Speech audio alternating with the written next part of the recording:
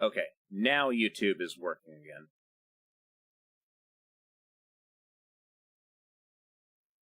Not, I mean, if 35 Celsius is too warm, something's wrong.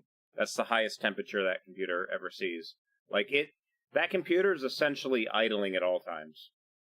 The only thing that stream computer runs is the Stream Deck software, a copy of Voice Attack, copy of Spotify, and OBS. That's it. Nothing else runs on that PC at all. Its entire purpose is to take the video from all my stuff. Like, for example, that's the garage, right? It just takes the video signal from all the other computers in my house and takes it, encodes it, and sends it to Twitch and YouTube. That is its sole purpose. And because of that, it doesn't have to be a super powerful computer. And yeah, so now my problem that I have now is I'm setting up this Rutony chat. I've got the YouTube thing to work, but now I'm trying to figure out how to get... I've got the Twitch thing to work. I'm now trying to figure out how to get the YouTube thing to work. Because connect to the broadcast from list videos. What? What do you mean list video? Connect to the first broadcast you find on a connected channel. What the hell is a connected channel? I'm not understanding that. It hasn't given me a place to actually put in my YouTube channel name to...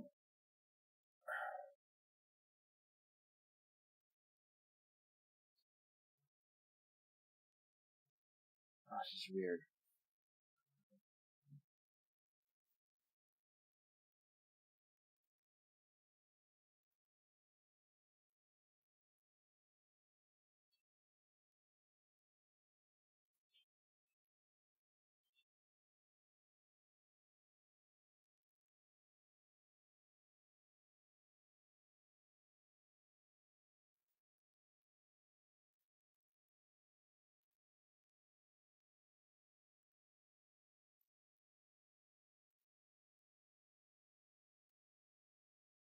And see, the live channel, the problem with the live channel is that means that I have to go in and manually change the code. The live channel every time, which that I'm not a big fan of.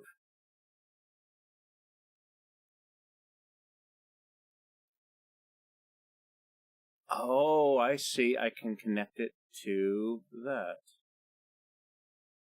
Okay. It does have a connection thing. It's just crap. Chatbot settings. Oh no, that's an actual chatbot. Okay.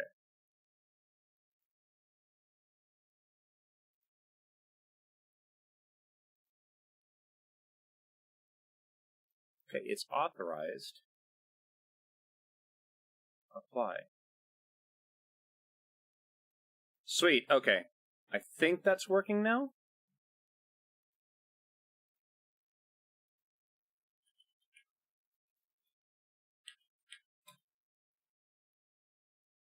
Cool. I now can see both YouTube and Twitch chat.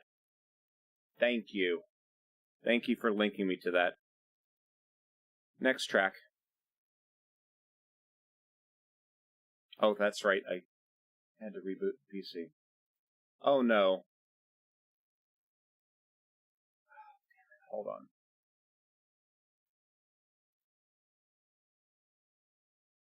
Oh, I never restarted my actual program to send the audio from that computer to the main computer.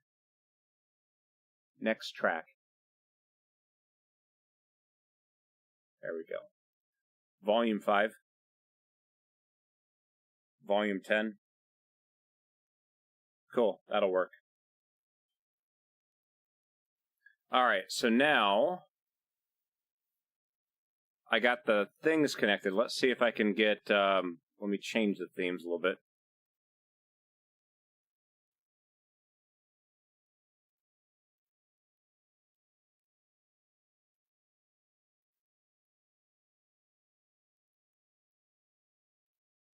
Kind of sucks because it's actually got some really nice themes.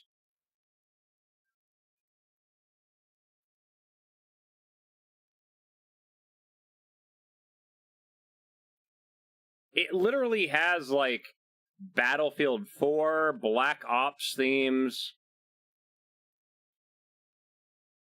Oh, it literally has a better Twitch TV theme, too. That's nice.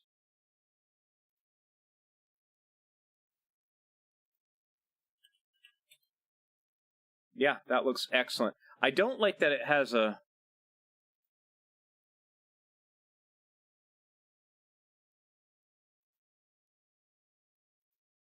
Oh, there it goes. Okay. And Oliver, what's up, dude? We're getting... I've got a chat window set up where I can actually see YouTube and Twitch at the same time. Like, I've been having to go back and forth, and the bad thing is that because the YouTube was using my internet browser, every time that I would go back to the internet browser for something, I would lose the chat. Now I can actually see it, hopefully. Hopefully it'll stay there. Let's see here. I'm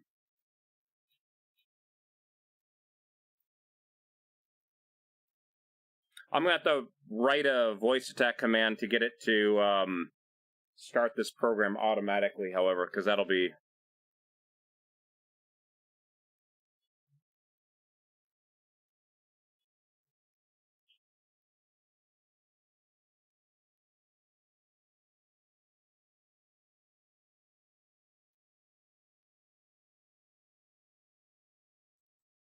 I might have to try quad streaming to, like, Facebook gaming and I don't know. What is it? What is it called? I don't know. Maybe they don't have that. Whatever. It looks like it's working, though. All right. So now I'm wondering... Okay. That is a chat window only. It does not have any functionality to type to people. It just combines everything for me to see it. That's the good thing. I'm going to have to install that on my... Oh, yes! So you can literally hold control and roll the mouse wheel up and down, and it makes the text larger and smaller. That's going to be awesome for having out in the garage.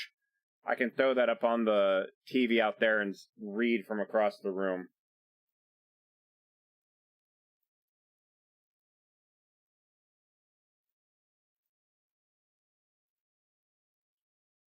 Ooh, okay. It is currently set up where it is always, yeah, window always on top. Apply. Okay.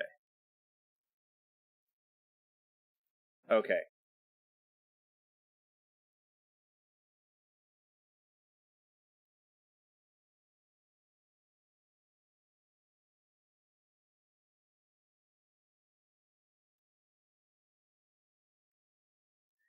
Eulocator, thank you very much for letting me know about that, dude. That's going to help greatly.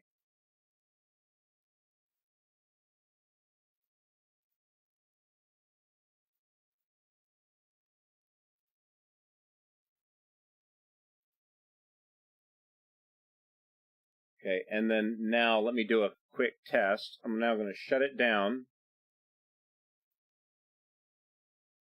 Please launch the program from your Steam client. Okay, so I can't pin it. Add to favorites. Browse local files. I'm trying to see if there's a way that I can launch it from the desktop instead of having to go through Steam, essentially.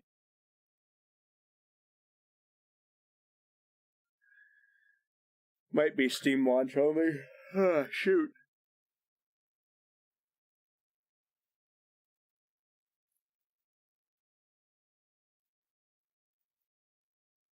Wait, where's the actual exe file?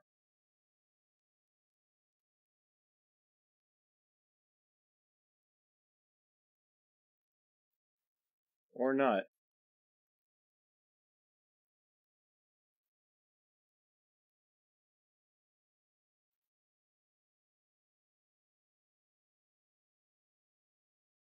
Add desktop shortcut. That's what I needed right there.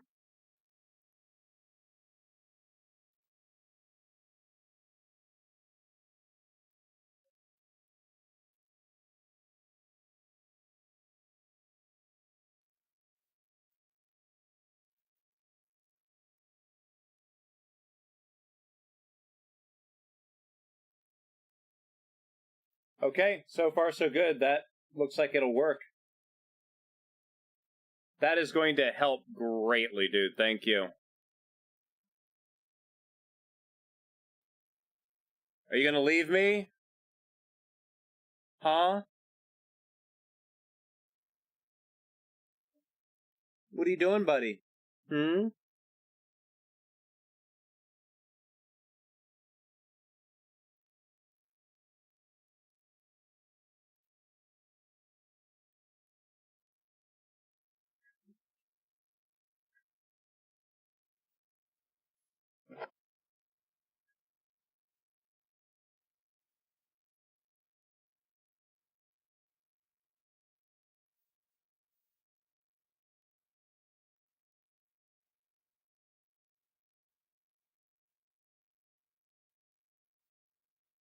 Is that it? That's enough? It's like, that's enough cuddling. Let me down. Alright. Cool. So, one major issue I've been having over the last month is now looks to be fixed. That's awesome. Again, Ulocator, thank you very much for letting me know about that.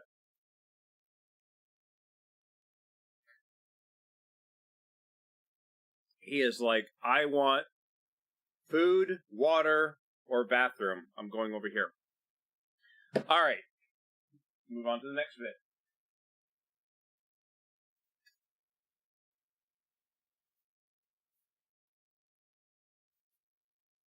What am I stepping on?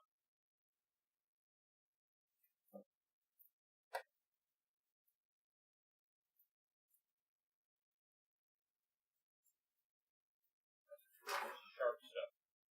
Okay. That.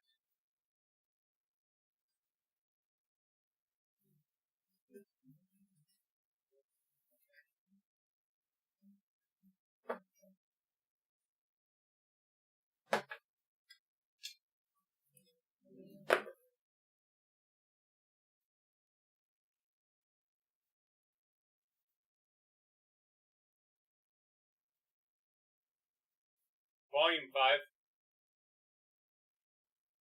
Alright, so this assembly right here, that is, it's actually my 3D printer server. I attached it to the overhead thing when I was doing the whole engine build, right? So I now need to kind of disassemble it. Oh, I put that tripod in the damn garage, didn't I? Oh no, I've got another tripod right there. I don't know if that camera works, though.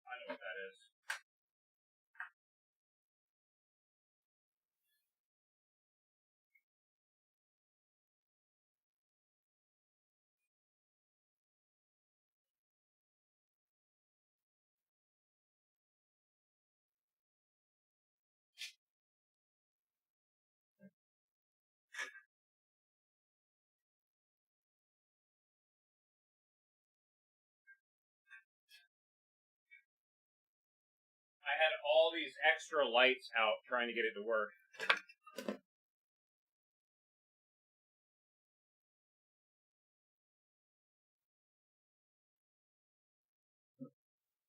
I'm trying to remember where I put my power strip now. Try to get this printer working again.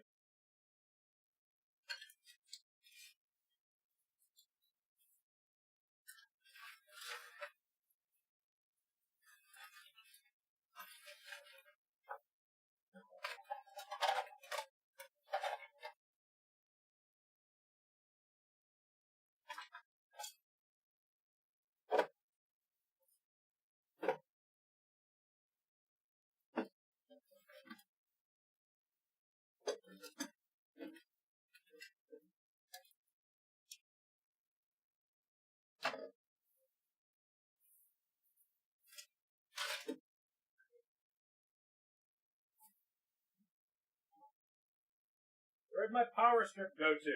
Damn it.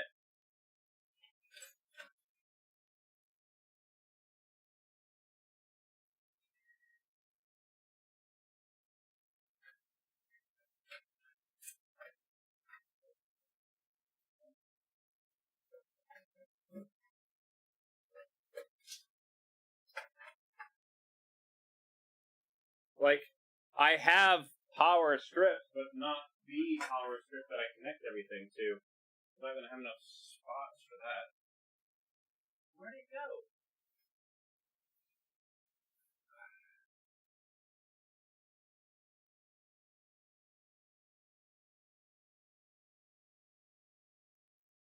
What the hell?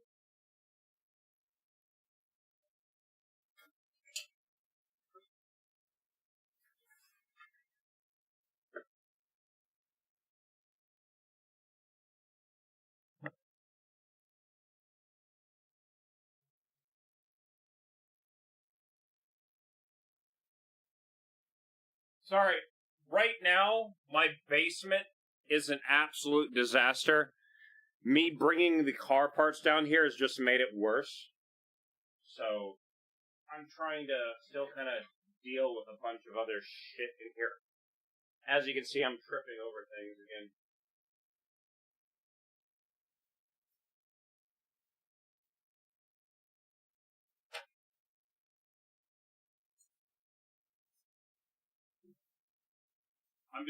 I'm trying to remember where the hell.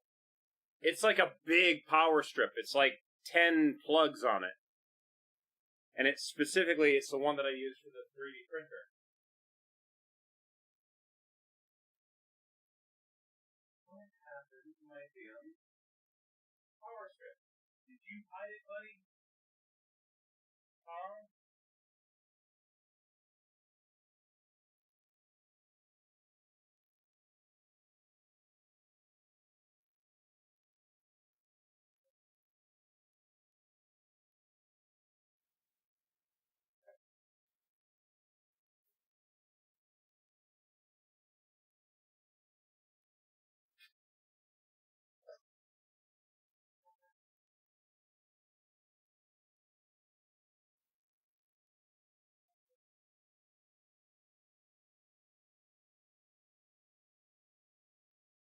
Trying to make sure that I'm not missing chat, so I'm kind of bouncing back and forth.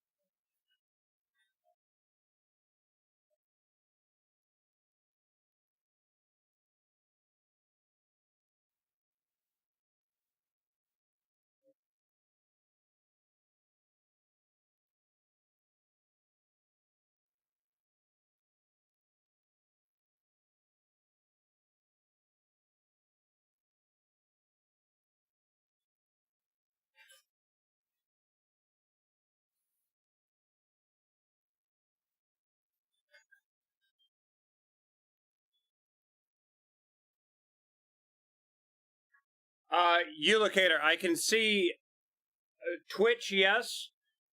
We've had one person say something on YouTube, so far, yes. I don't know if YouTube is still functioning, though. I'm watching it, but nobody's saying anything on YouTube right now. This is going to drive me crazy. I've never had a need to remove the power strip from my 3D printer, and now it's gone.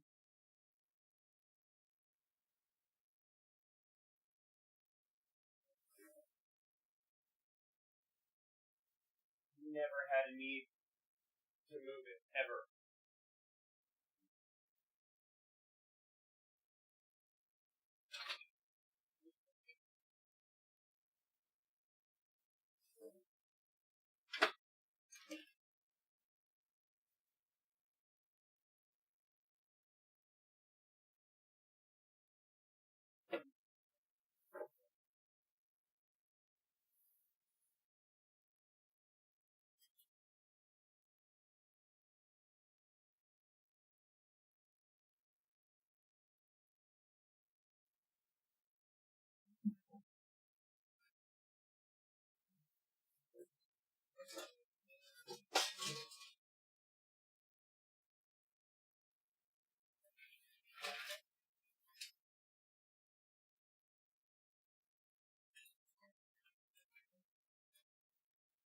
There it is.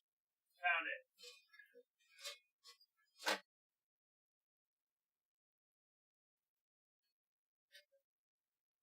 So, I've got this power strip, and Dietrich, yes, I see that. Thank you, dude.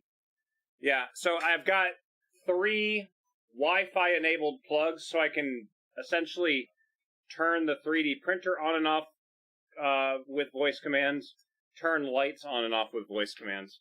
And I'm like, where the hell does this thing go to? And then it's got one of the nice 90-degree things, so I can actually get it close to the table.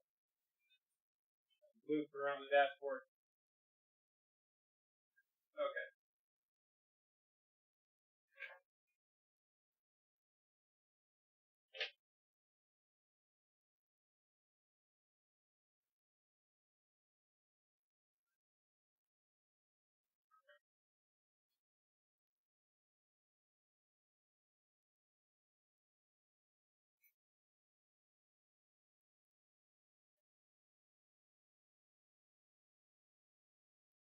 Alexa, turn on 3D printer. 3D printer isn't responding. Please check its network connection and power supply.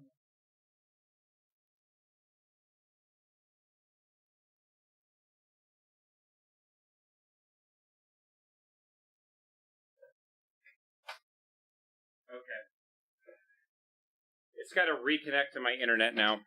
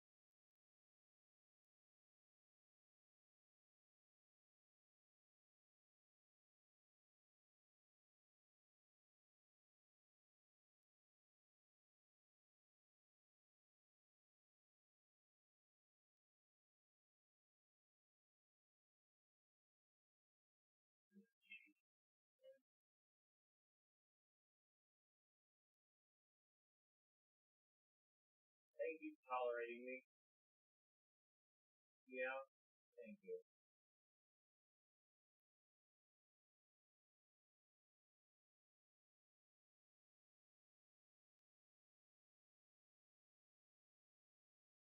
All right. Right? Yeah. Okay.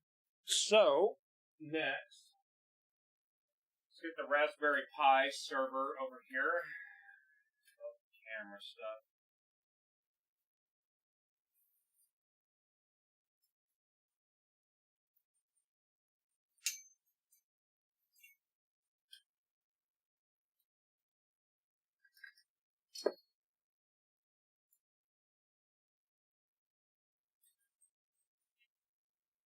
Literally had it zip tied to the pole so it could actually do stuff. Just a nice little Raspberry Pi 4 server.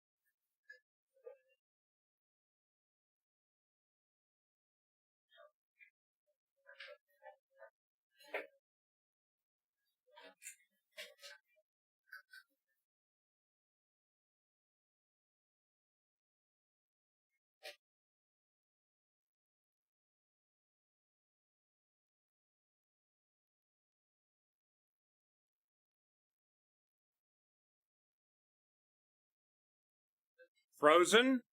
Is it frozen? What's frozen? Oh, the kitty? No, the kitty. Of course it's going to be frozen. It's a 3D scan. 3D scan of Malcolm. It's not an actual. Yeah, it was a 3D scan of him. Is what it is. Yeah, wow, exactly, right? We were looking at, sure.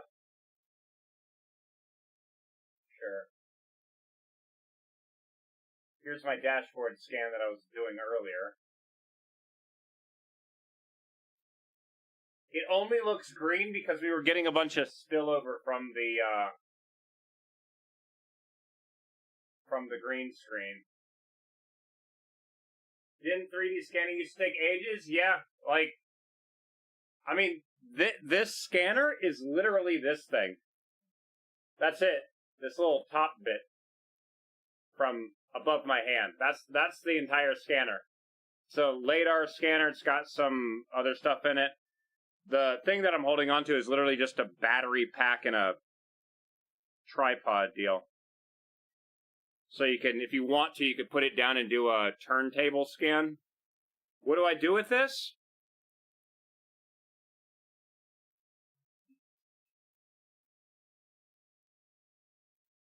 I take the scans, bring them into Blender, and essentially make repair pieces.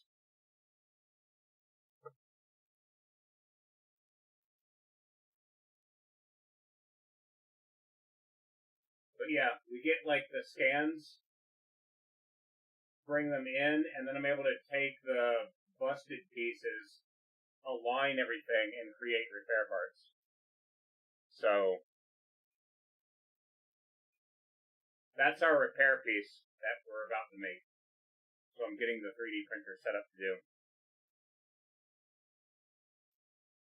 So that is an upgraded piece of this. So I'm making it a lot thicker so it doesn't flex as much, but I'm also putting big giant... I'm sorry, buddy, I just dropped it on you. Tactical holes so the print goes a little bit faster. So that's what we're working on now. I now just got to get the, hold on.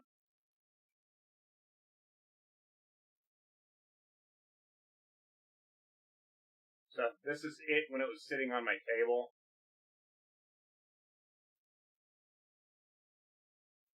See how it picked up the broken opening in it. All the blue tape is on there as like texture markers for it to better align itself. Picked up the box. Literally, it picked up the oil stain on the corner of the box. Right? This one, I think I got mine for $250, but they're like $300 to $400 now. I got it during it was like a Kickstarter thing.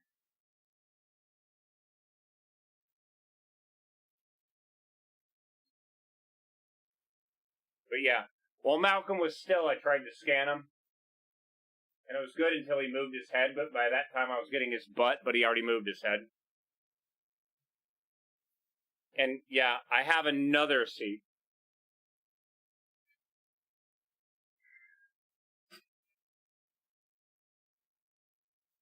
So that's another thing that I've got to figure out is I now have 2 cockpits in this basement.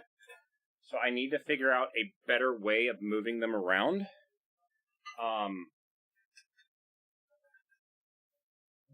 The big issue that I have right now at this moment is the fact that I have the car engine behind me.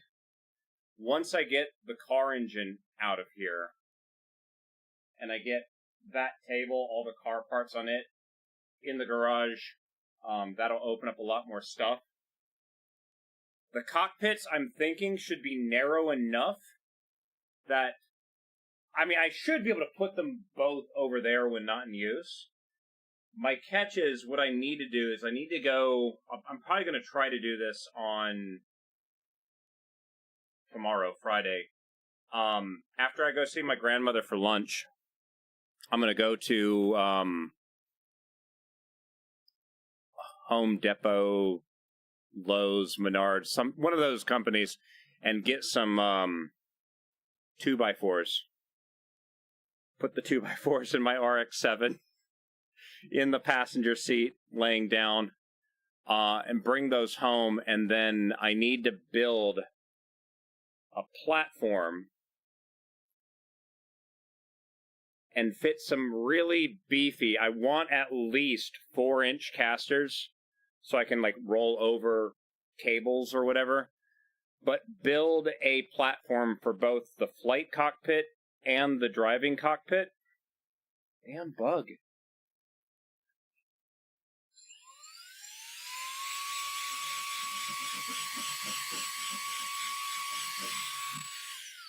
Damn bugs. I have a fly trap over here, and it's like it won't go fly on the fly trap. I'm sorry, buddy. Did I hit you with the wind? You okay? I'm sorry. But yeah, I want to do a lot more racing stuff, so I got an actual driving cockpit. I just now need to figure out a better way to move them in and out. I'm going to get some beefy casters that have like wheel locks so I can move it and then lock it so it won't be moving around when I'm doing whatever I'm doing. the driving cockpit is a little bit wider than the flight cockpit is, because it's got a brace for the actual wheel going over it, which I haven't finished building it either, so that's another thing we got to do. About dumped Mountain Dew all over myself. I thought that was a little bit more empty than it was. Yeah.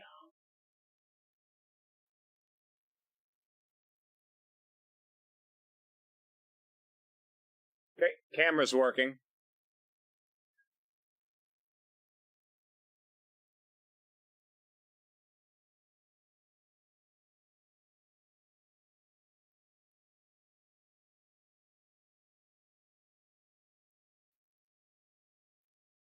Now, right now at this moment, the Raspberry Pi is sending that video over Wi-Fi.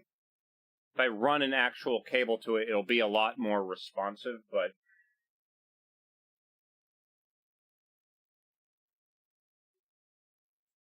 get rid of that for now. I'm gonna get my I now have no idea where the cable is that attaches the Raspberry Pi to the actual printer, which you kind of need to make the printer work.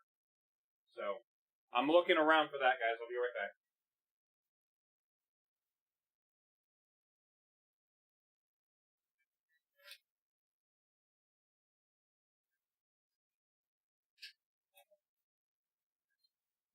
And then I say that, and I immediately find the specialized plug I made. So, it uses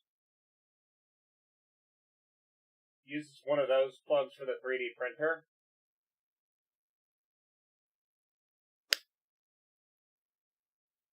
Felt it land on me. The other side, because you don't want it to be powered by the Raspberry Pi, I had to put a little piece of electrical tape over the pin that gives it power. So, Joy, get disconnected.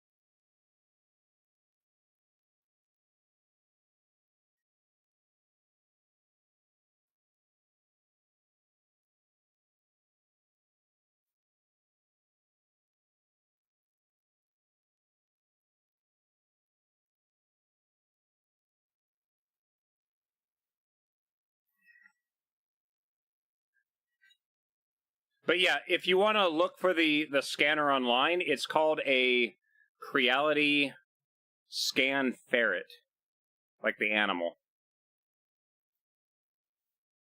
All right. Okay, so let me do a couple things here. Let's check.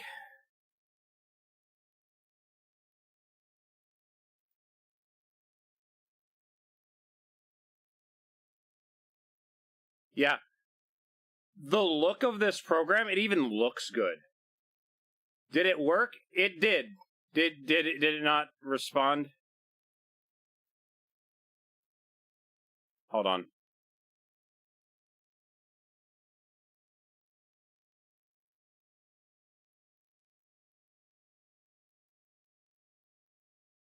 Why is...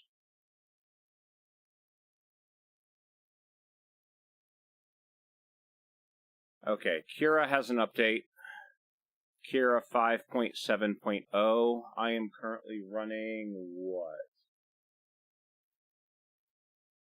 I'm running 5.6.0, so I'm a version behind. Okay. Download. I gotta get Kira updated. Oh no, 5.7.2. Windows. Save.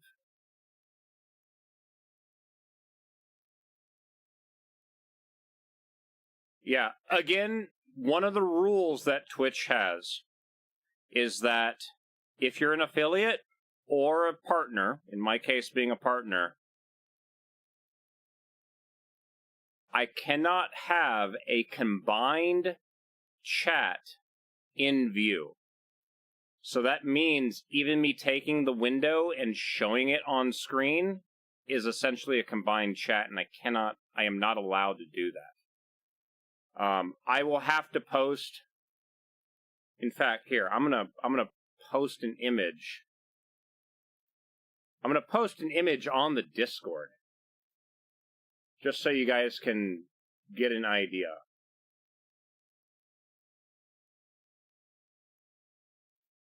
I need to open Discord so I can post it there.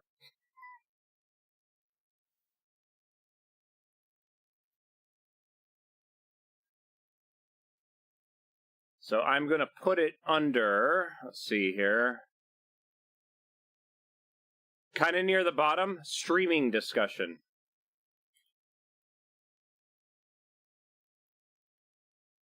So it'll be in the hardware and software section. So, yeah. So you can get an idea of what it looks like. I removed the background image that it had by default, which had like little cartoon controllers and stuff. And who just waved? Dietrich, yes, that room. You got it. But that's essentially what it looks like. You can kind of see how when somebody says something on YouTube, it actually shows the icon on YouTube next to their name. And in fact, here, I'm going to get one more screenshot here. Open that back up. Open up the gear.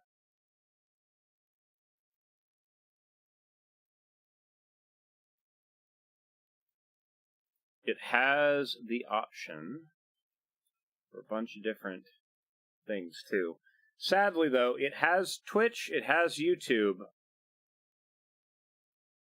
I might try stream onto Facebook Gaming.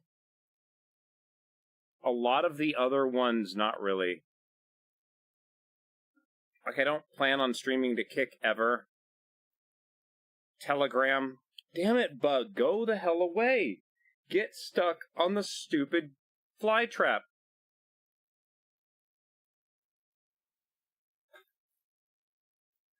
That's so irritating. Whatever. But yeah, overall, it seems to be working just fine. Which, again, it's awesome. Did it download? I guess it did. Okay. All right. Install Kira 5.7.2. Next. Agree. Next. Install. And again, the other thing that's going to be really, really nice, online casino sponsorship, money, infinite Mazda tuning. Dave plays. The catch, though, for me is I have something that I think a lot of people that stream on Kick don't have. They're called, what's the word? Morals. That's it. I'm never gonna do that shit. I hate crap that's, like, predatory like that to people. Like, no. Just no. Not a huge fan of their entire way they make money. It's like,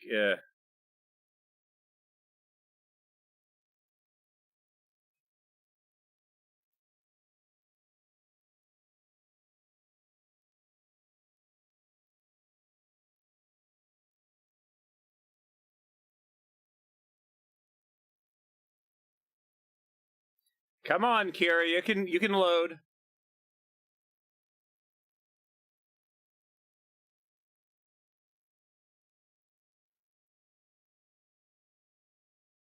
Turn off 3D printer light. Okay, that's not... What is that, then?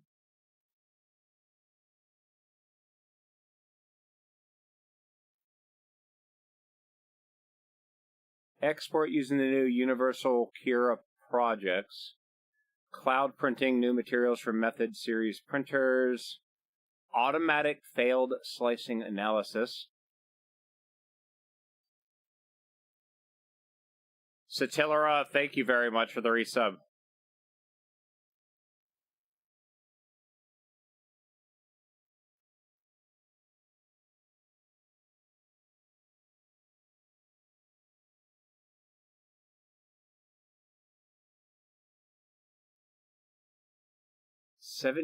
I don't know which one's 74. Hold on.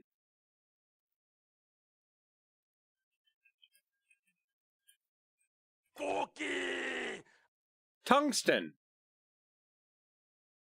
Also called wolfram.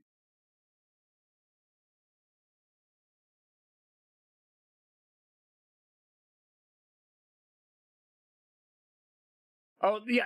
The bot was pretty damn smart, wasn't it?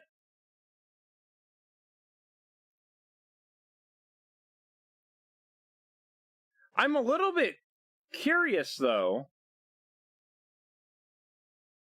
Hold on.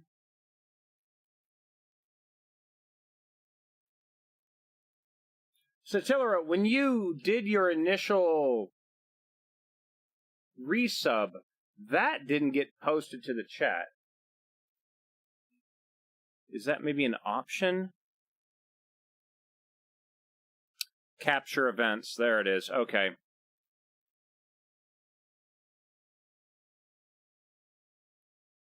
I gotta disable the... I'm sorry, enable it. Apply. There it goes. Okay. Yeah, the bot is real quick like that.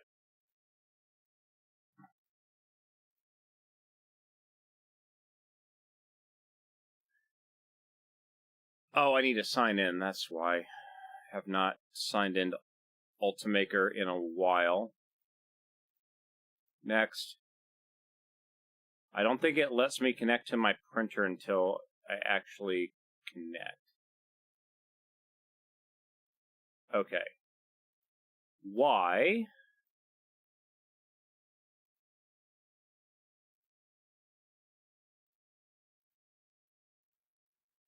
Printer. Manage printer. Ah. Wait, no. Hold on. That's not Octoprint. That's Clipper. So wait, how does that... I forgot. I haven't 3D printed in a while. Ted Stryker, what's up, dude? How you doing today? What did I have to do to get Clipper to work?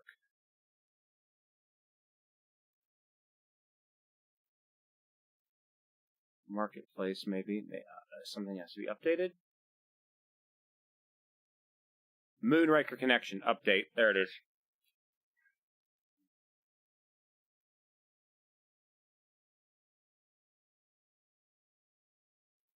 Okay, have to quit. Ah, shit. Hold on.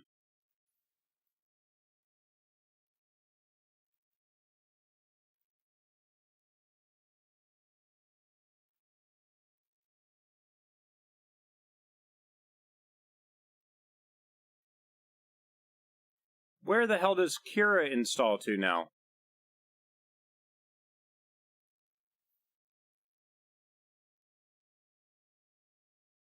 '74 is a number that didn't have any math properties, so couldn't find a sequence for guessing.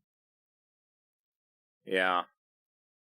That's usually what you do. That's why I was trying to go back and read what the clues were, and I'm like,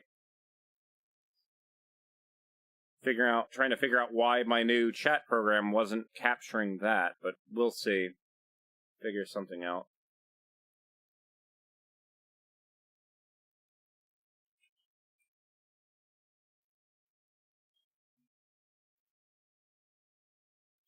Open file location. Are you kidding me? Okay. It's in the Start menu folder. Like, why?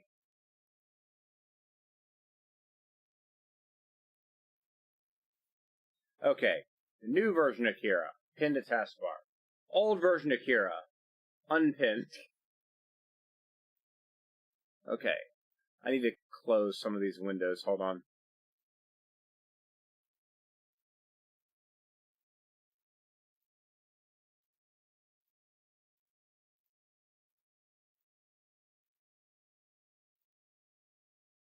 Okay. I have Kira up.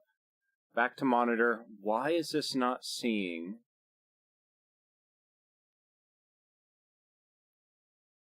Okay. Manage printer.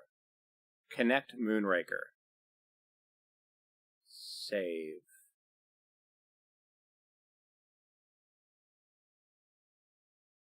Why? Why is my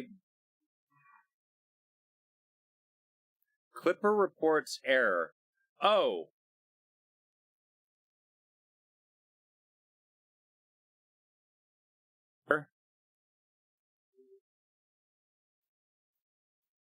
Helps to have the printer on, right? It can't... Kira's not going to connect to it if it's not connected.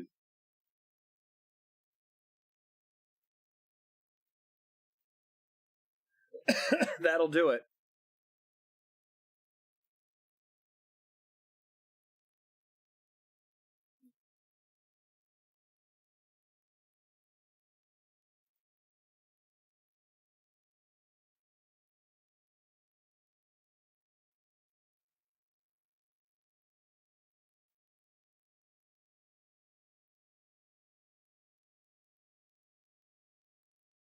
Transmitting on Wi-Fi, it's actually doing it relatively quick.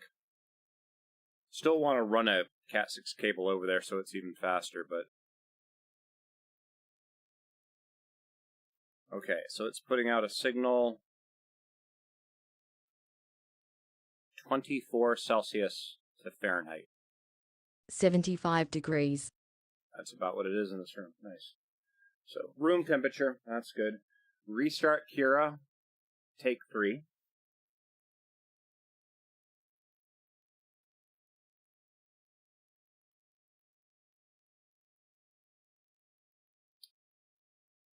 Monitor. I can view it, but it's not letting me control the printer. Why? My printers. What is going on?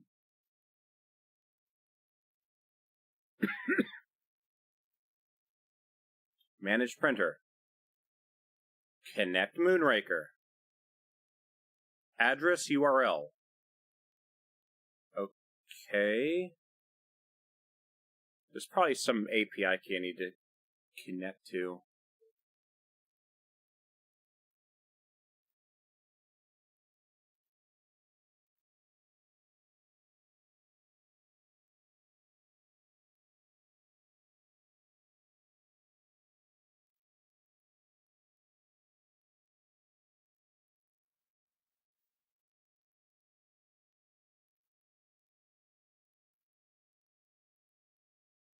One 192.168.0.108. Yeah.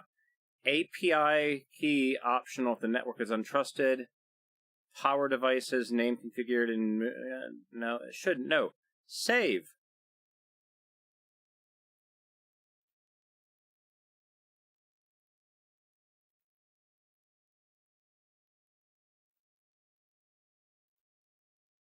Am I just misremembering how this works?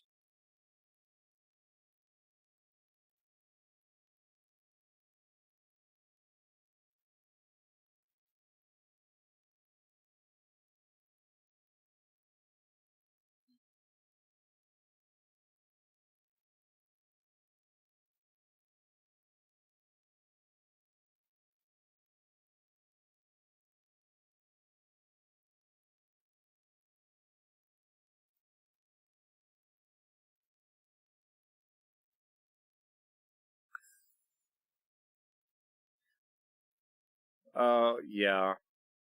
No. Hold on a minute.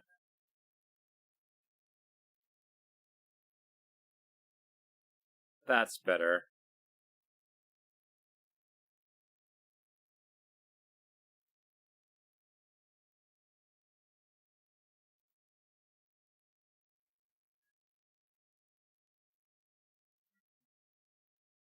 I had to multiply the entire thing by 10 to get it to properly build. But see, now we have that problem again. What is this extra geometry? There's like extra polygons that should not be there.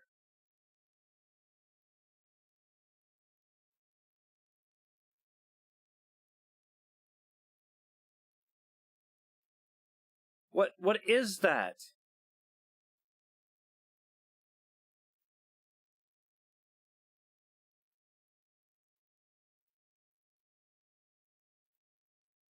Like, it's clearly not showing up on the actual model itself. What? Why?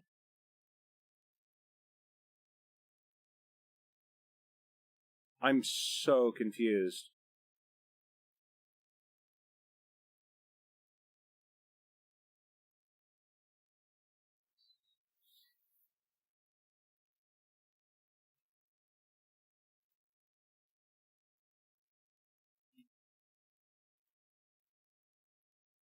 File. Export. Hold on.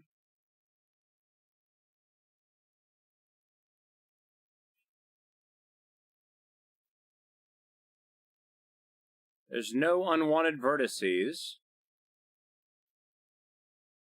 I might have to rebuild this piece, which is going to be kind of annoying.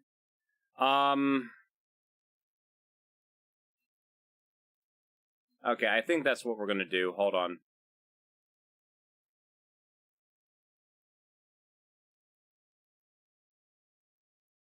Bear with me a minute, guys.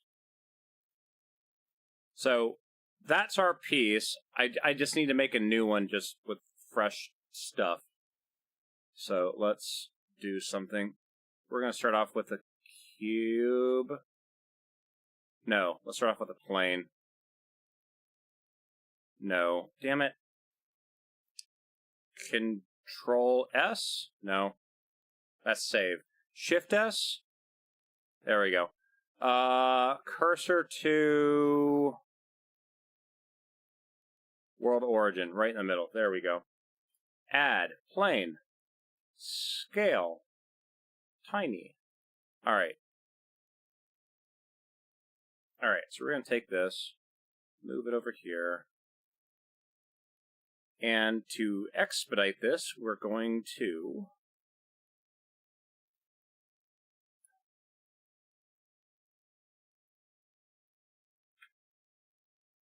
add modifier, mirror, mirror, there we go.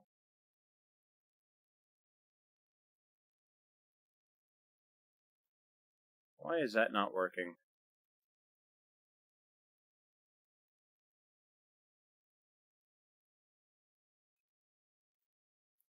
Mirror.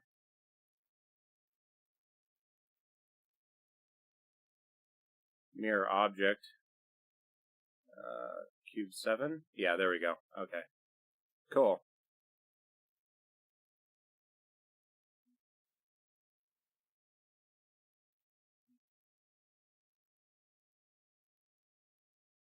Cool. That'll work.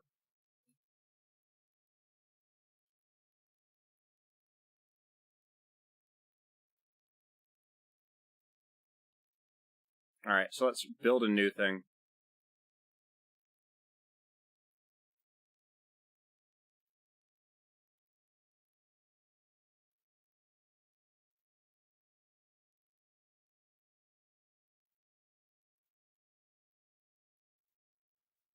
Get away from me, bug.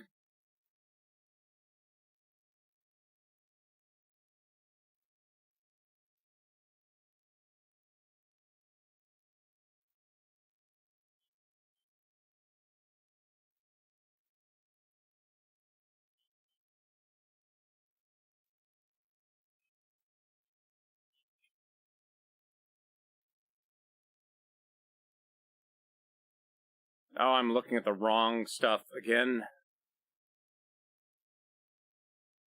Grab, Y-axis. This will make a lot more sense when I start, like, extruding pieces. Okay. So, got you. Extrude.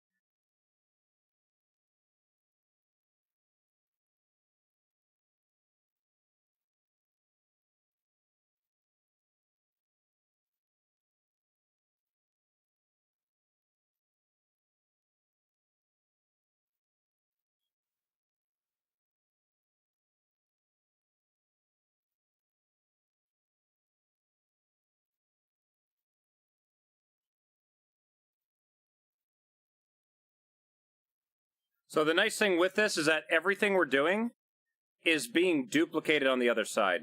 So if I take this and move it like that, you can see how it is there, right? So that makes that nice.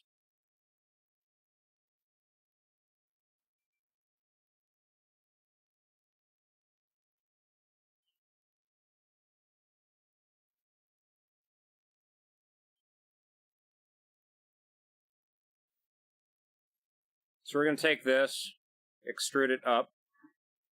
That's our first bit.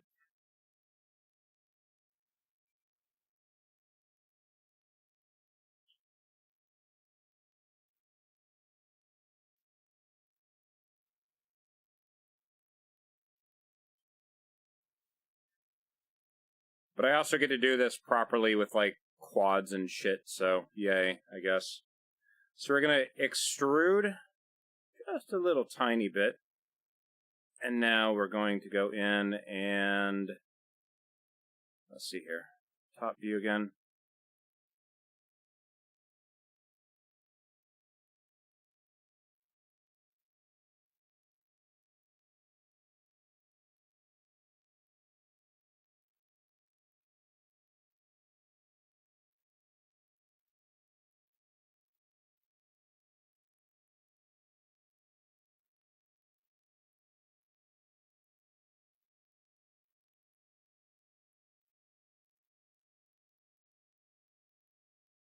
So making sure that this will be entirely watertight as well, which will be nice.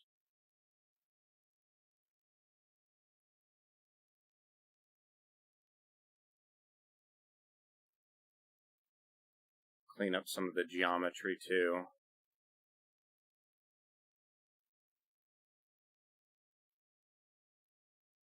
Is there a way? Let's see if I can try something here.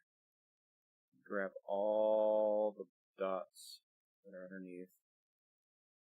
Not you.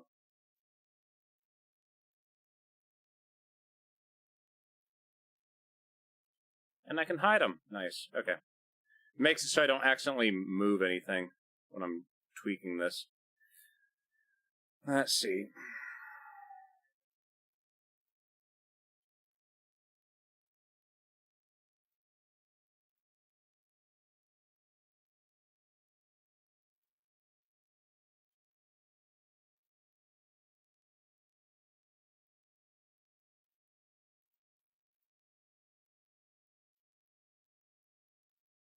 What is that?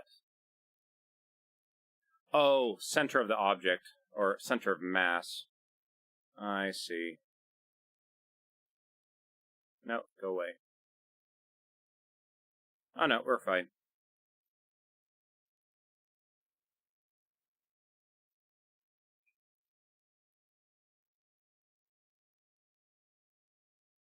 Cool. Alt H, show everything. Go back, grab that top. Actually, no, hold on, wait. If I alt-click, aha, that's it.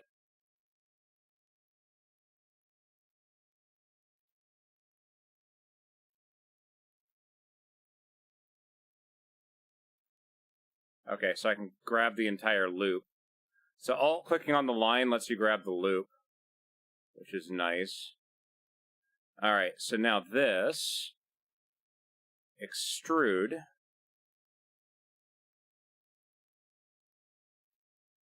Okay. So that gives us that piece again. I'm going to have to go back in and... Actually, no. Hold on. R? No. Control R? Yes. So, essentially I'm able to make loop cuts like that. And now...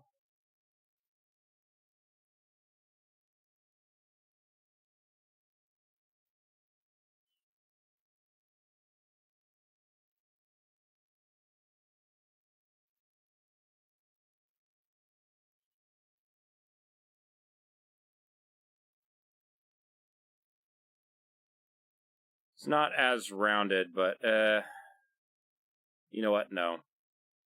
I'm going to use the Boolean thing to round that off and make it look nicer.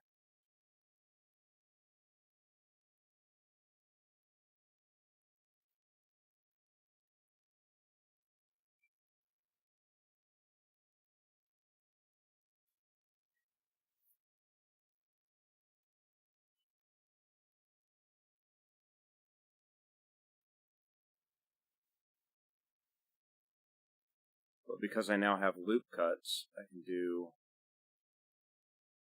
stuff like this. No. Undo. Again, I am not the best at Blender, so do not look to me for optimal creation stuff at all. Alright, I do need to position these, though. So, grab those.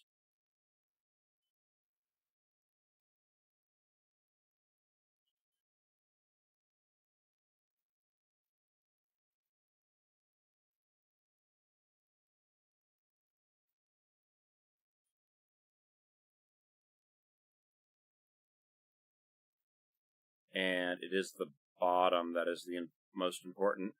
I can have a little bit of material on the top, but not on the bottom.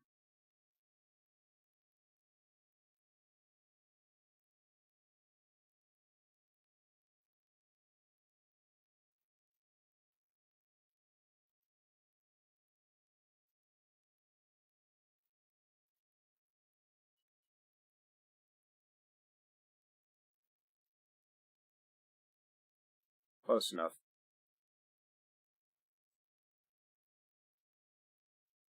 So essentially I'm just building a brand new shape around my existing stuff, is what we're doing.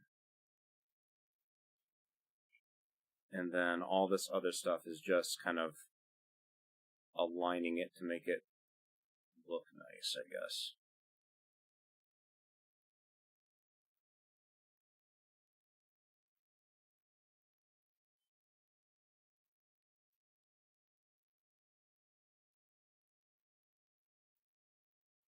Hide that geometry for a moment.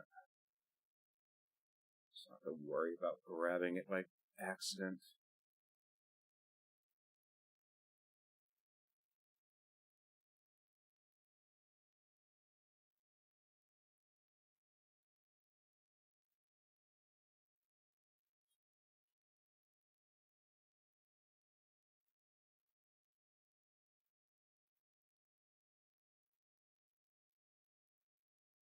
And that should hopefully give me the correct angles right there. Cool.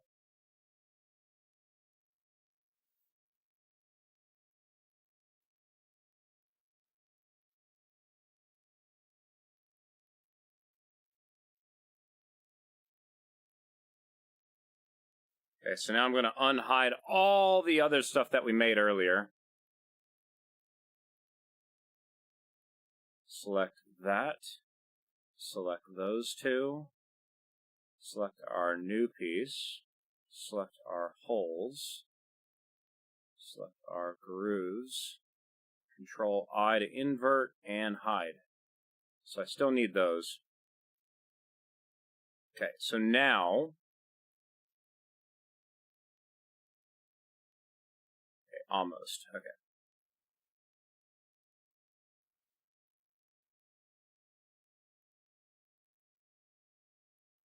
Back to edit mode. Control R for loop cut. I'm going to click and pull it up here. I got to make my ramps. See, when you have a new shape, aligning loop cuts is very, very nice. If you don't, shit. Alright, so we're going to put a loop cut right there. Nope, not that. Loop cut. One right there. One right there. Cool. The problem with this is that that is change to face select. Grab those two. And E for extrude.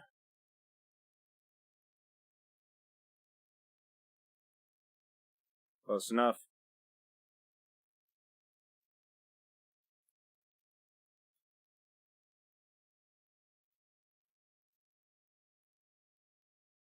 Extrude.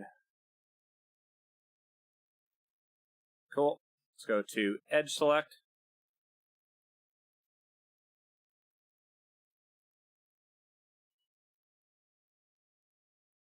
That's essentially making our little ramp that pulls everything nice and tight in. Wait a minute. No, hold on. Parts in there. You push it, it'll force it. Yeah, so yeah, okay. Yeah, I want that angle. Okay, go to the other one.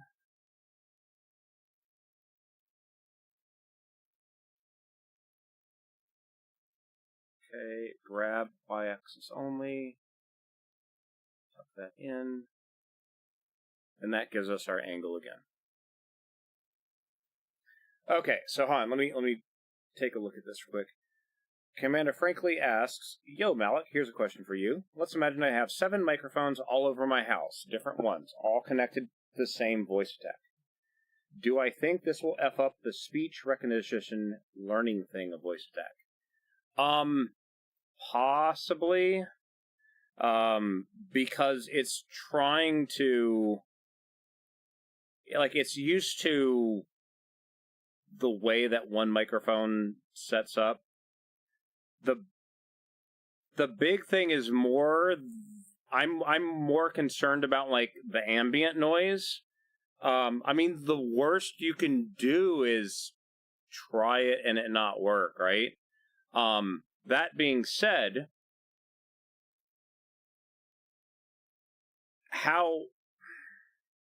so if you have 7 different microphones, are they all connected to, like, different things? Or, like, I'm just trying to think how you have this spider web of cables everywhere. I mean, the thing is with voice attack is I've used voice attack in the past where I didn't even use the voice training. And because I set up the microphones to not have the volume cranked and only listen and not pick up a whole bunch of background noise, I never really had an issue.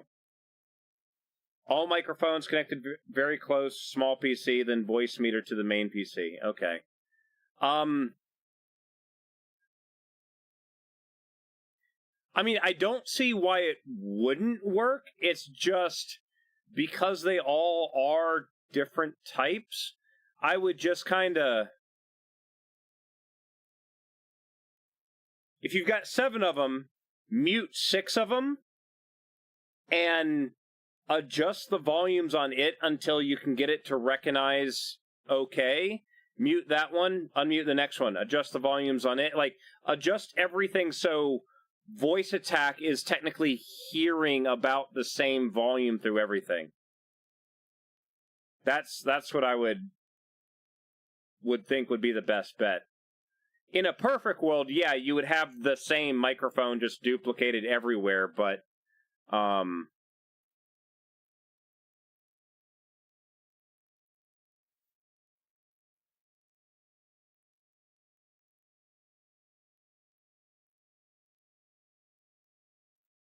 yeah, that's what I would think would work best, to be honest.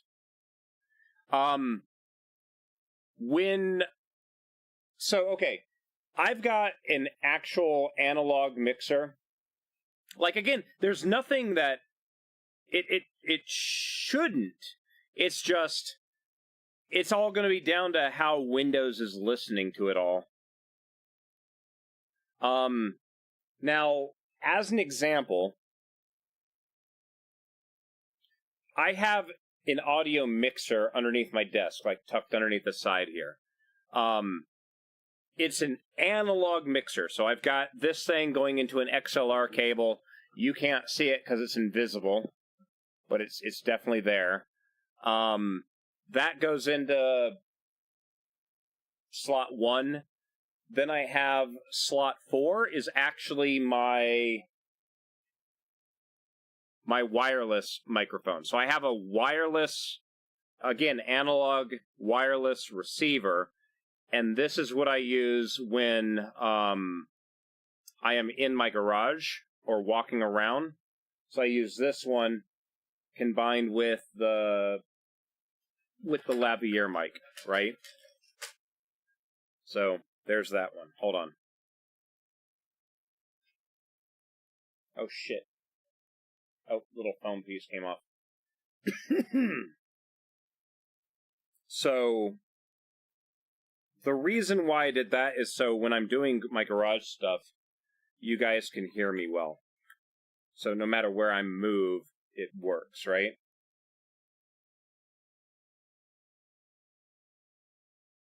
So now when I turn this on,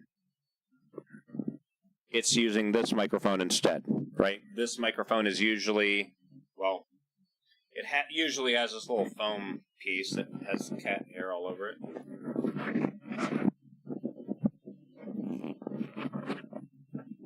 Sorry, one moment. So the foam piece kind of cuts down on wind noise, and then this usually clips on right there, right?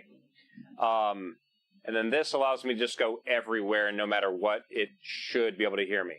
The problem I've been having with this one is the wire, me climbing underneath cars and stuff, the wire gets damaged, and then I have a disconnection sometimes with that.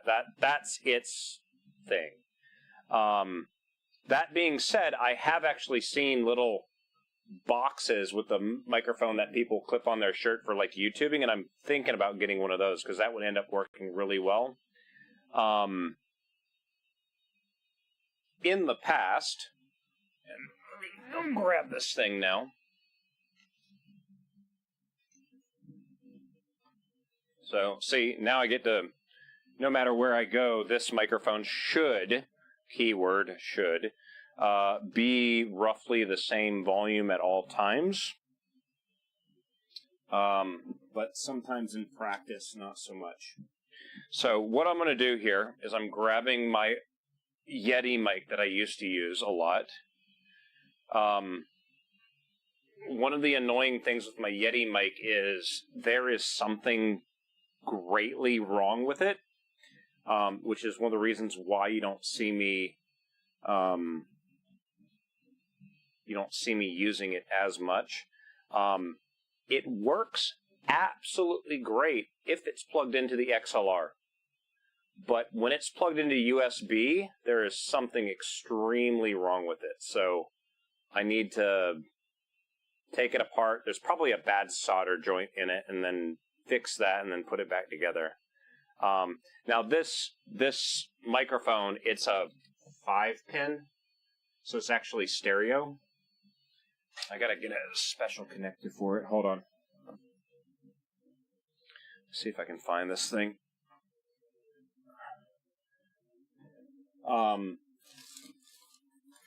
Because it can essentially record in stereo, it's supposed to be really nice for like people that do podcasting or picking up like music or whatever, where you get that stereo effect. Because of the way that I do my stream, volume 3. Because of the way that I do my stream, however, I am outputting all my microphone stuff as mono, so that part of the Yeti microphone is not really a thing. I'm now trying to remember where the hell I put this connector. Now, you also might have just noticed that I did just use voice attack, even with this wireless microphone. So, yeah, if you've got your thing set up, it should be able to listen to you. So this one, it's the 5-pin receiver, right, into left and right audio channels. So this, if I take this one, plug it in, and remember I was telling you how I've got my one mic connected to track 1 and this one connected to track 4. That's because this used to go into 2 and 3, and I never did anything with it since.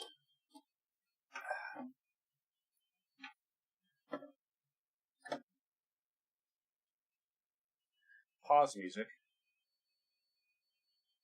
I'm going to have to listen to my Gran Turismo song at full volume later. Alright, so let's see here. How did I have this?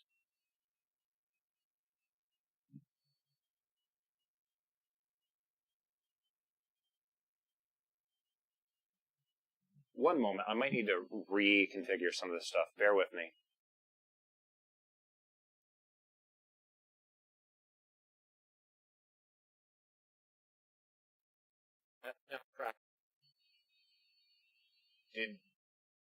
Hold on, I gotta change all my settings over now.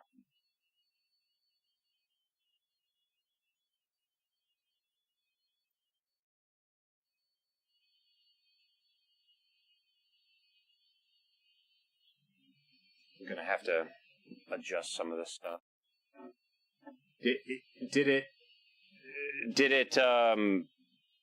Did the audio drastically change when I changed it to the other thing? I don't know. Yeah, I've essentially duplicated it. Now, let me try this. Testing. No, okay, so we are outputting mono. If I go into this, and properties. No. Right click, advanced audio properties.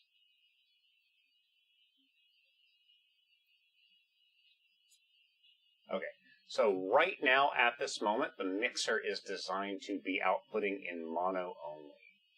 I'm going to turn that off. So now we should have separate left and right audio channels with this.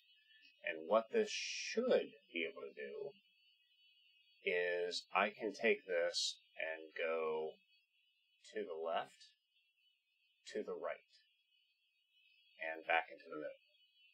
Okay, so that is the natural, or that's just me moving a slider back and forth. It is still technically a mono signal. It's just, yeah. So what I get to do now, and I don't know if red or black is left or right. I'm guessing red right. We'll find out shortly here. I'm going to do red right, black left. The microphone's now plugged in. It's outputting on XLR. it has settings on the back that I do not remember what the hell they did. So, I'm going to guess. And let's see if I can get this to work. I'm going to take this one, go all the way to the left, this one all the way to the right. I'm going to mute this microphone.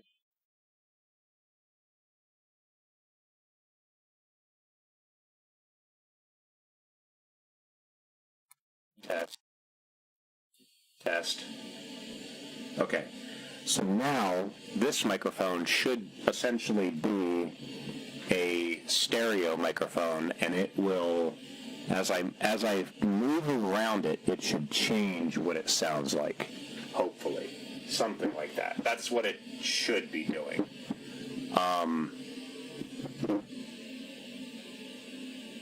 Yeah. I don't know if the stereo effect is strong or not.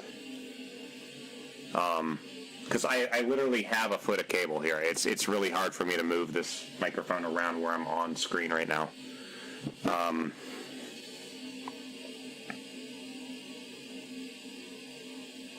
I'm sorry, hold on. Testing. The volumes were different on both sides, so maybe now it's a little bit more apparent that I'm physically moving around the microphone. I don't know. Not sure. But yeah, now we're using the Yeti mic again. And you can kind of tell that if I'm on one side versus the other, I'm seeing the difference in volume going up and down. Let's try that, maybe? I don't know. Again, it's been years since I last used this microphone. Now it should be picking up, like, everything in the room. The sound quality's horrible. Yeah, I need to... It probably needs some adjustment. Oh god, the gain is all the way frickin' up. Okay, yeah, let's turn that off. Turn that microphone back on. You don't need to be using that right now. It's more of a demo thing. Also...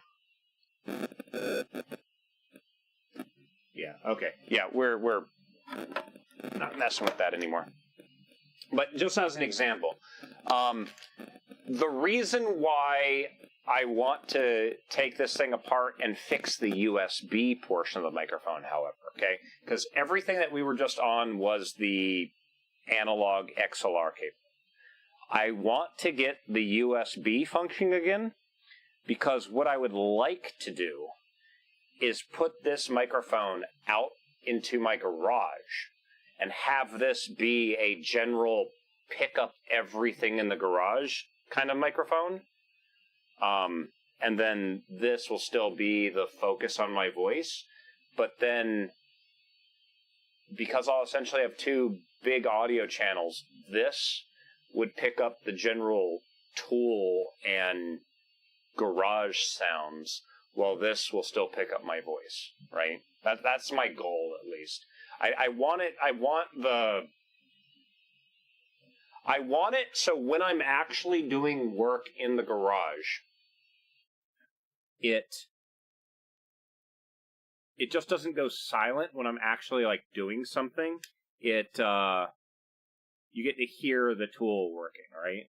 Do I need the USB because USB cables are longer? No, like, when I connect the USB cable to this, it's just like a static, like there's a bad short in the wire, like it's connecting and disconnecting when it wiggles. So it's making me think that just because of the age of it, there's a bad solder joint.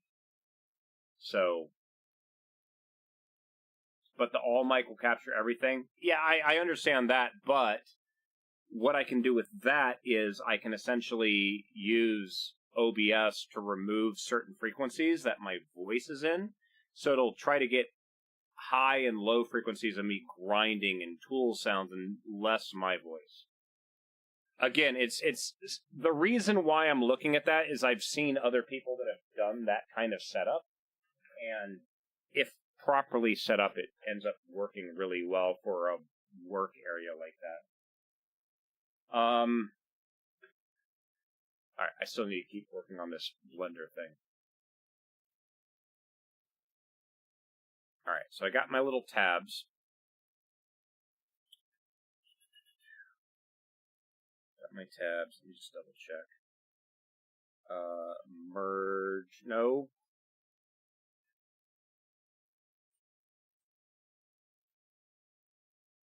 Okay, we don't have any extra vertices. That's always good. Alright, so let's do some Boolean work on this, because I think overall I got the general shape on there. Yeah, the general shape is there. Now we just got to put the holes in it. So what I'm going to do is File, Save As. Just making another copy just to, in case I have to revert. Okay, so we're now going to apply it. So it is now an entire thing. Good. We're now going to add a new modifier, Boolean, object, cube 7, okay, difference, apply, okay, hide that, and it did it again. Why does it do that?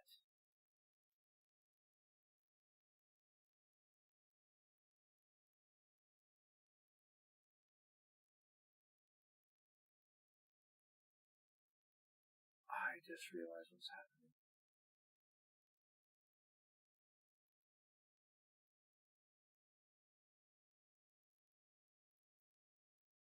No Boolean. No Boolean. I know what's happening. The problem is those.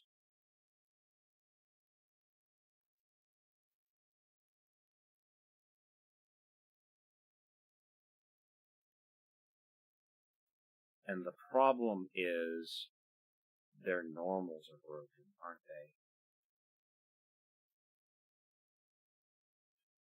That's what it is.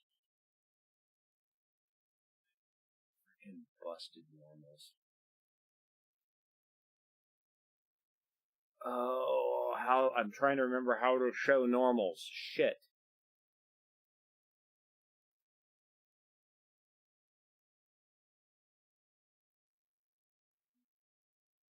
One moment.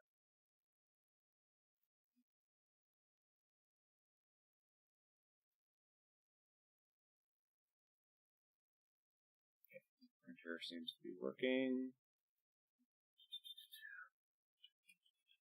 Blender show normals. Oh, no. Blender refresh normals. In edit mode. Are we in edit mode? Yes, we are. In edit mode, press Shift N. That did absolutely nothing. We're in edit mode, which will recalculate the normals. Okay, you can also go to Mesh, Normals,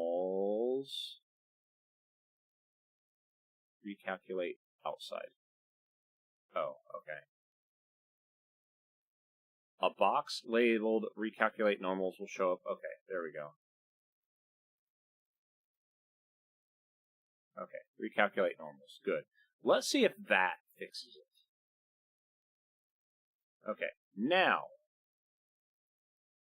edit mode, Shift N, recalculate normals. Good.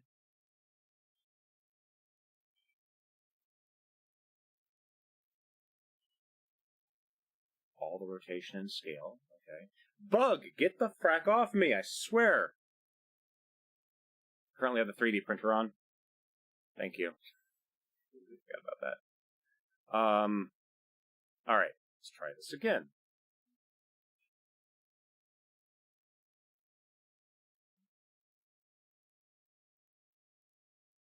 What am I doing? No. No. What the frack am I doing?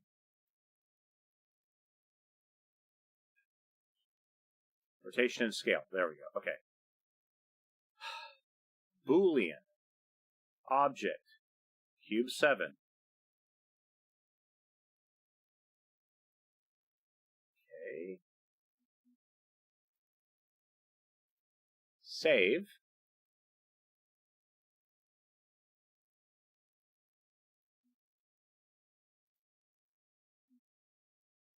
Apply.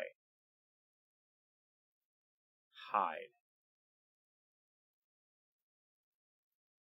Look at that. It doesn't have the shit anymore. Nice. Okay, so it was a normal issue is what it was. So, so when you have polygons, especially a watertight polygon, right, where it has no gaps for, imagine if it was a boat or a submarine, you want your 3D thing to be watertight before it gets 3D printed, right? If you have a 3D print that has a hole in it, that's not a good thing, because how does the slicer now know what the inside is versus the outside, right? So a normal is essentially you're telling it what is the outside of the polygon. And when I built the triangles, I didn't reset them once I made them completely watertight, and it was causing it to do weird shit. It wasn't allowing it to cut the shape out properly. Alright, so we've got these two shapes. These are technically two different shapes. I am going to go and hit J, not J. M, not M. Shift M? No. Control M? What did I just do? No. J? Shift J? Alt J? Control J? There it is. Control J, first try. That's the shortcut for join. So I have now made those two cylinders essentially one object. Okay? So now that it's one object, we're going to take it, grab it, move it along the y-axis, have it intersect our piece. It's matching the same exact profile we made on the other one. Select our thing. That is cylinder 5. We're going to add another Boolean. We're going to find cylinder 5. There we go. And apply. You can now hide that. Crap. Which one is the new one? Which one's the old one? Okay, so the one with the notches in it is the old one. We're going to hide that one. Here's our new one. It does not have notches. Cool. There's our new piece. It should be completely ready to go. I went back into edit mode. We're going to do Shift M. No. Control M. No. Alt M. What did I just... No. What did I... Cancel. What did I just do? That was weird. I think I was inverting it or something. I need to be at M by itself. There it is. Merge. Distance. 0. Remove 4 vertices. So there were 4 vertices that were close enough that we just merged them together. Saw FC RX7, now I'm here. Yeah, we're trying to make a repair for my dashboard. So I've got the dashboard here behind me right now. The entire top part where the dash surround attaches, it's gone. The plastic is just completely gone.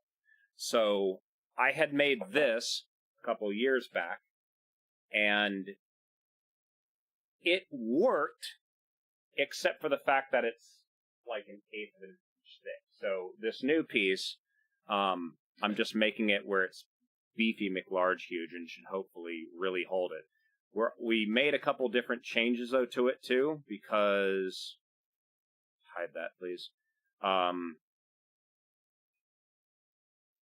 I added these little ramps, and what that should do is that when the dashboard surround goes on, when the screws go into it, tighten it up, it will hit...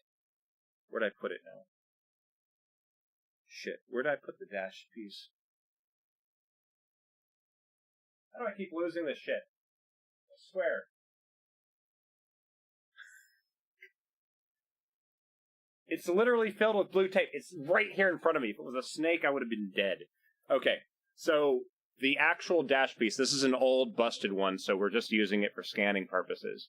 You'll notice that it's kind of hard to see, on this piece right there, there's a small ramp. Right there. It's kind of hard to see. I'm trying to catch it with the light just right. Yeah, you can kind of see it right there, right? So all three of these have that little ramp.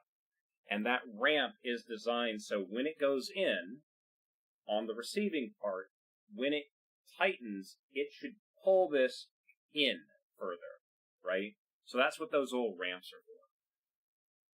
I am planning, so okay, again, here's our deal, is that I'm getting ready with the 3D printer. I am going to be printing this in PLA. PLA is not made for car high temperature stuff, okay? However, PLA is cheaper and it can be printed relatively quick. I am doing this primarily to make the prototype to make sure this piece works. Once I make sure everything works, then I'm going to be reprinting it completely solid using PETG, which is much higher temperatures. I literally have a piece of PETG, a piece in my engine bay, like 3 inches away from the exhaust manifold, and it hasn't melted. So it can deal with temperatures, right? Yeah, exactly a prototype. Again, I made this like a year ago. This is PETG, so it's quite stiff, quite strong. This one was made solid, but it being 1/8 of an inch was not solid enough. I needed like 1/4 inch. So big, beefy, large, huge. My catch now is I've got this. Go back to the scan that I made of my cat. And in fact, since we're talking about this too, let's go back to this scan. Yes. So as an example, this was the scan of the dashboard.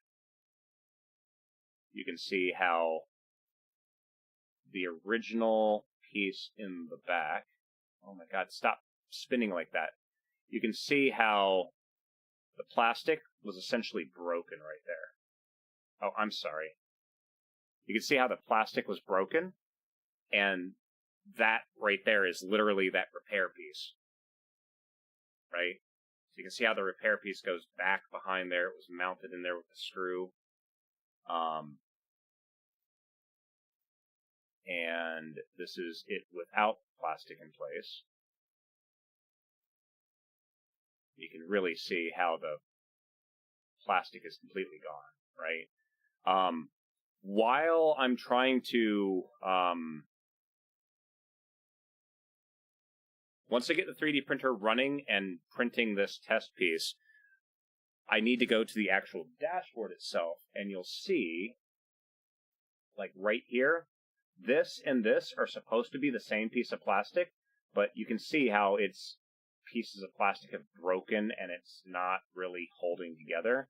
I have a plastic repair tool that I'm going to try to stitch this together to try to make at least this portion a little bit stronger.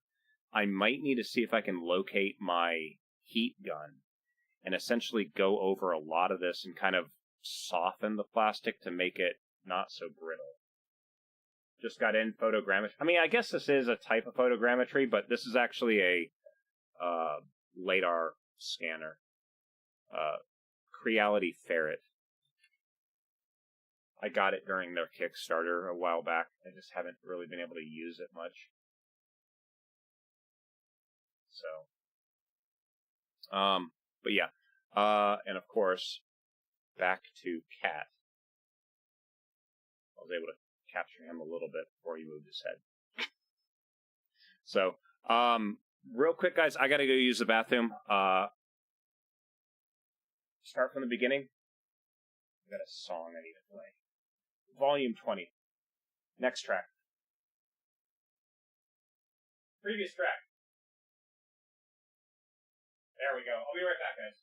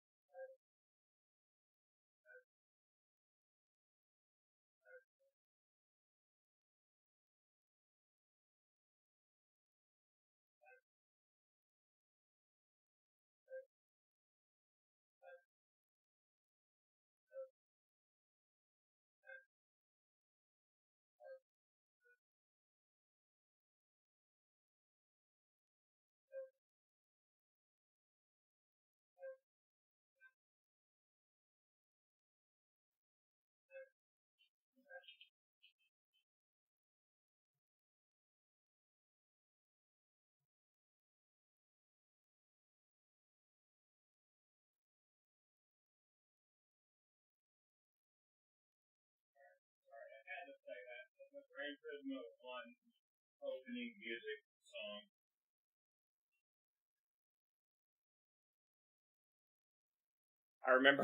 I remember buying that game and taking it into high school with me because I had to read the book. I had to read the manual that game came with. I'm pretty sure I have at least the disc somewhere in my house. But yeah. All right, let me see if I can set some things up here. Also, I'm not using this microphone anymore. Move that out of the way. I should also, let me do this.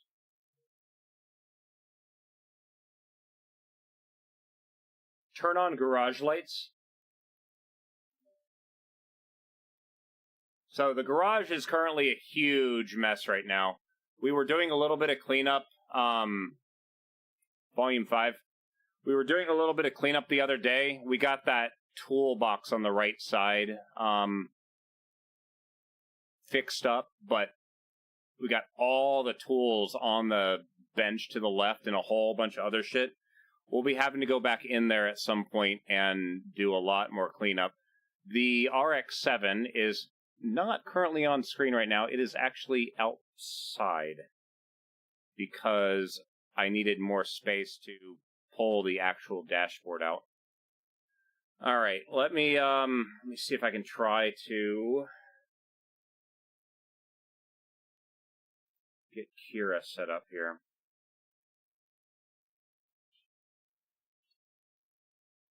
All right, back to Blender. We have our new piece. Actually, there's one more thing I am going to do just to make it a little bit nicer to deal with. Let's see if I can do this now. Edit mode. Control A? No. Shift A? No. Control A? Yeah, rotation and scale. Okay. Back into edit mode. Hold Alt. Wait.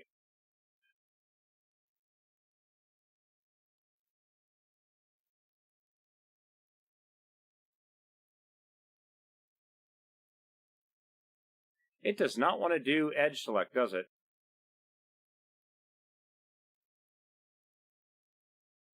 How do you rebuild edge select? See, like, that's good. That's a good edge select. That goes all the way around.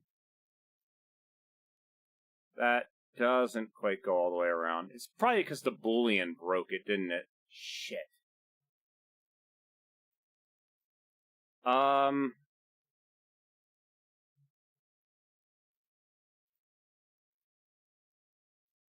Bear with me.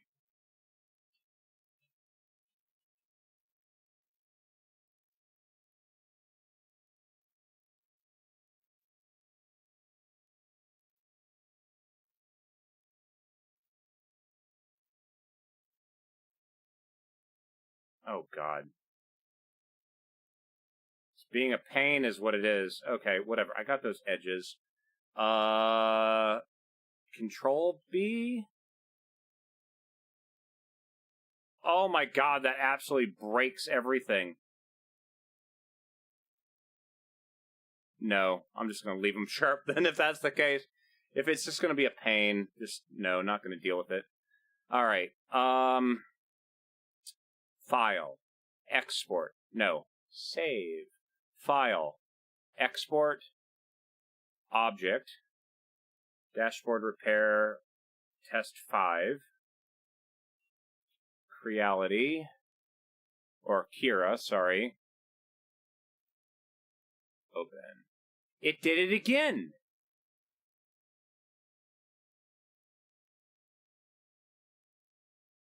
It's something with the Boolean is just absolutely breaking it.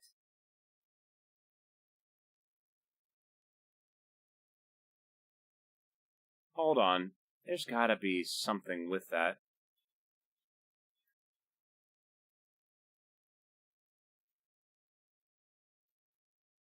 Does this thing not have a tool?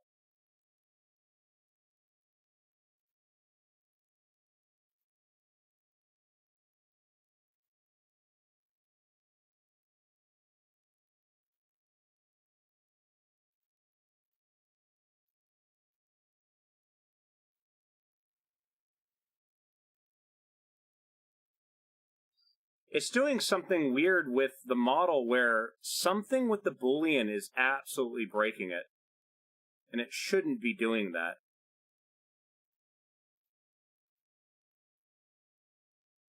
I need to figure out what the hell's going on with this.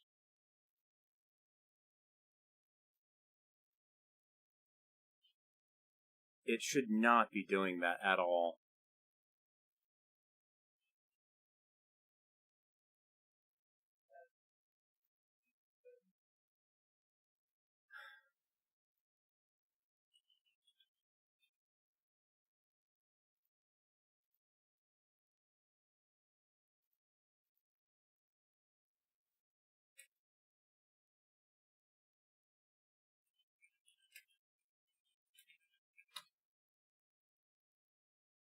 Blender Boolean subtraction is not rendering in Cura 3D.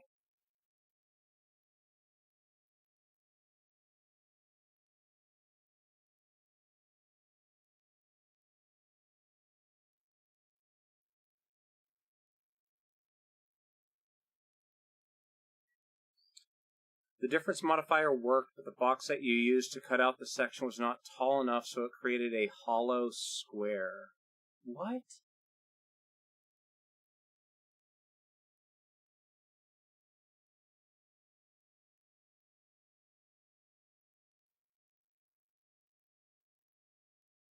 God, this kind of stuff is annoying as hell.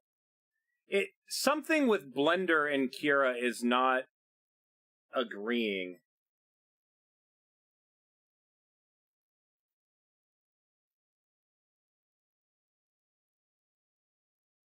Like, it's acting like there's a... like it's not watertight, but it clearly is.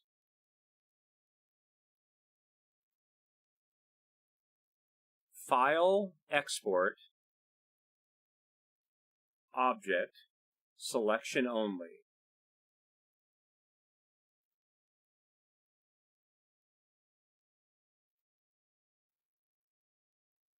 Yeah, but up until this point, I've never had an issue using Booleans to make my stuff. This is the first time it's ever done this.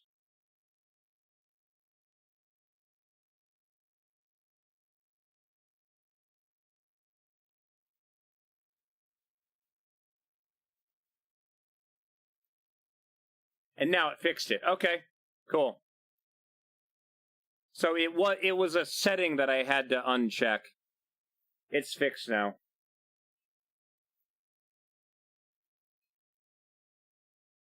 That's what it should look like.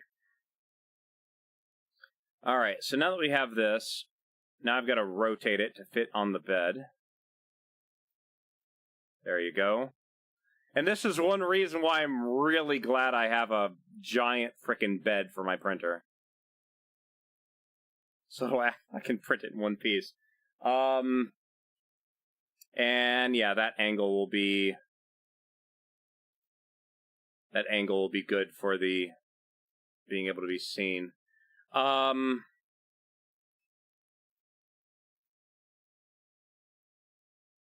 material did I save for final version? I'm using PLA for the test, PETG for the final version.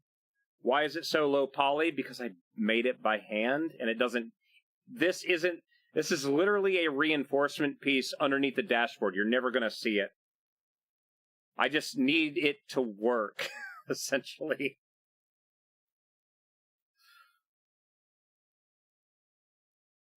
I find it kind of funny how it's labeling these as overhangs, but not the one in the middle. Yeah. Whatever. Slightly worried about bridging that, though. I mean, it curves a little bit. I don't know. Let's slice it real fast. How long? 5-6 hours.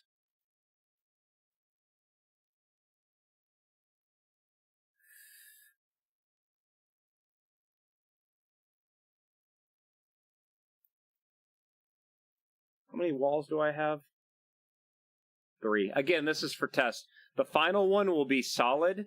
Let's see what solid infill looks like, or how long a solid infill would be. 21 hours.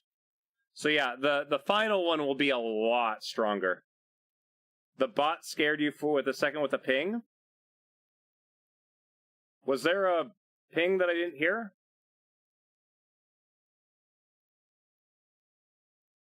Because I didn't hear anything. And sorry, I feel like I'm about to sneeze too. Now it does make me wonder. Oh, chat's ping, okay. I think there's a way.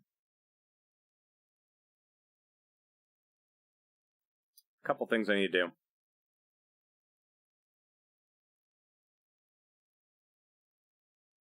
Isn't there a way in Kira to set areas of the print are under a different set of rules?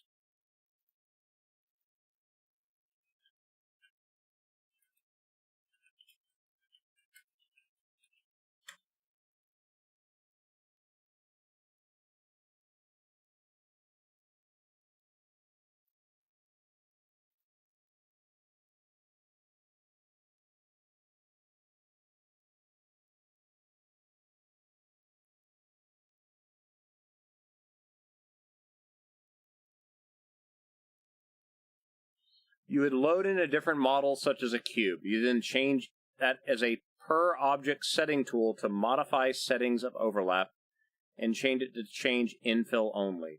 Then move the object to overlap with the part you want to change. In the per object setting tool, you can then change the infill density for that particular volume. Okay. Oh, it's saying your name? I don't think that's on my side. No, my OBS isn't outputting anything. So if it's saying something, I think that's something on your PC.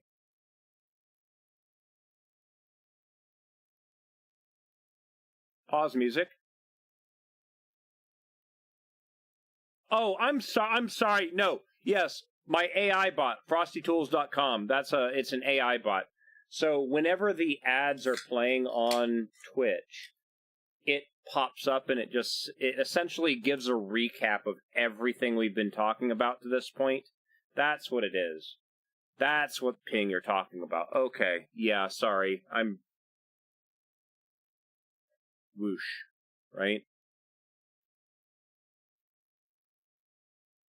I'm like, my stream isn't outputting a sound, is it? I was worried there for a moment. That's what it is. It's probably like better Twitch TV. If it has something with your name in it, it pings you or whatever. It's probably what it is. Franker Face or better Twitch TV. One of those probably has some kind of audio thing. Okay, now I've got to do another little stupid thing. Blender! We're in object mode. Shift A, add. Cube. File. Export. File. Export. Object. Cube. Export. Selected only. Export. Okay. Back to Kira. Prepare. Add. Cube. Open. Okay. And okay, so now we have a giant cube. Take the cube, scale it. Doesn't need to be so frick huge. Okay, that's big enough. We are now going to take said cube, and there's 5 points on this thing that I need to make completely solid. So, alright, so we do not want to drop down the model, and we're going to go right-click, multiply, 4 more, there they are. Okay, so first cube.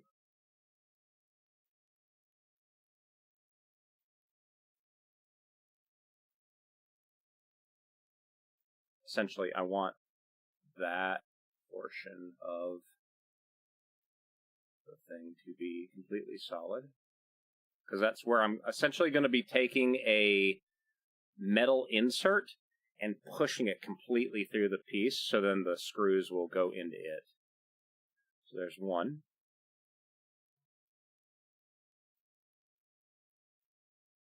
Nope. They're all locked to drop down. I gotta change that for all of them now.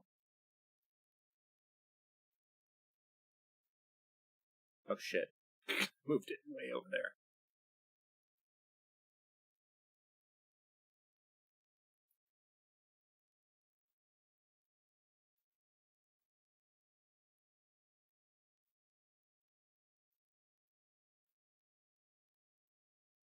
Next track.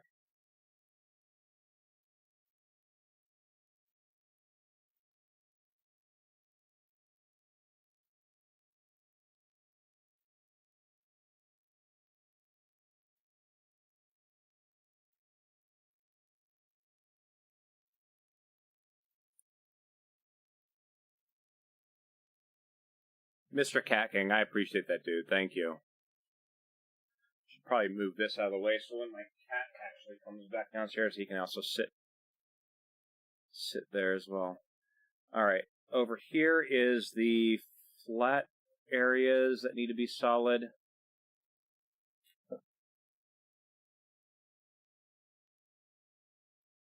And this is essential. I'm just lining it up by eye. Okay, so what this is supposed to do, see if I can figure this out.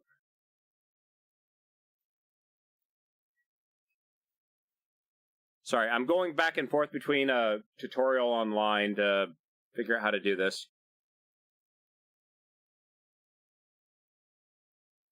Per object setting tool.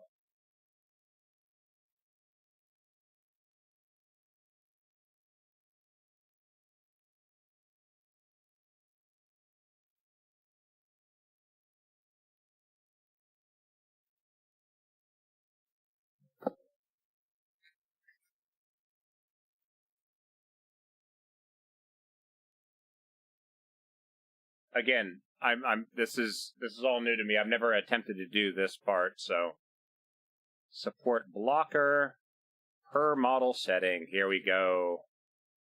Okay, mesh type, normal model. Print support, infill mesh only.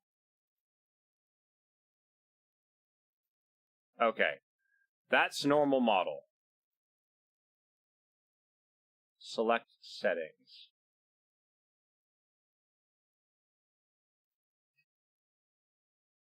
Print as support. Mesh type. Okay, hold on. Let me get this on the screen. Okay, so over here, you've got this per model settings, right? So the main model, untouched. These blocks that we set out, we're essentially going and we're modify settings for overlap. So essentially, wherever these overlap with everything else, we're going to change the behavior. So this, infill mesh only, and sorry, I feel like I'm about to sneeze.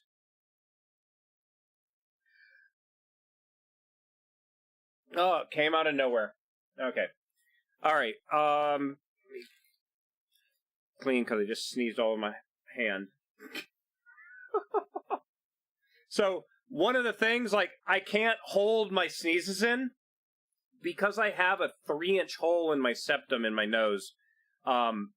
Because in the past I tried to hold a sneeze in and I exploded in old surgery. So I have to, my doctor's like, you can't hold it anymore. You just got to let it out. Just clean the mess up afterwards. So it's annoying. All right. Top layer, wall thickness, wall line count, cutting mesh. I need to change infill. There we go. Infill density. Infill density will be 100%. So, what this should do, let's now take this and slice it. So this is just a test. And then preview.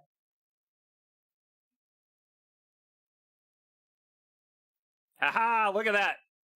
So where that block is, it's actually going to be printing that section completely 100% infill.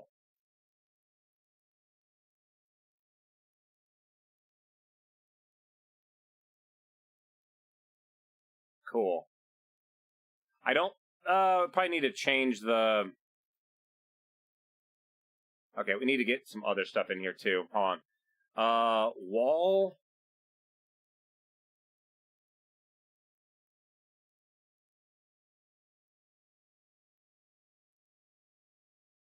Whatever. It's whatever. Infill.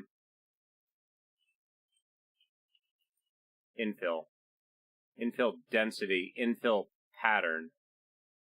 Yeah, okay. Lines. Sure. That should hopefully... Yeah, there we go. So now it's not having to take forever to do it.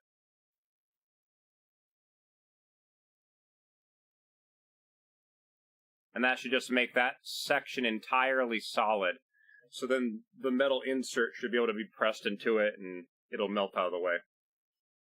Now I gotta do that 4 more times. Is there a way?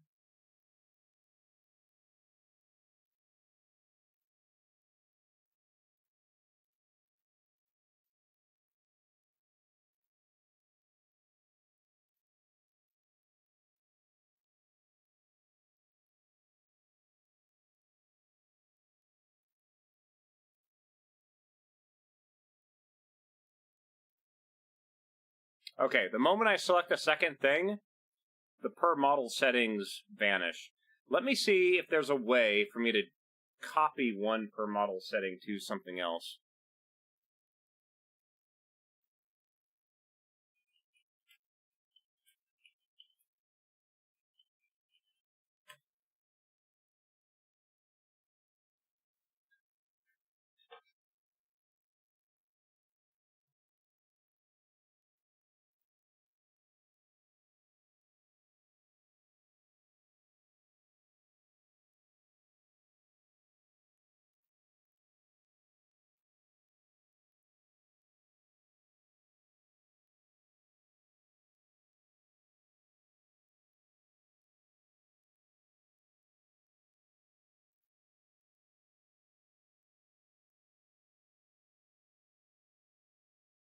You know what?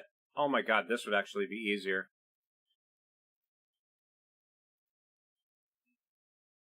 Now that I have this one with the settings, now this one, multiply by 4. Yes, there we go. Cool. So now these all have the same settings, and now they can be moved around to wherever the hell they need to be. Again, I'm just eyeballing them.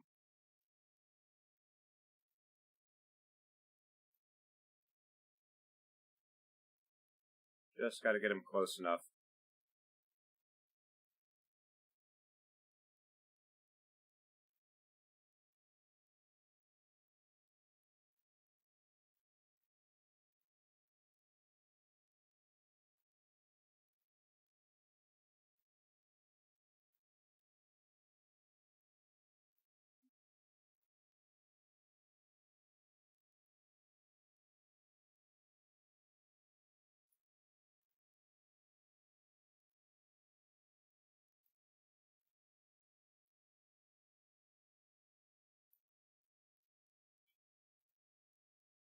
Bug, will you please stop flying around me? Holy shit.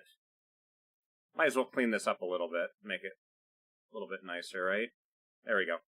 Bug! Okay, so what that should now do...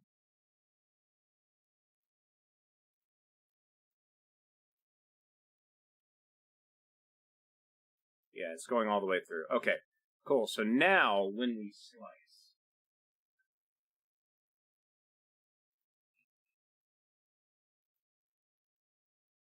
Okay, so essentially I turned everything so it's better aligned. But now, preview, you can see how now at the corners, those are better done. And then as we get up here, it'll make this entire area up here completely solid as well.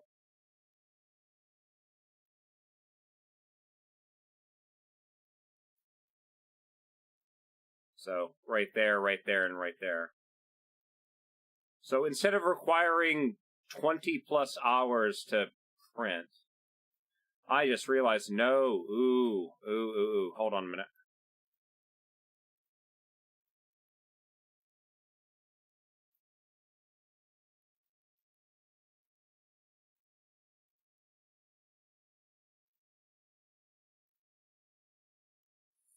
How do I do local scale instead of...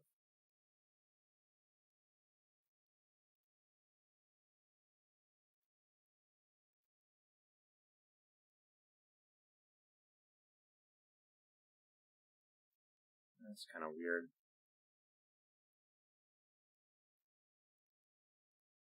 Whatever, close enough. For a prototype, this will work fine. It makes it take a little bit longer to print, 6.5 hours instead of 6 even, but it'll make these areas stronger, so I can at least drive the car around with this while I print out the other one. Now comes the difficult part of getting the printer filament recalibrated. Shit. Okay, let's take that file. Save project. Save. Okay. We got to do a couple test prints to make sure the printer is still working, because I haven't used it in months either.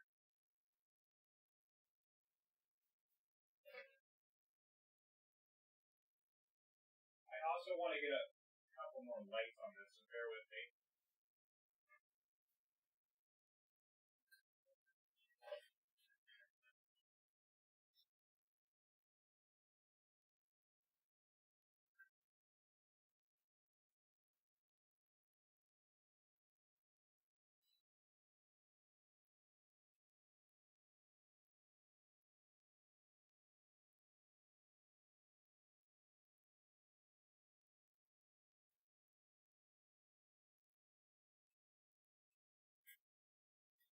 Not sure how well that's going to work.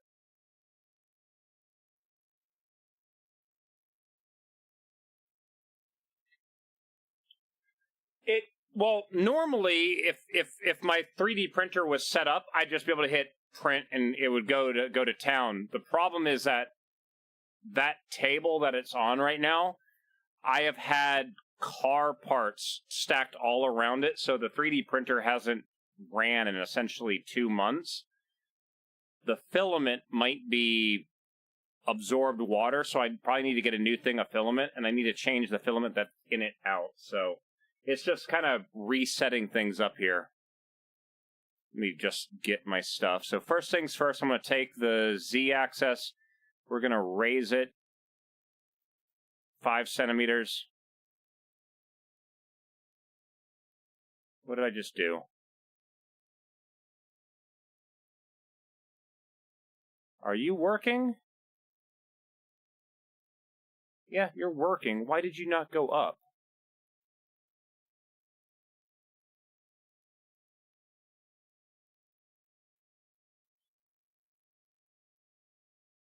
Okay.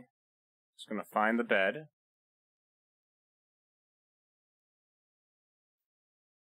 Okay. Go up. There you go. It's going up 5 centimeters. Okay. So now what I'm going to do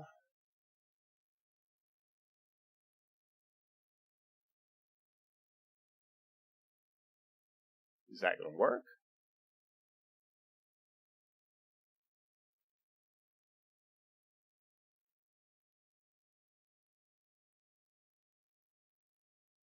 There you go.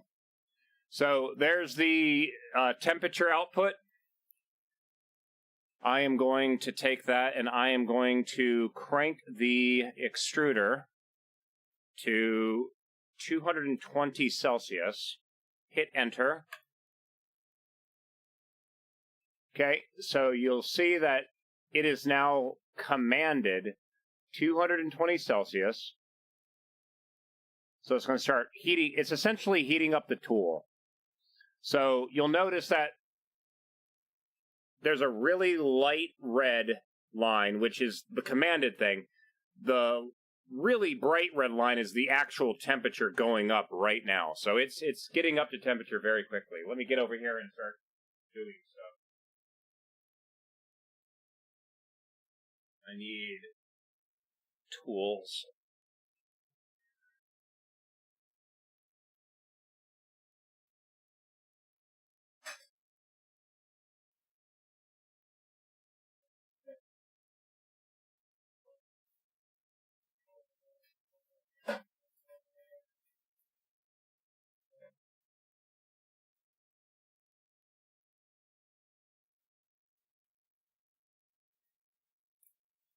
So this is just the gray PET-G filament that I was using before. It looks like the thing is now up to temperature. What I'm going to try to do here, and this is where it gets a little bit weird, I'm now going to take it and turn it back off. So it should be completely melted in the machine right now. But I'm watching that temperature. When it reaches about 160 Celsius, I'm going to go in, I'm going to release the clamp that's holding onto it, and I'm going to try to pull it out. And because it's between that state of being melted and solid, it becomes goo, and then it will pull out, hopefully, as one piece. It also helps pull out, like, debris if you have something bad.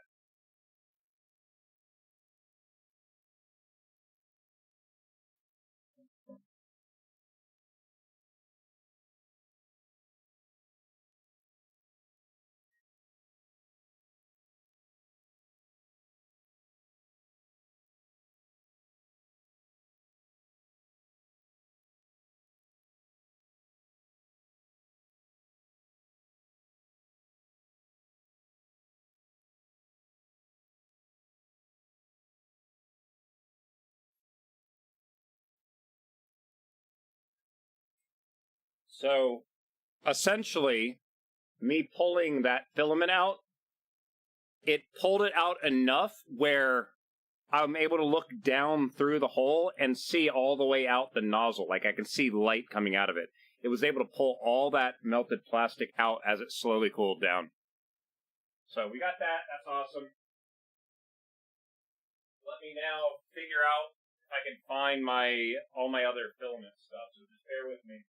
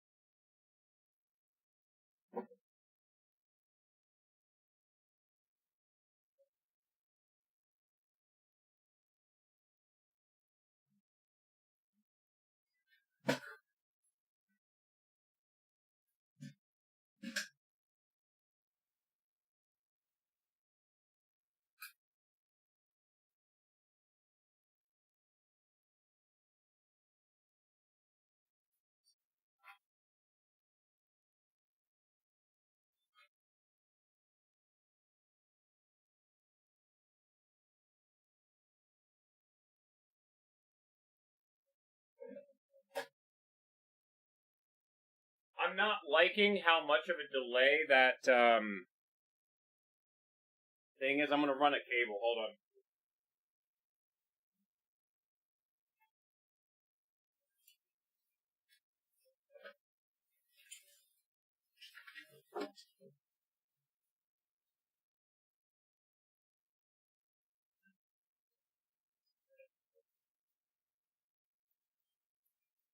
Run a dedicated Cat6 cable across the room. Hold on a minute.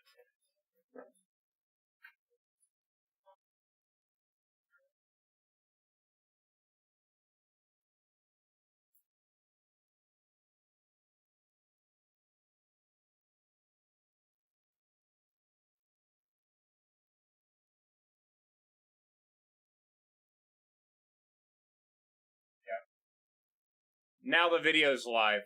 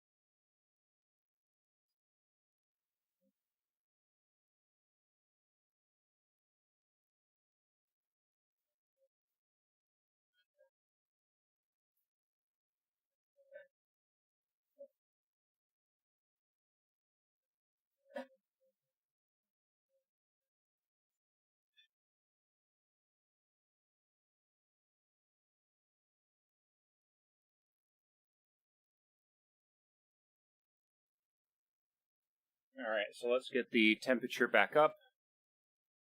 It's going to be 220.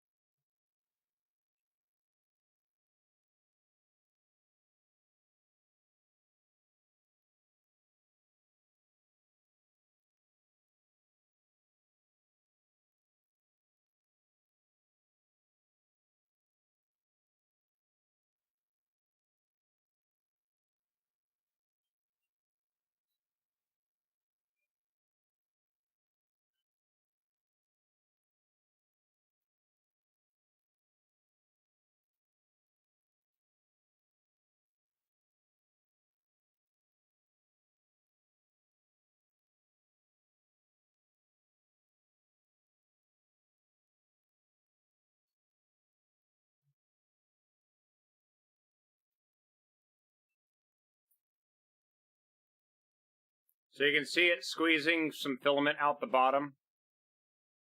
I'm essentially just trying to make sure that any other residue from the previous filament is gone.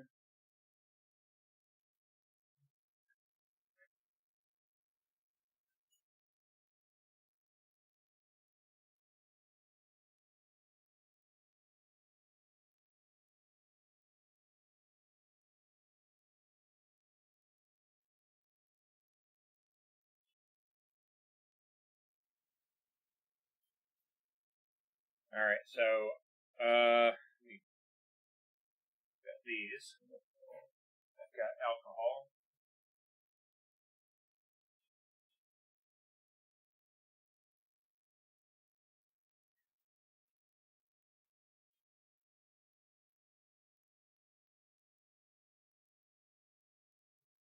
Wait, where is my alcohol?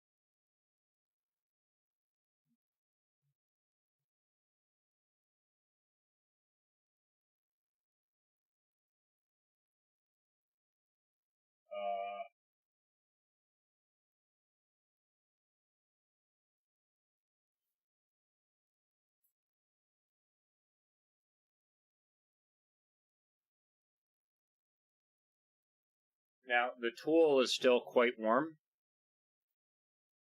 So I'm going to move it up and out of the way so I don't burn my hand.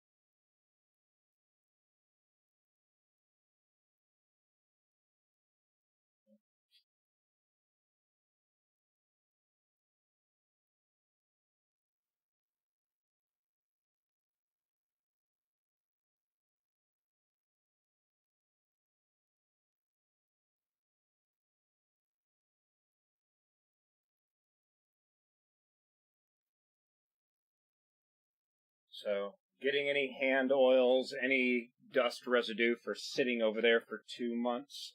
I've got a little air blower here that I'm really going to get rid of it.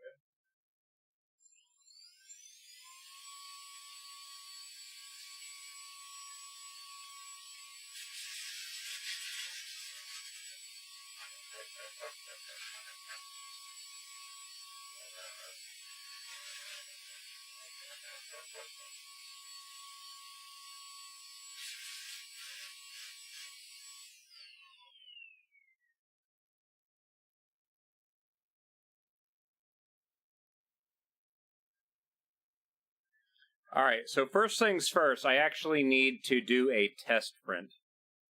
So what we're going to do...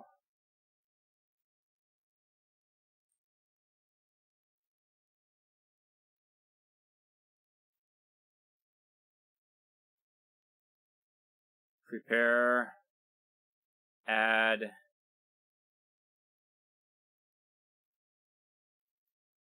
we're going to do just a test print.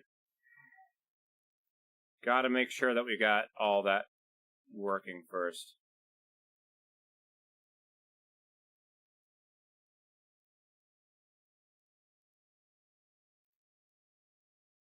Calibration test, Benchy, file, Benchy, open.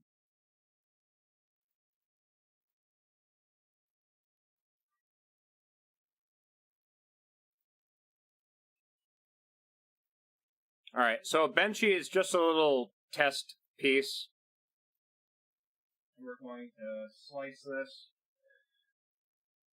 This will take like an hour. If I get it like halfway and it's good, we'll just move on to the main print. Just quickly do a check here.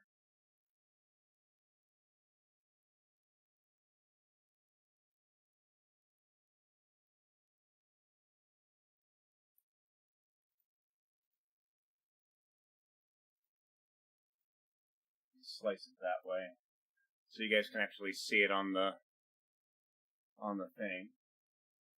Preview.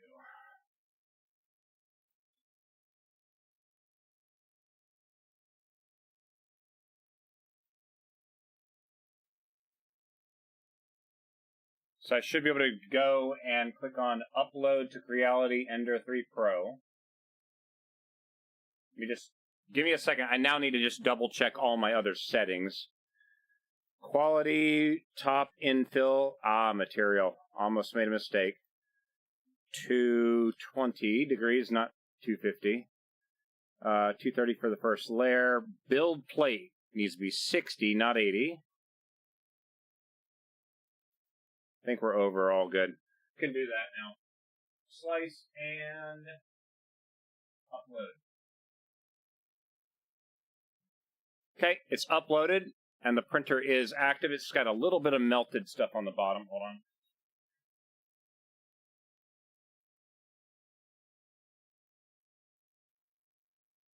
A little bit was dripping.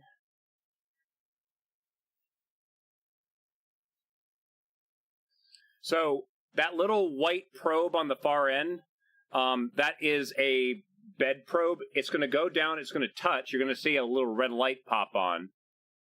So now it's figuring out where the bed is. And right there, see how that... Now it's going really slow to really find it. Okay? So it's now going to... It now knows where it is in the x-axis, y-axis, and now z. So now it's... Notice the blue on the temperature has gone up. Now it's commanded the bed to warm up. So the bed is now warming up to 60 degrees Celsius. 60 Celsius to Fahrenheit. 140 degrees. It's getting warm.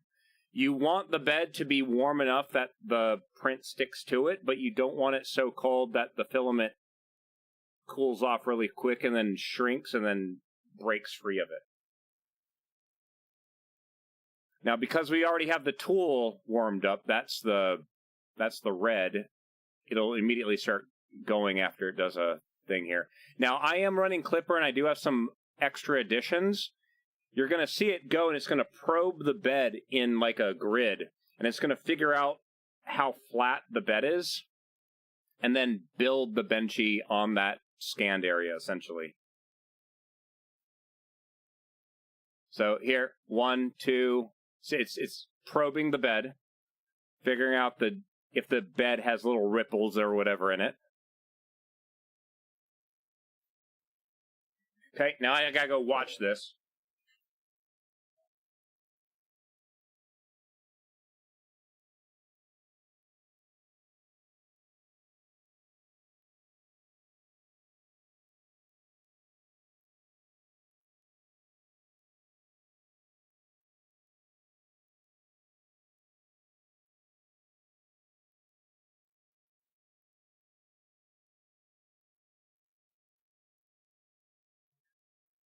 So because my when I calibrated the thing, I did it really well.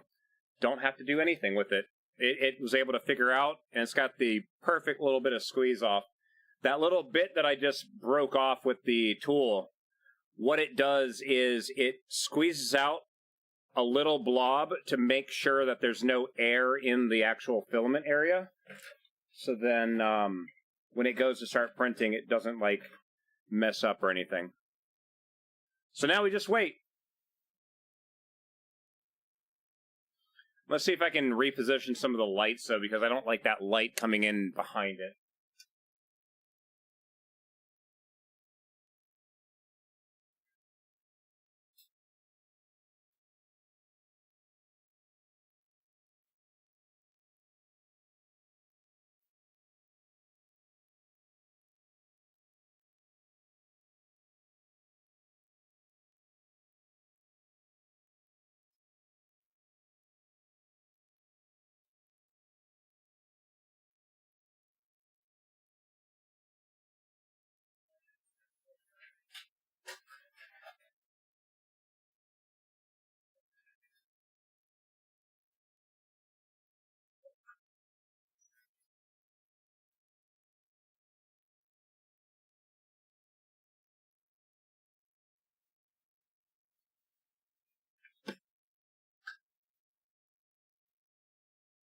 What the hell just happened there?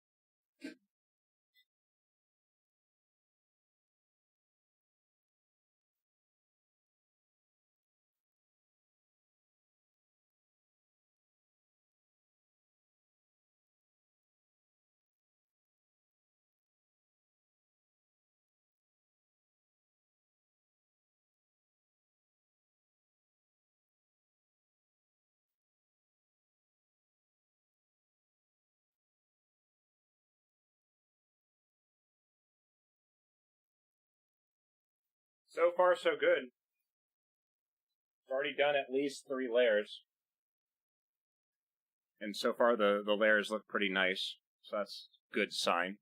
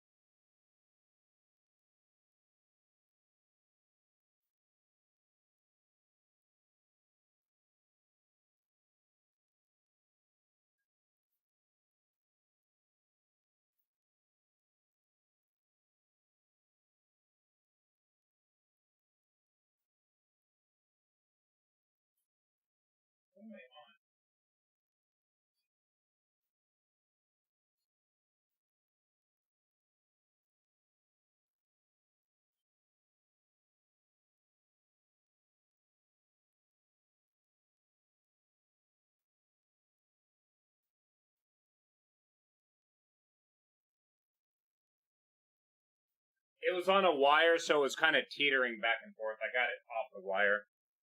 Again, I haven't used this thing in like at least 2 months.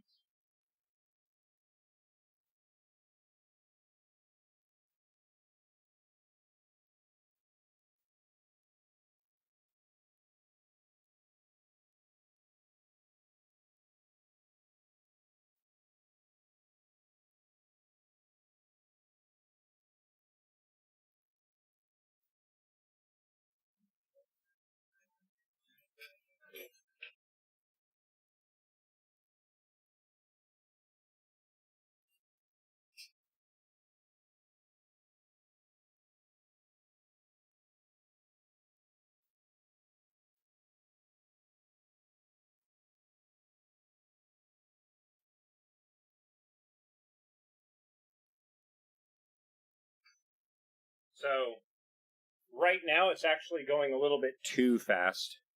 So the front part of the boat, where the bow comes up, it's a mixture of it going too fast and or I might have the temperature a little bit too high for this filament, but it's supposed to be pushing the filament out.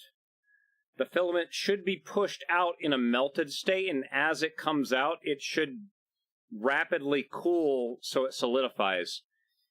I think I have it slightly too high temperature, and what it's doing essentially is it's keeping melted and it's peeling back slightly, so when the head comes around again, it's hitting it and doing some weird stuff. We're going to reset that to 210 instead.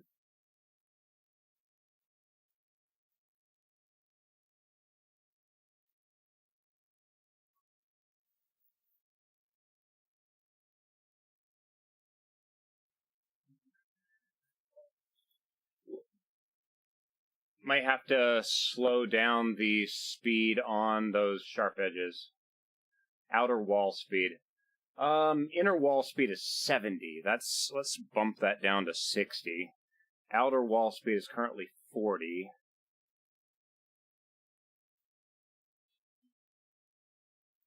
I need to bump the acceleration values down on this one.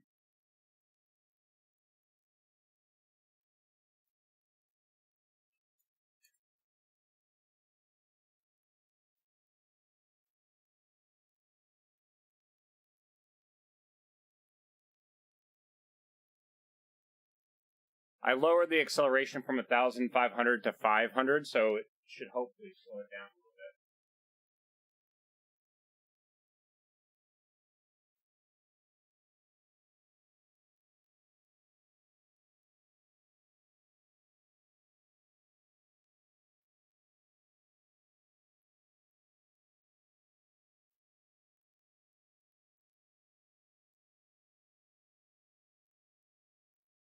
Yeah. Now that I did that, it seems like it's printing really well. So I think what I'm going to do at this point is I am going to stop the print. So we're going to pause print, cancel print, move it up and out of the way. So for the test, it's working absolutely fine. So I think we're good to actually print the piece that we need.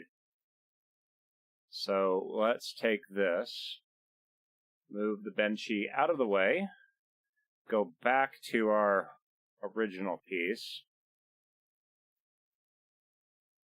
get it nice and centered on the bed.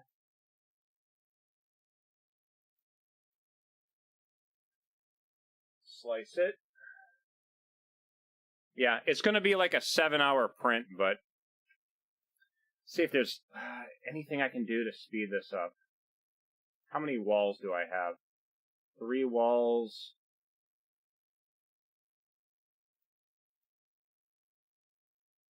3 bottom layers, 3 top layers.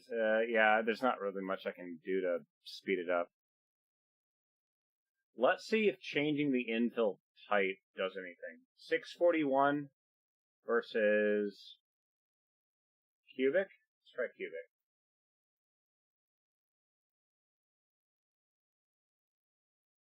$625.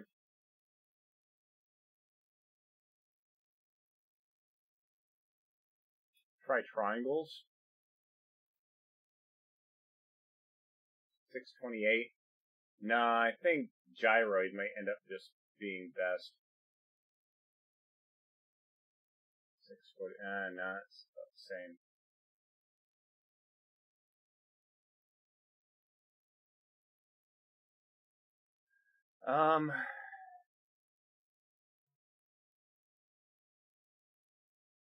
Zigzag maybe? 631 takes 10 minutes off. I'd rather have the strength of gyroid, to be honest. 10 minutes longer, whatever. Okay, let's pop this thing off. Where is my knife? There it is. So you can see the bed temperature is the blue. You can see how the tool temperature has dropped off really quickly. It cools off really quick.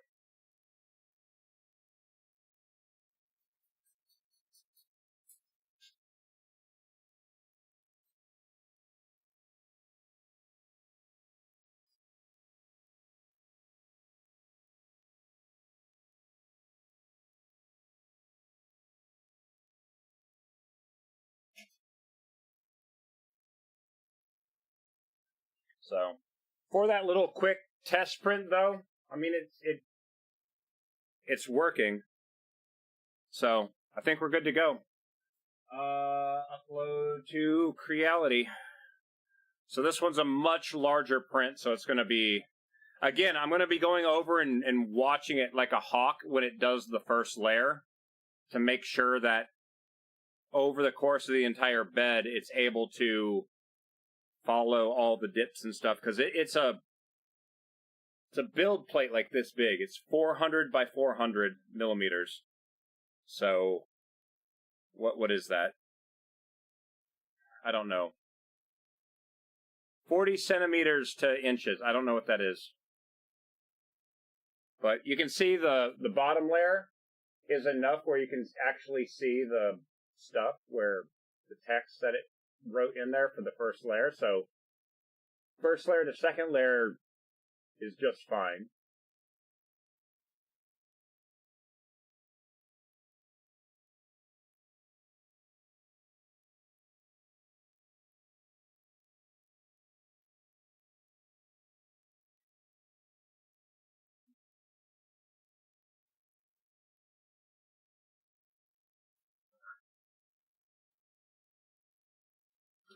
So that seems to be working. Okay. So again, it's having to recalibrate. So there's physical end stops on the x-axis and the y-axis. So those are going until they physically bump into that. And then once it knows where the edges are, I told it how big the bed is, so it's going to move into the middle of the bed and probe the middle of the bed and locate where the bed is. There's a little bit of filament dripping off the bottom. Not super worried about it. Okay, now it's found it. So now it's going to... This is going to take a while. It now has to probe the entire bed to build a 3D mesh of any waverness of this entire bed. So it might be within a few millimeters, but it's now doing that. And that, the fact that it's able to do that is awesome. It only will scan the size of whatever you're about to print, and it will do it before you do every print, so you make sure that you have a nice first layer, which is really cool.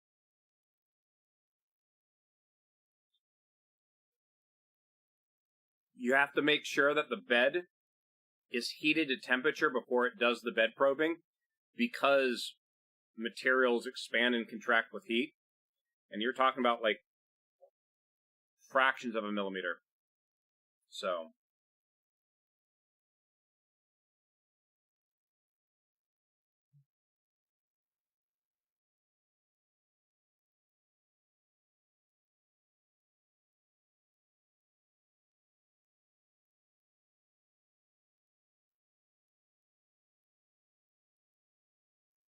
and as soon as this first layer is done, we'll start moving on to another project while it prints.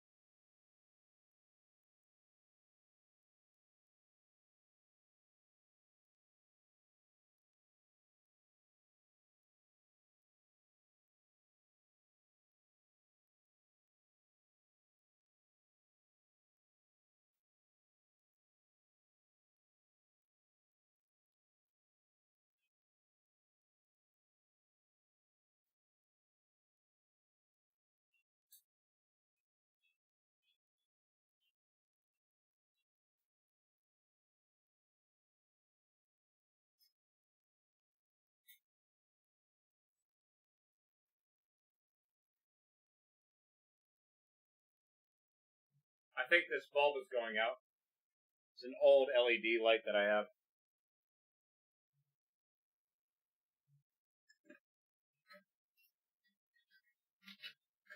I got a bunch of new ones.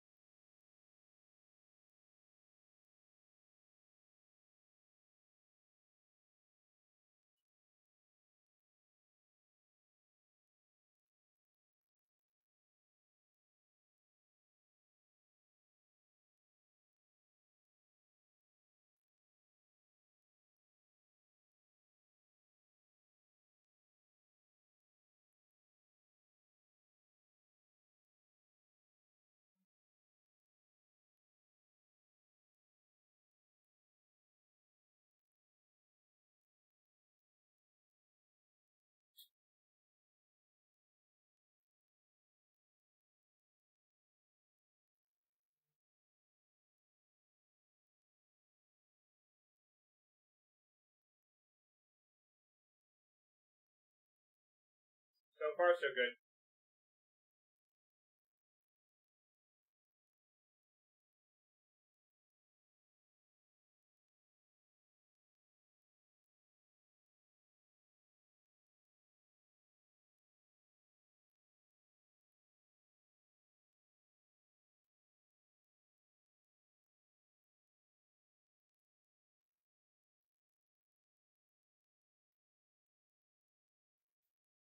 Alright, well, it started.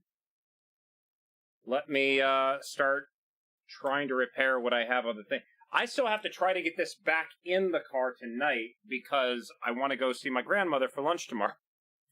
And I kind of need my dashboard for the steering wheel to attach to so I can actually drive the car. Right? Let's see.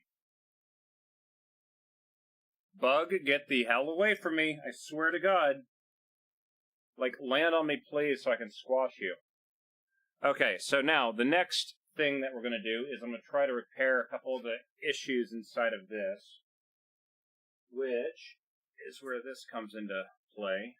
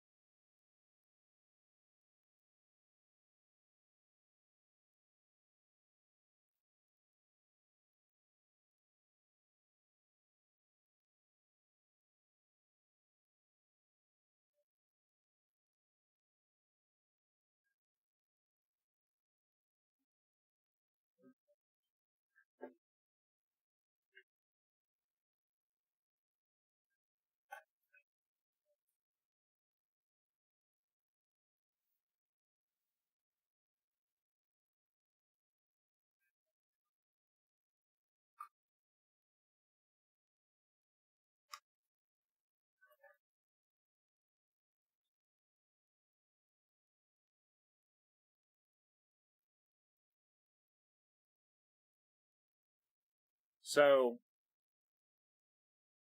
that piece of wire goes into this little gun-looking thing. And then, plug it in. When you pull the trigger,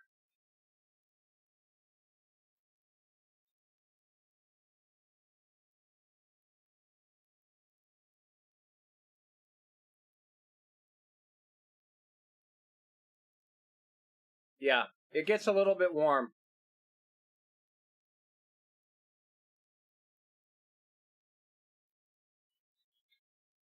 So now, let me try to repair a couple of these cracks.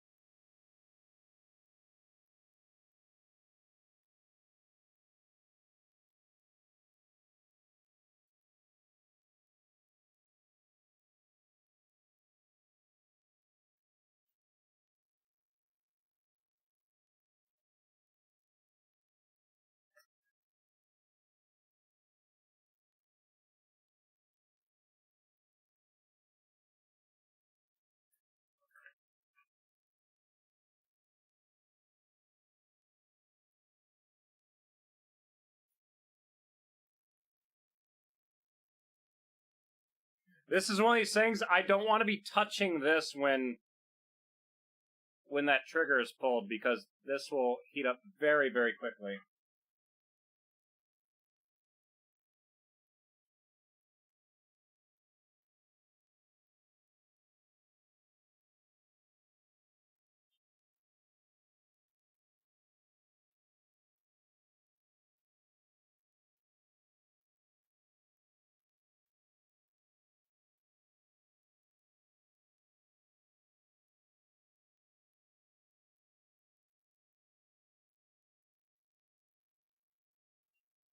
And it leaves these two little metal prongs out, so you can essentially just snip them off with a thing and maybe hit them with a grinder or something.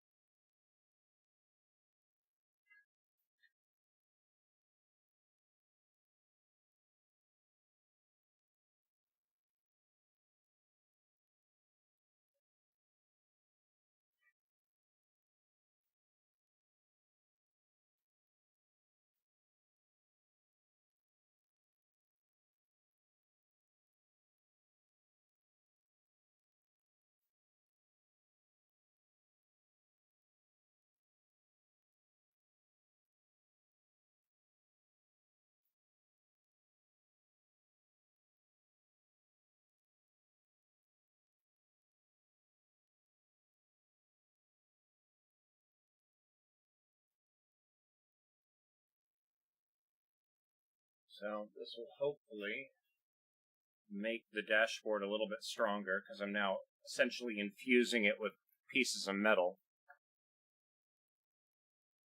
So it looks like layer 1 is done. It's moving on to layer 2.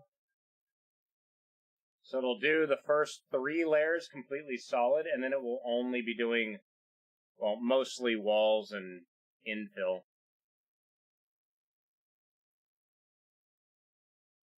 Bug, get the hell away from me!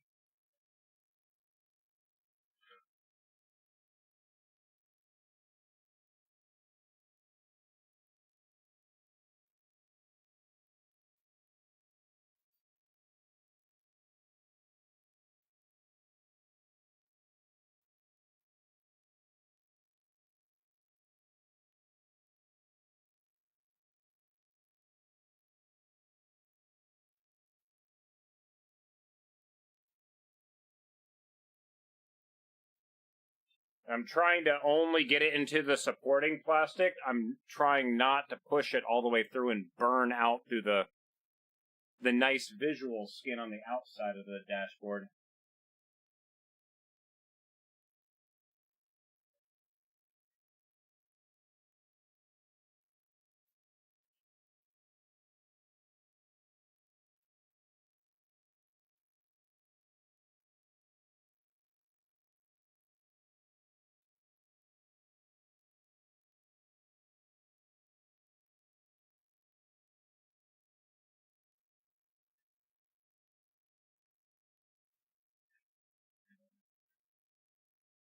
The annoying thing is that the stuff... Oh, shit! No! No! No! No! No! I think it just wrecked. I think it just screwed up the print. Hold on. It did. Damn it. Cancel print. It just wrecked. The bed, it popped off. Damn it.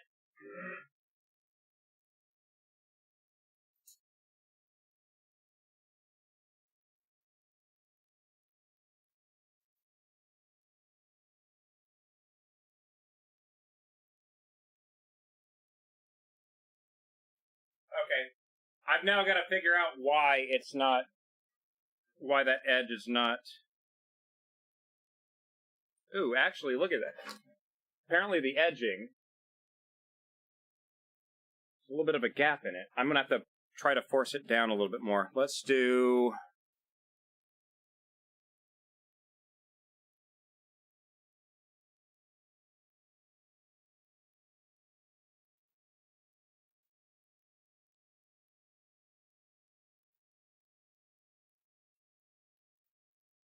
That's kind of annoying.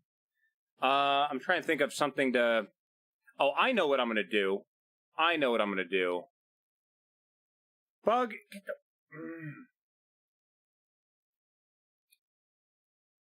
I'm an idiot. I just changed materials. I have a different pressure advance setting I forgot to change. Damn it.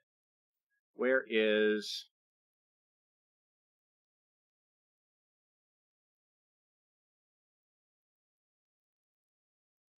Search for...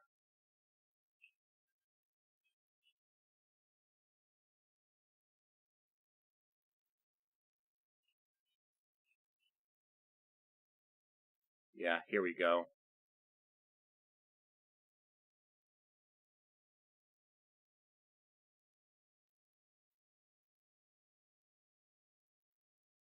I forgot to set a number.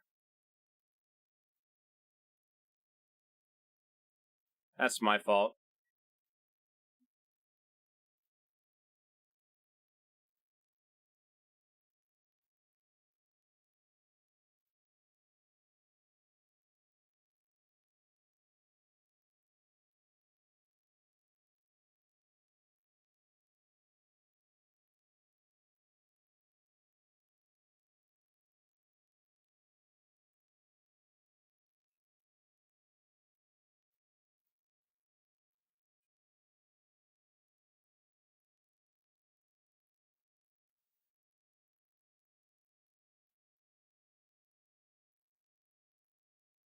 Can't believe I forgot that.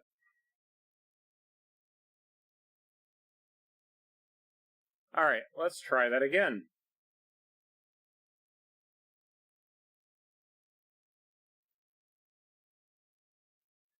Can I...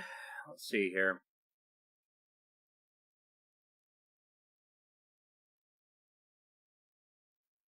Get rid of the benchy.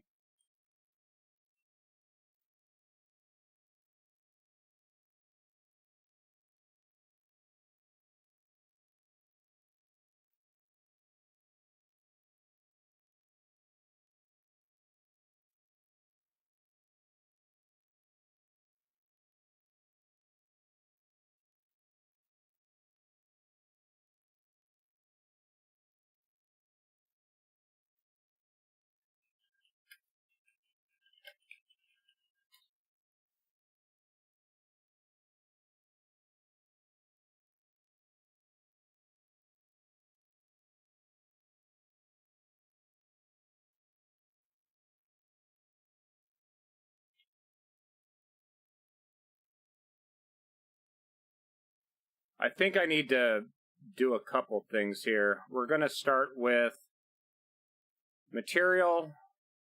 Let's do build plate temperature, initial layer 80. We really want it, we want the first layer to really stick. And then initial printing temperature. Okay. Speed.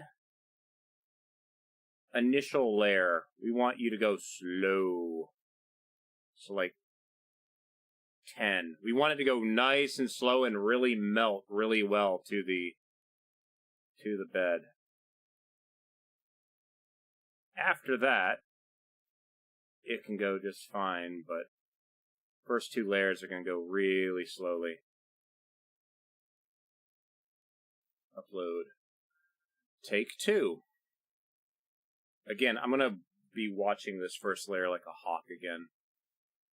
I kind of wish there was a way to get it where it didn't have to do the probing every time, however. That would be nice. Alright, so it's going to get up to temperature again.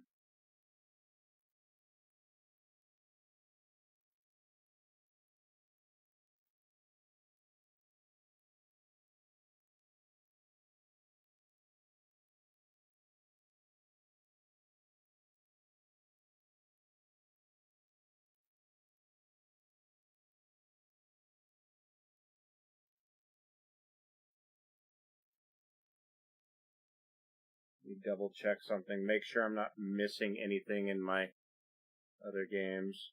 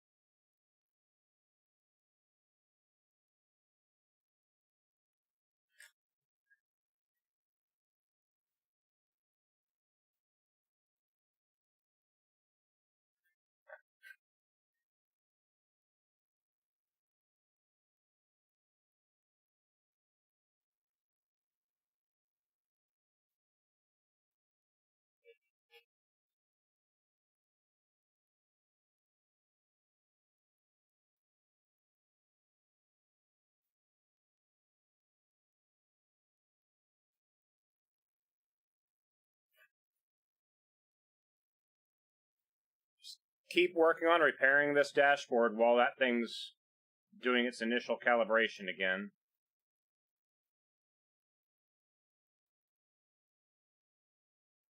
Is there any pieces of this that I can fix on the side? Ooh, that might look like it needs something soon. Oh no, it's got metal reinforcement. Never mind.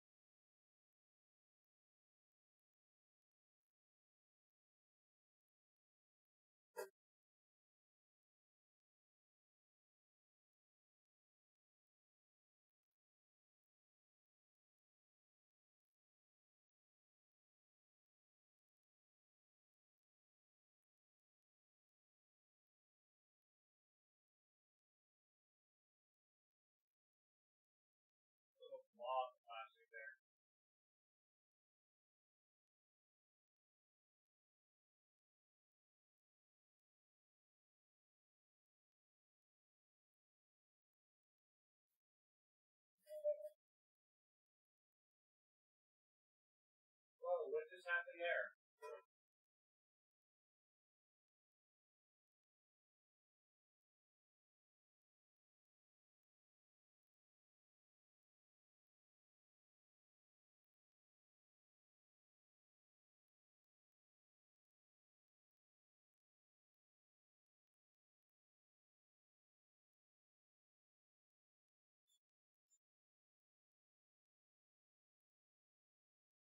Ah, damn it.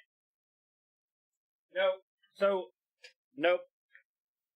Again, it has been a while since I've printed anything, and I'm now seeing a bunch of issues. The issue that I'm having now is my belt is skipping.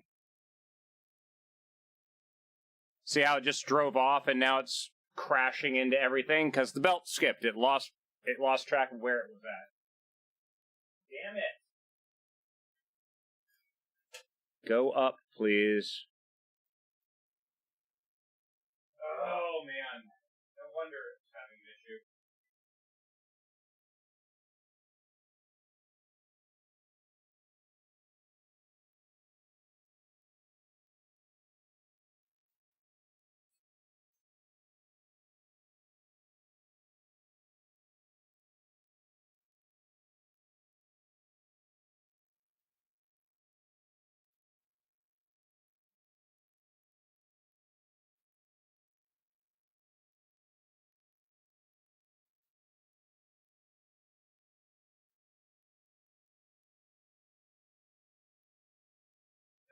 Excuse me.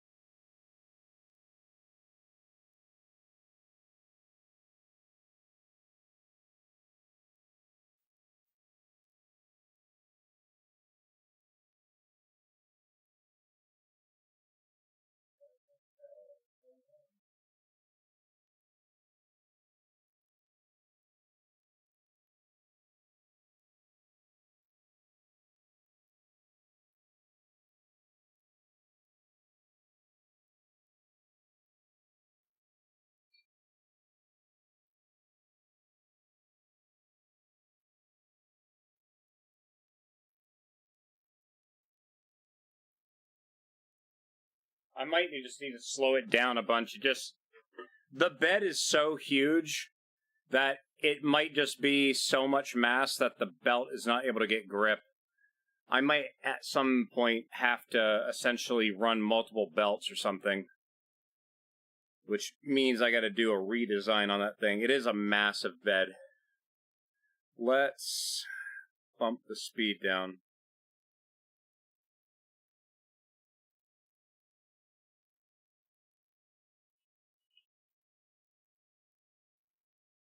Belt millimeter?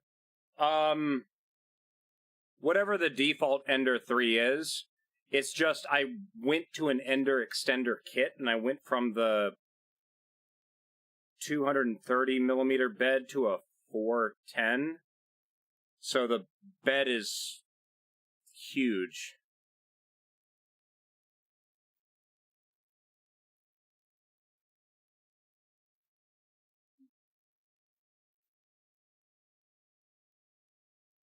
Let's try that again.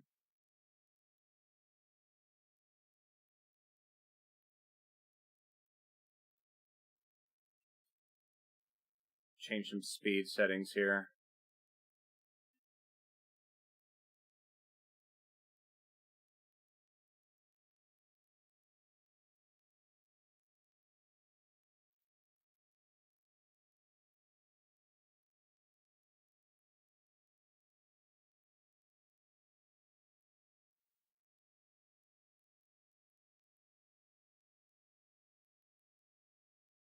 One moment.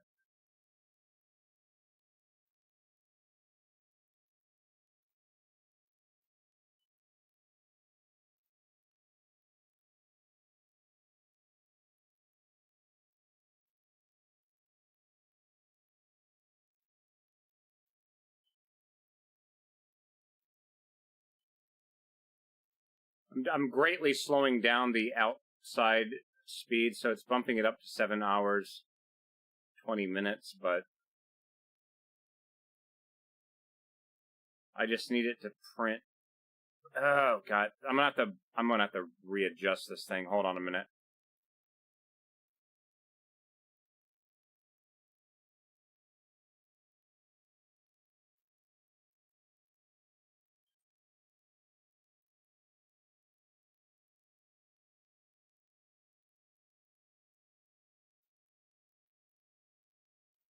It moved all the stuff. I gotta readjust this.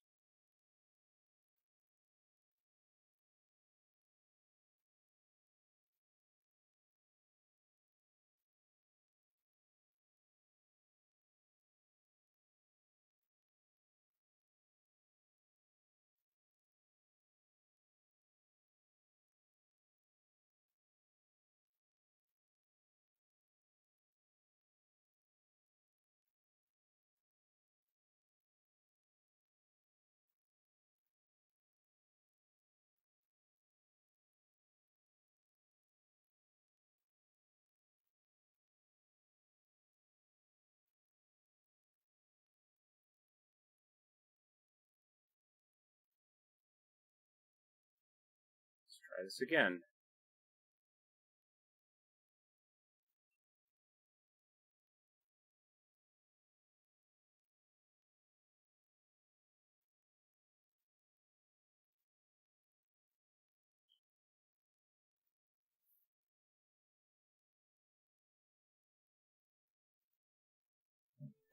Take 3.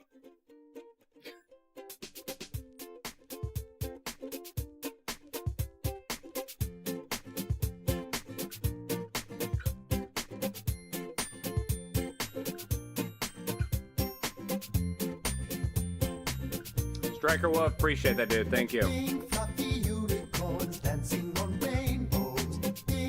Oh, this is being annoying.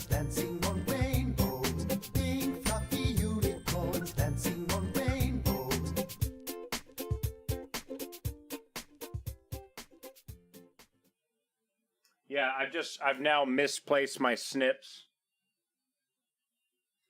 I mean, it's not like they're bright yellow or something. Oh no, they're right there.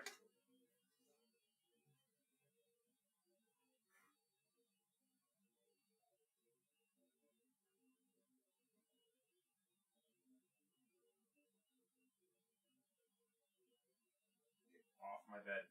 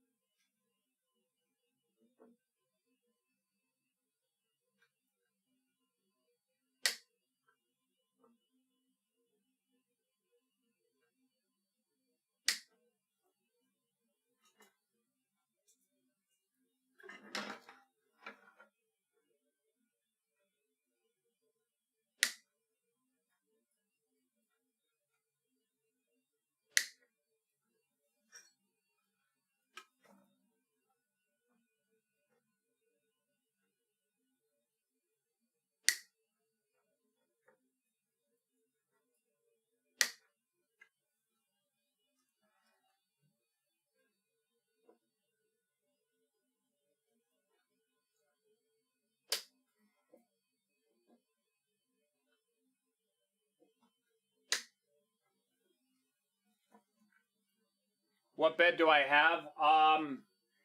It is a Wham Bam PEX, PEX spring steel bed. So it's a magnet, and then it's got the spring steel with the PEX coating on it.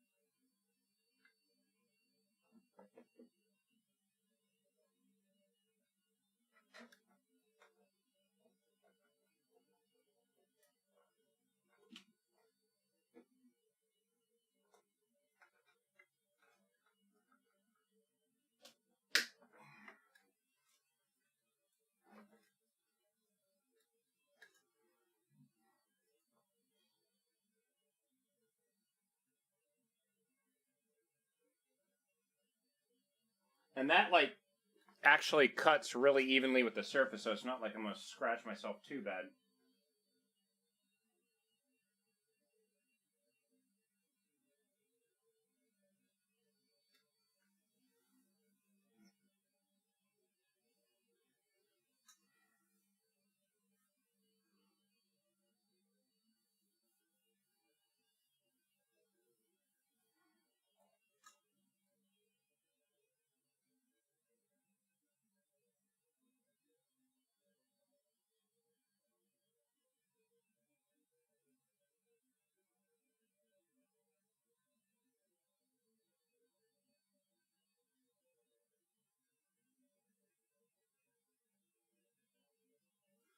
Trying to make sure that the air conditioning is actually running to keep this room cooler.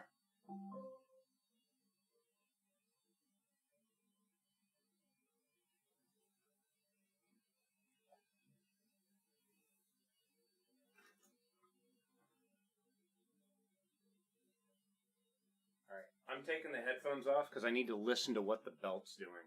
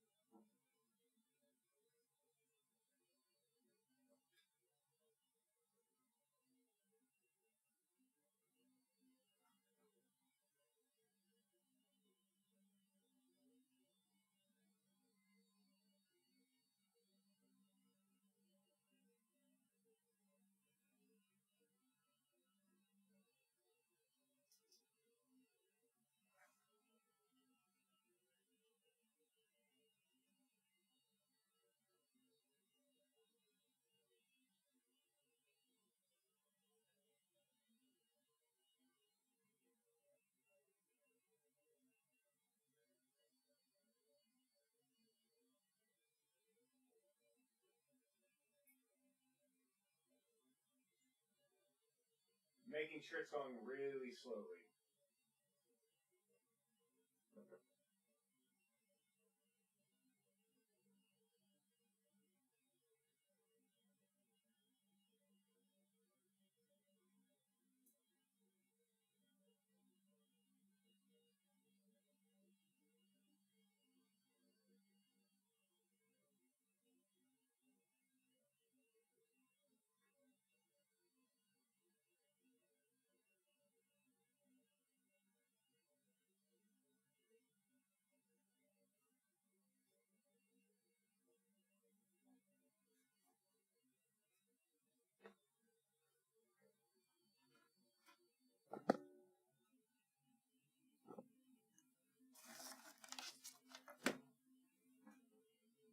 I have no idea where oh, there it is.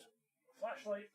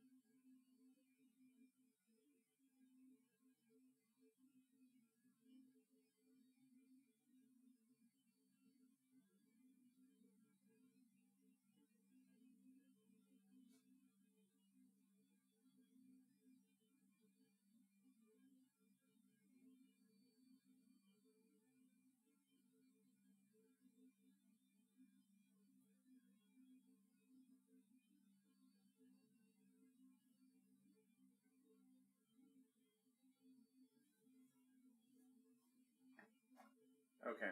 I think I figured out what the problem was. One, it was trying to go way too fast. And two, my offset was way off, so it was kind of printing a little bit high. Was fine for the Benchy because the Benchy's so small it was done real quick. But this one, because it's so much larger, it needs to have a lot more squish. I think my previous offset was actually for Pet G, which is a lot stickier, which doesn't need near as much squish as PLA does. So now I've got it really like squishing it down. I've also got the bed right now for the first layer, like 80 Celsius. So it'll really, really stick to it. And then it'll cool down a little bit and continue from there. But for the first layer, you can see how it's going super slowly. And making sure that that first layer is really adhered to the bed as best it can.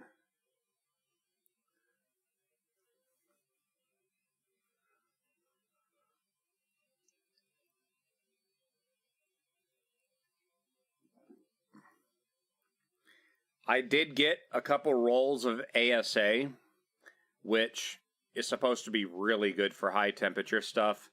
I might try, like, if this test piece dimensionally works, that'll be awesome.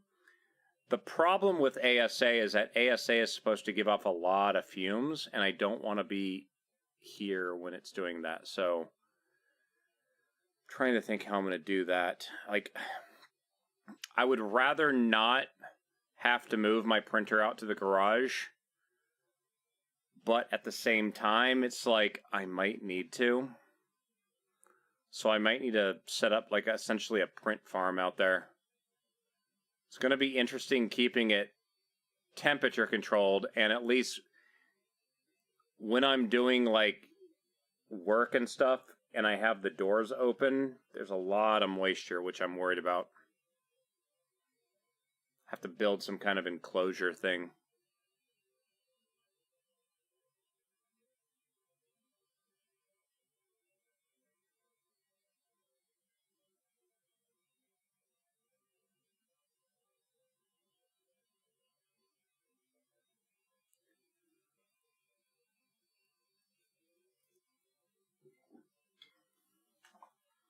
But Striker Wolf, did you hear the answer to my question? What bed it was?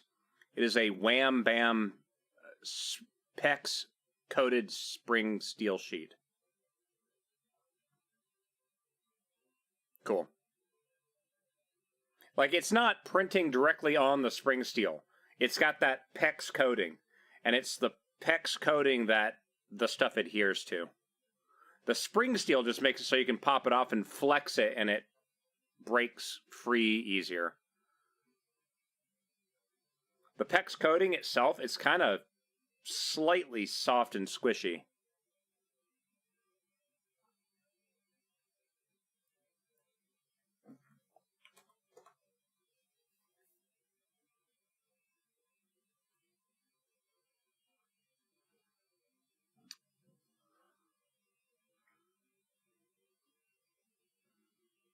All right, let me go look at this and see how it's doing with this first layer.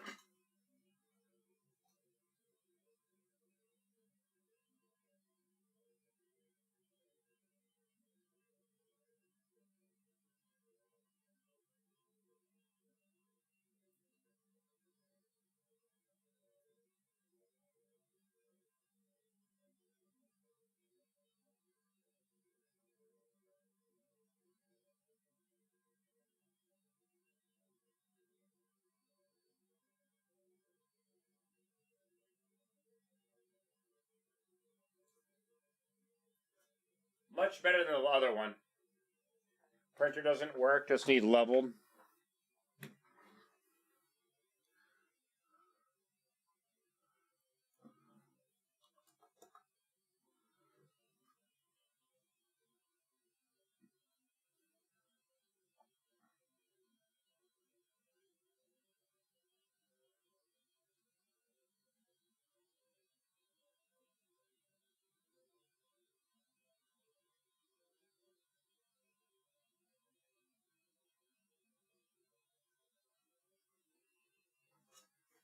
I just realized that little temperature thing is offset weirdly.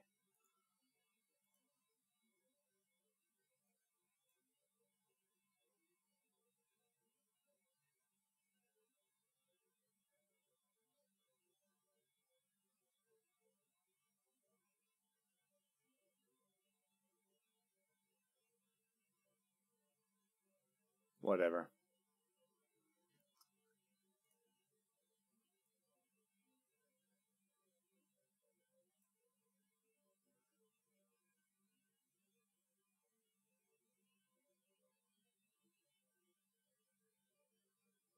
It's just, yeah, the biggest change that I had when I was trying to get this thing to work was when I went to linear rails for the y-axis. The bed is just so huge that with the stock Ender roller thing, the bed was just from the weight of the bed, it was tipping slightly side to side. There was a little bit of just give in it. Once I put the linear rails on there, and it's got 2 linear rails, one on either side of the main support, bolted to the thing, that has made the thing so damn rigid. I think what I want to kind of do is, at some point, I need to get a second, or better yet, I need to get 2 more of the center rails. 2 more center rail extrusions. Take the linear rails, put 1 on each extrusion, and put it as wide as possible. And then, in the middle one, and on the 2 side ones, run a y-axis motor in all 3. So there's 3 y-axis motors, just so you have 3 belts spreading the load of the weight of that bed across, so it's not one single belt trying to move all that mass back and forth. I mean, it's getting to the point where it's like, I really, really need to get a Core XY printer instead. That would just, I don't have to deal with the bed slinging crap. But, I don't know.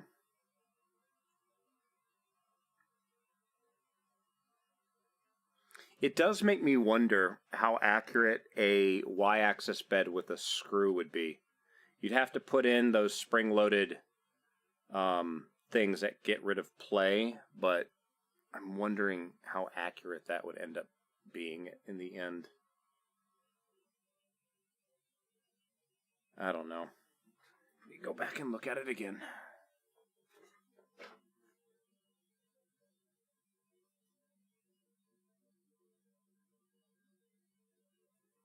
Yeah. First layer is actually being squished down properly, so after this first layer is done, I'll be able to bump the speed back up, but I'm just making sure it's going nice and slow for this first layer. And then after that, let it go to town, but it really needed that first layer to stick well before it could keep doing anything. Right now, if it keeps at this speed, it'll take 17 hours to print. And I don't want it to go that slow. Like, part of this should be, you want it to go at a pretty decent clip. It shouldn't need to go that damn slow.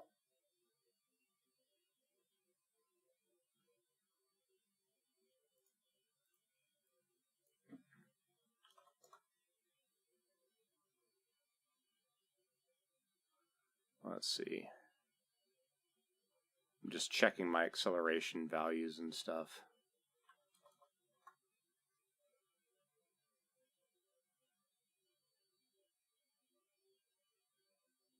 I am going to have to bump the speed up.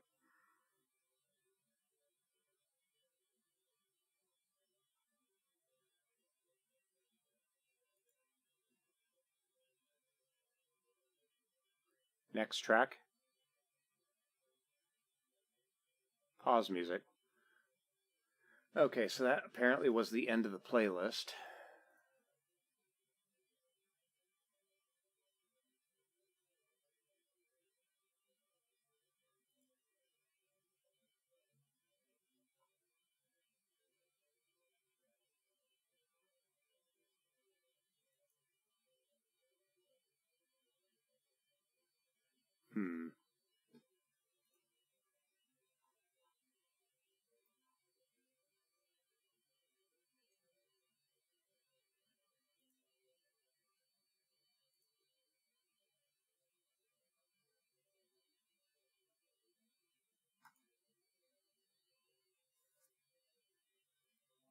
volume 20.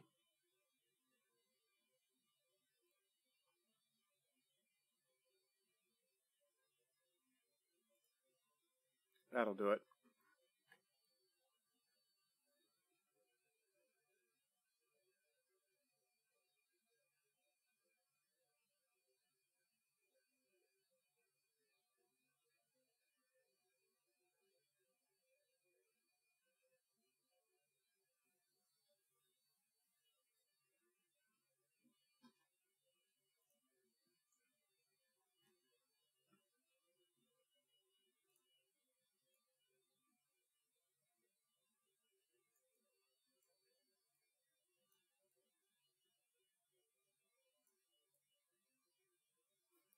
The detail on that scan is amazing, isn't it?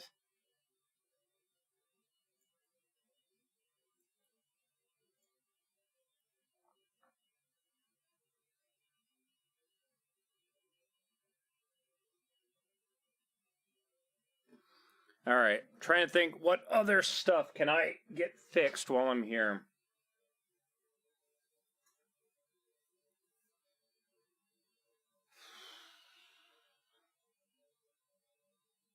The actual print itself, I can get in when it's in the car. I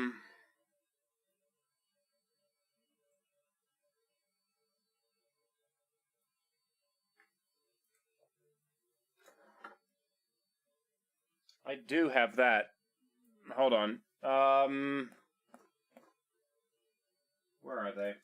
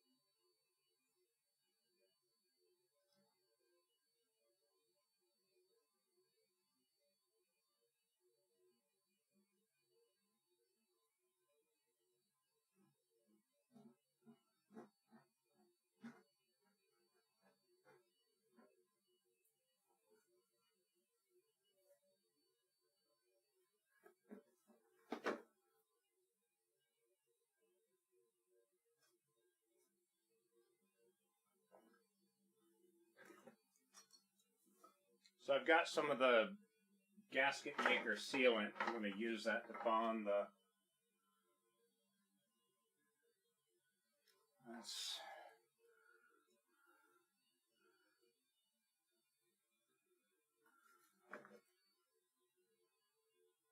Yep. Isn't this League of Legends?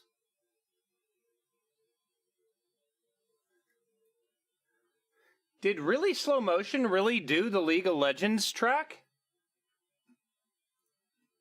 No, it went... What? No, they did. Wow. Okay. Interesting. They did... They were the ones that edited Warriors as well?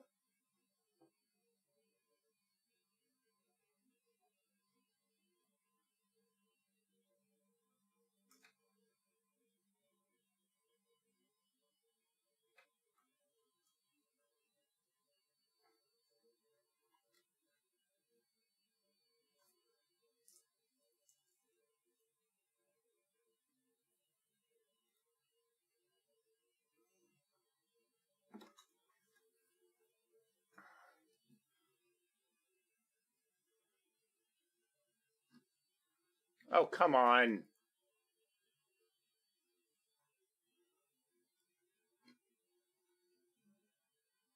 There we go.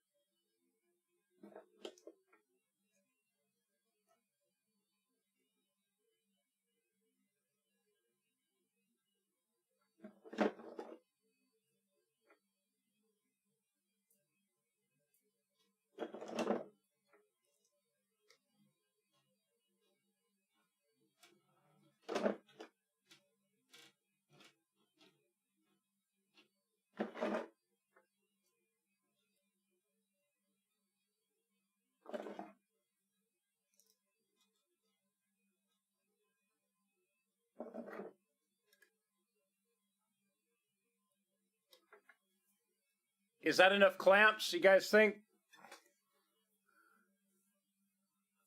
It's only 9 of them on the dashboard now.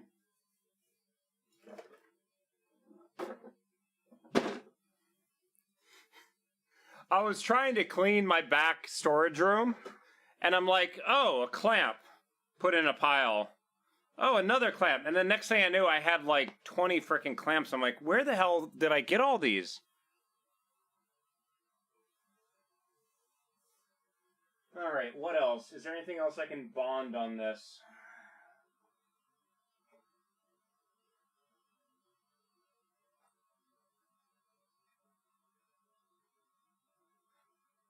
That we can do in the car. Let me look at the print again.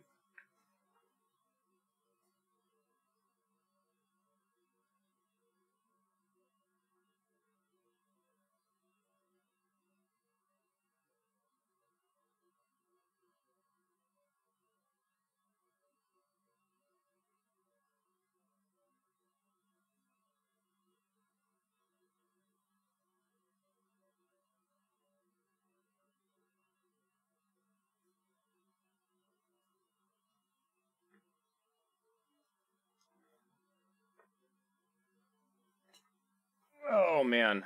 Okay. So here now is the other problem that we have today, okay? More than likely, this 3D print is going to be finishing off stream, okay? The other few things that I need to do, I can't do here. I've got to actually do on the car. And because of where the car is, I can't physically get a camera over to the car to show interior car stuff right now, which is annoying. Ooh, I just realized that's all busted. Let's fix that.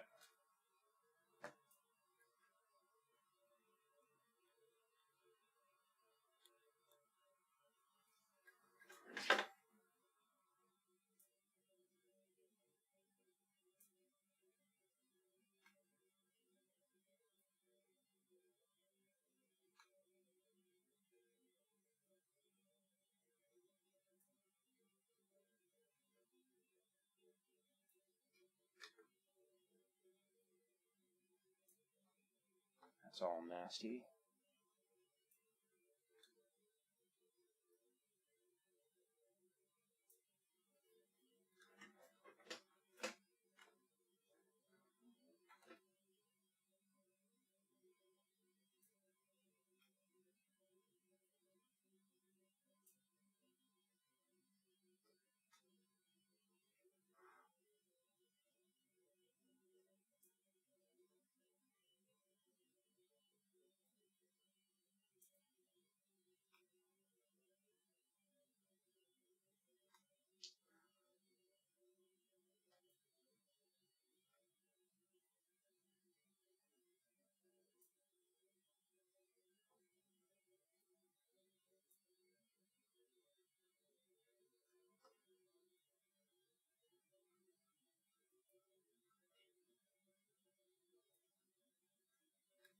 There we go. There's a lot of just old, brittle plastic on this car, so...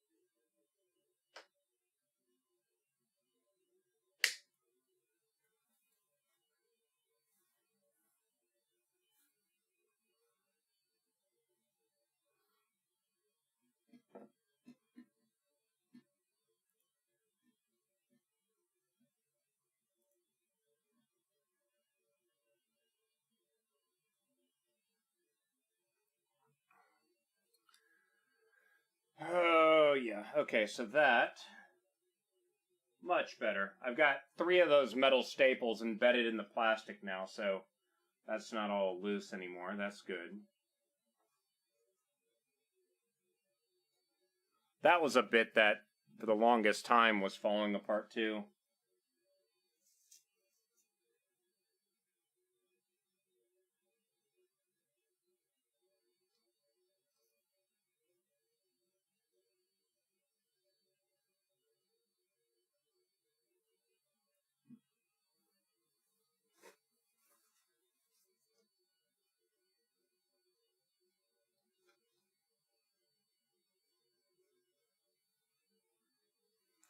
Bit of a mess, but I think it'll be worth it. Once it dries, it's essentially like rubber.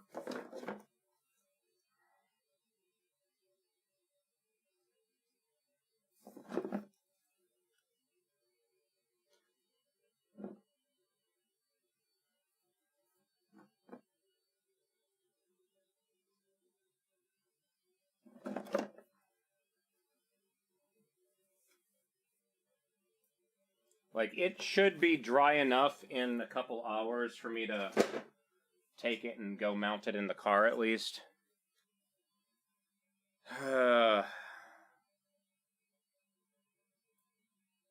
What layer am I on?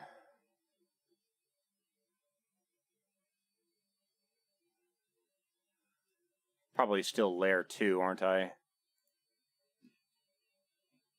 No, layer 4. What? Really? No, it is layer 2. It's because it's got those special things in the corners for it to print the solid. That's why it's displaying that. Okay. Okay, I think I'm done with the metal staples for now.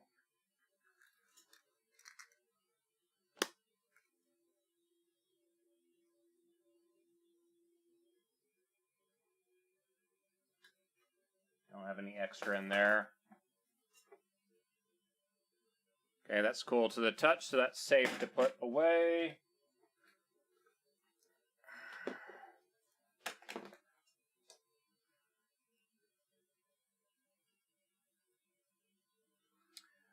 Striker Wolf, what do you mean by I might try and hack that into? Oh, Xbox Connect? Oh, yeah, I actually did that years ago. Oh, I had actually rebought the software to actually do it like less than a year ago. There is a way to do it. I had started to scan my Nissan Skyline when I lived in Japan with that thing. I scanned like the front quarter panels and then like the rear quarter panel. But I was trying to do it outside in Okinawa, so it's kind of weird going outside with all this stuff. Okay, I need... There we go. Oh, dang, this is really slow motion, isn't it? This is the one from League of Legends, again.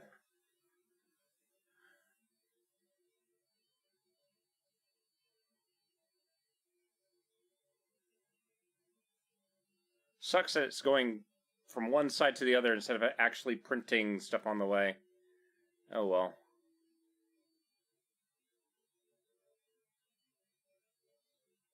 At least now it's not skipping the belt teeth at this speed. It's just going to take longer to do. Oh well.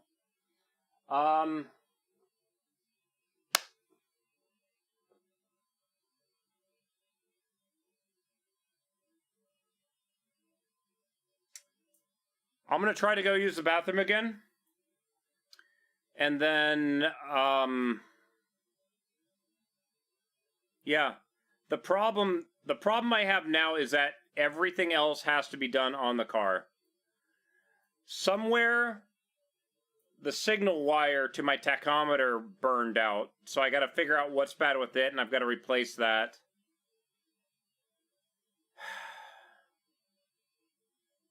I really want my tachometer back.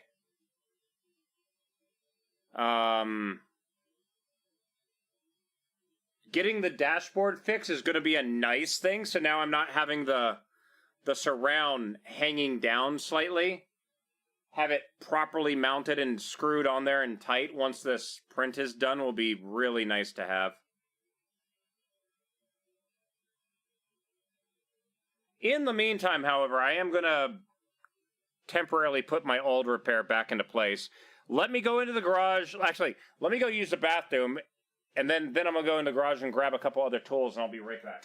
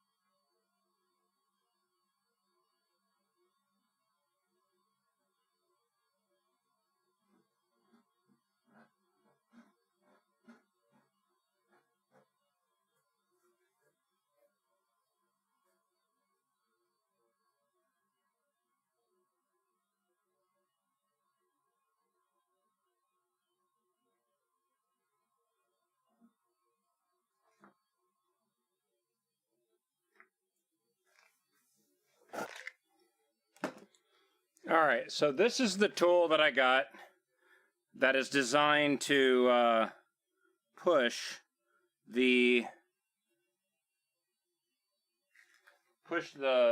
metal inserts into plastic. I got a little thing of metal inserts here. Essentially uses M2, M3, M4, and M5 screws.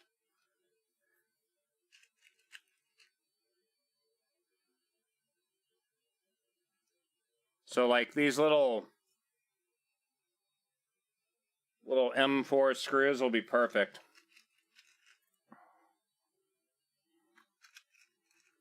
Let's see if I can get this now.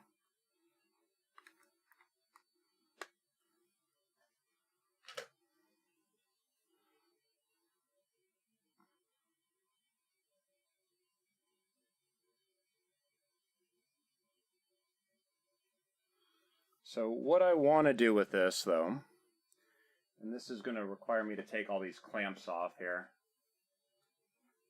Let's get our old repair piece back in. So this is going to go just like this.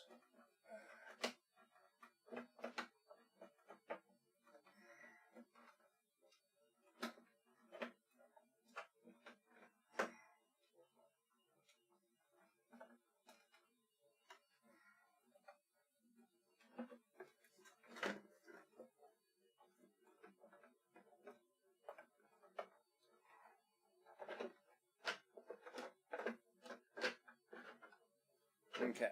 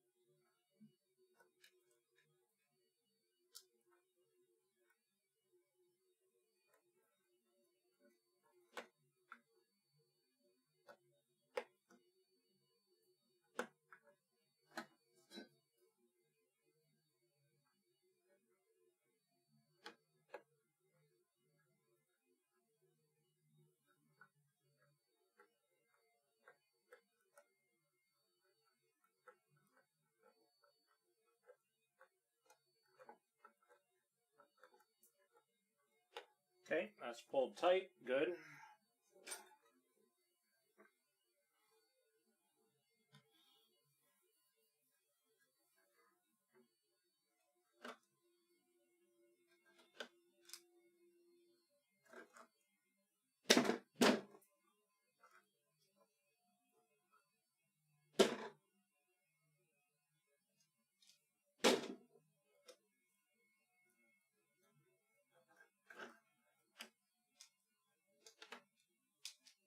All right.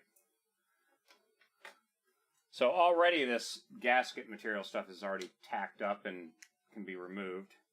That's really nice.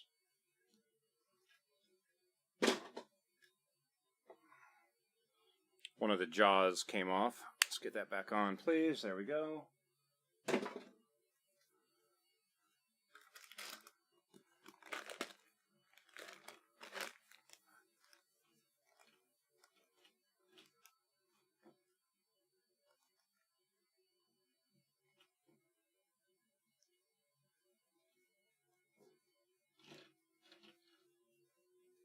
Cool.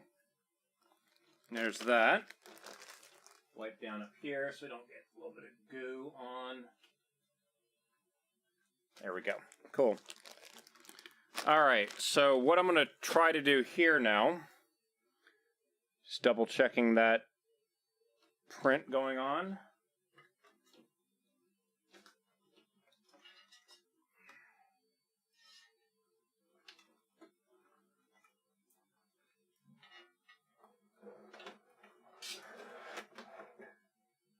So for this, I'm primarily working on the upper half, so I need to like see the 3 screws going in.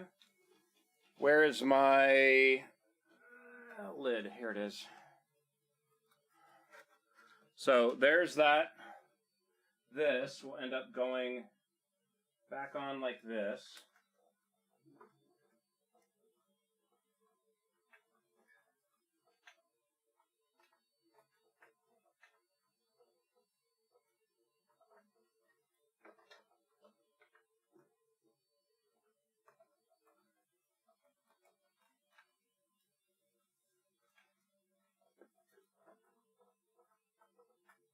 See, even when I have this thing in here, it feels like super rigid. Like I don't understand why it was slipping.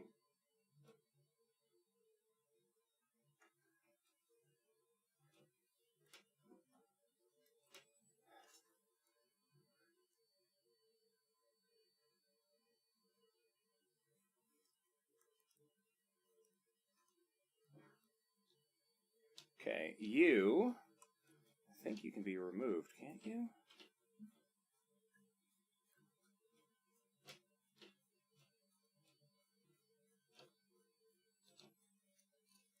Yeah, take the piece off.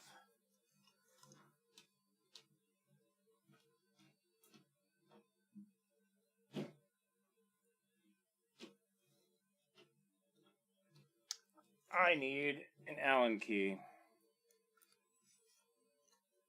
This is a nice soldering iron. It just, yeah.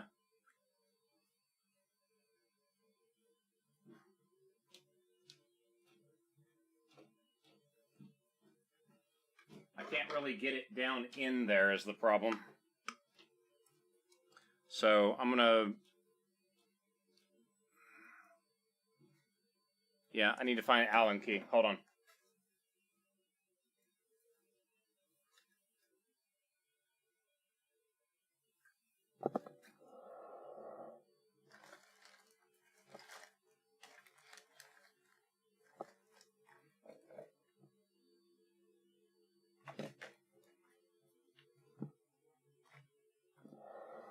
Thought I had it set up here. Nope, had it on the floor because I was putting the seat together.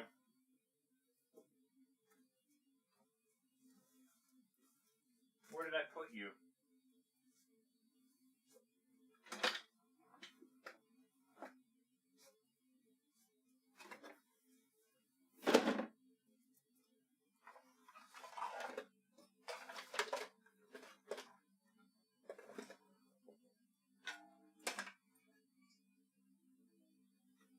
Oh, man.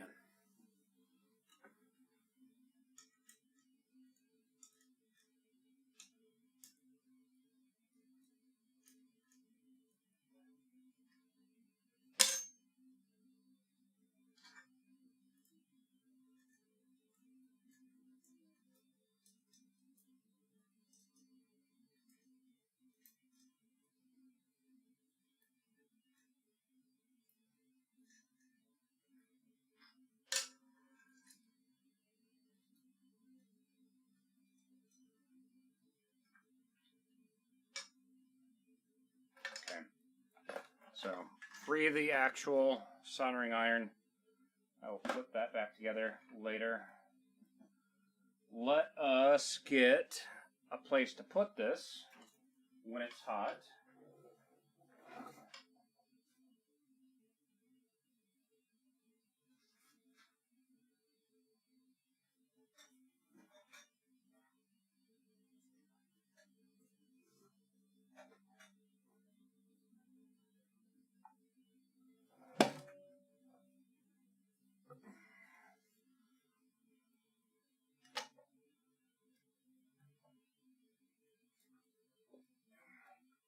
$200 will be fine, I think.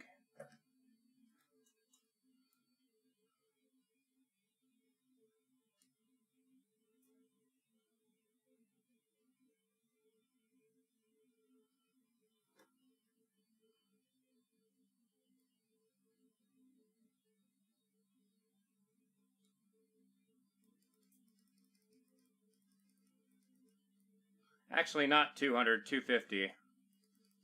250 will be fine.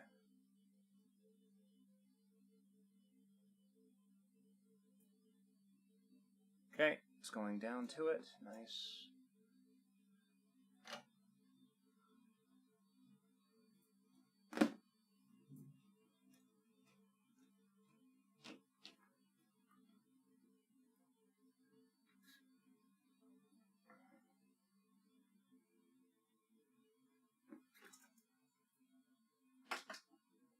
Damn it. I'm going to be dropping these damn things. I just know it.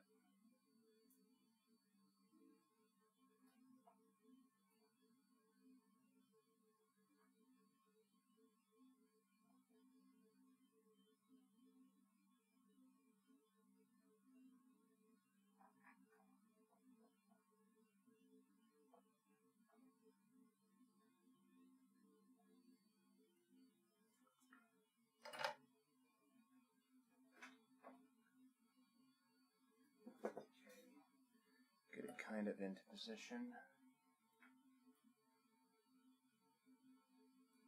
Raise up to 300. How about that?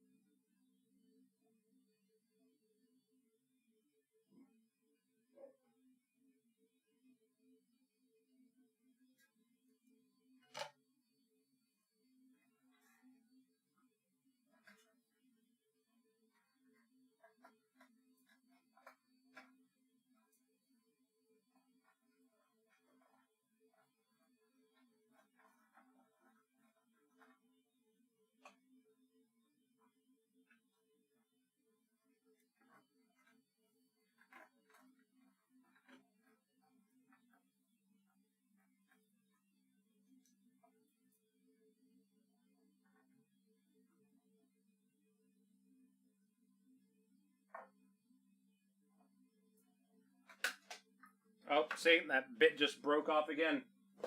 Stuff is super, super brittle.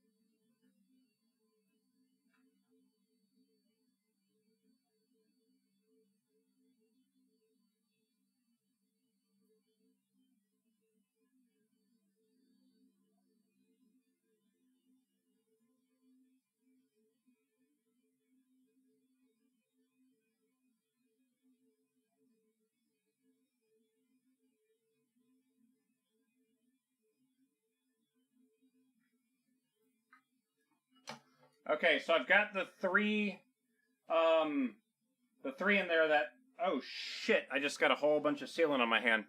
What did I hit? Oh, I hit that. Damn it. I need the clamp again. Yuck.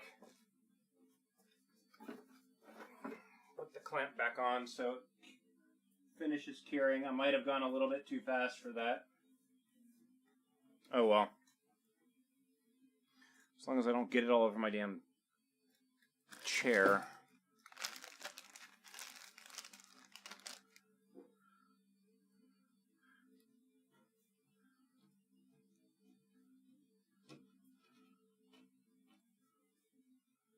At least it cleans off easy.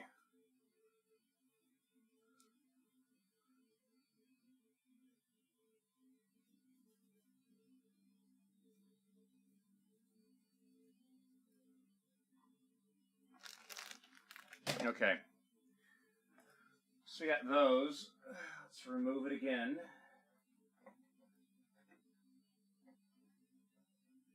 That was essentially a alignment phase.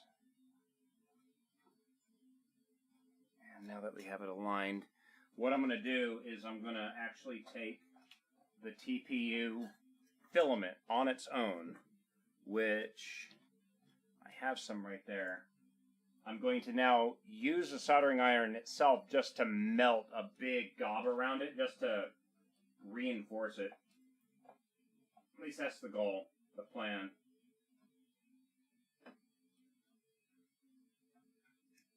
See how well this works out. At least for this temporary repair while I get a newer variation of it in here.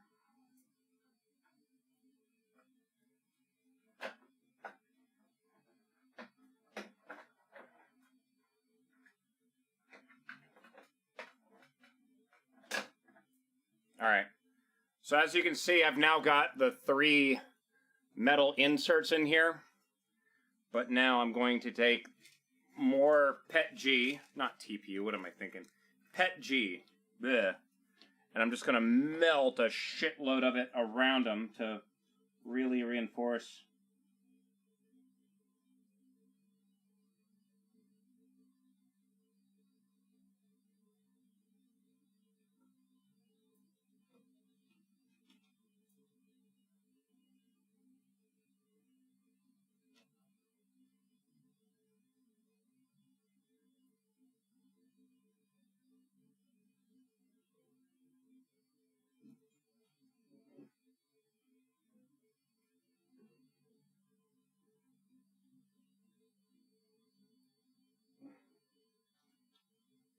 This is just basically, I'm just trying to make a big temporary repair so I can at least get the car ready so I can drive tomorrow morning. I think the sun goes down around 8-ish time. 1607. Yeah, so I've got a few more hours.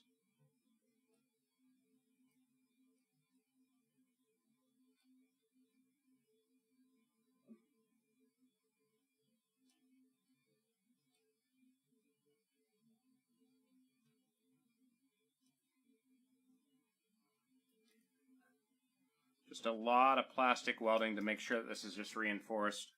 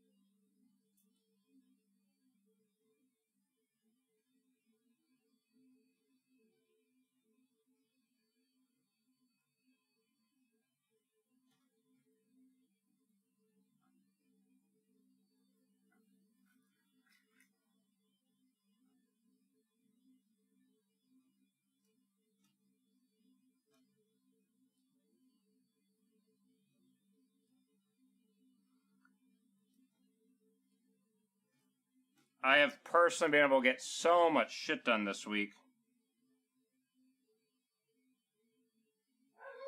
Like, normally, this would be a normal week for me, but since all the issues with my back, it's been greatly reduced.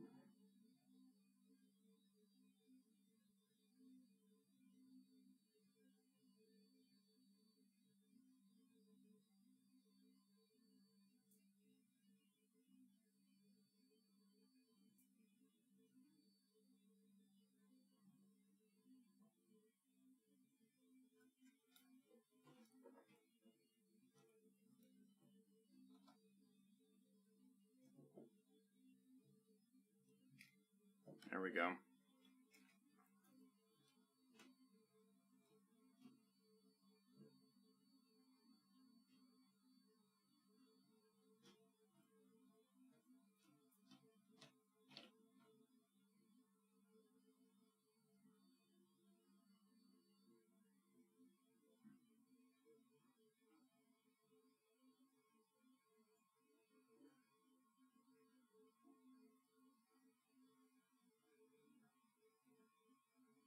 Okay, on to the next one.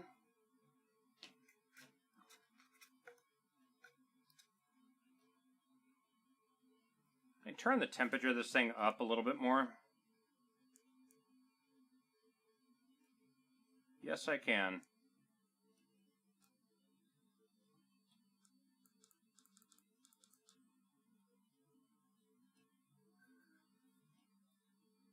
This is a nice little thing. You just set the temperature and it goes right up to it.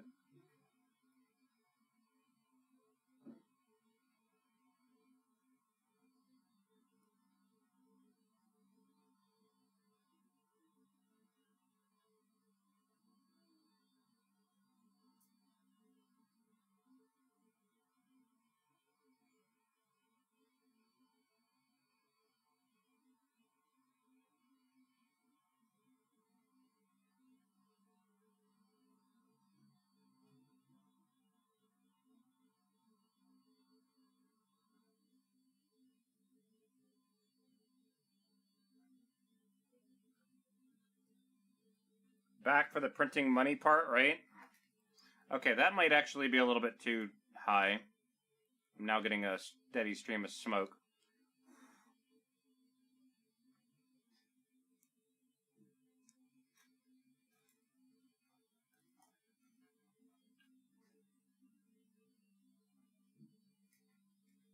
Come here. I need you, filament.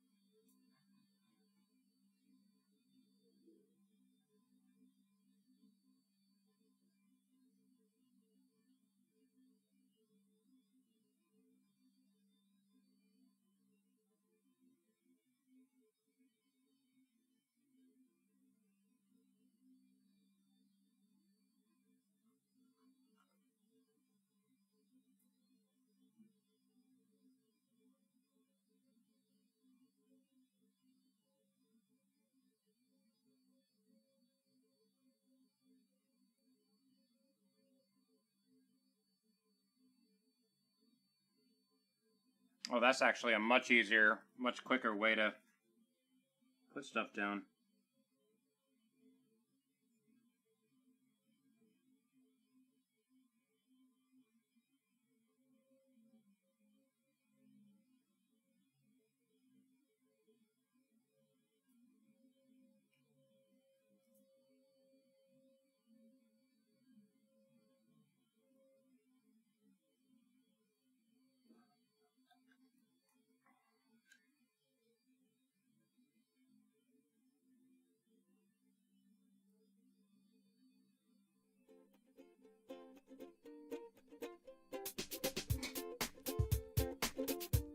Oh, it's cutting into my arm.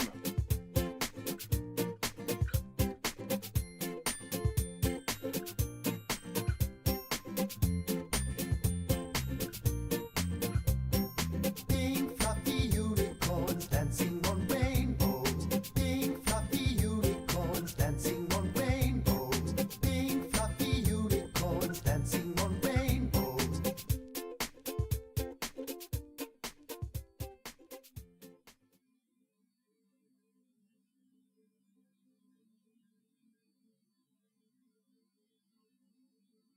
I'm really it's going to be funny if this temporary repair that I'm doing ends up being permanent. Like, just knowing how well this is going to end up working using these metal inserts instead of having it dig into the plastic might end up becoming the permanent part.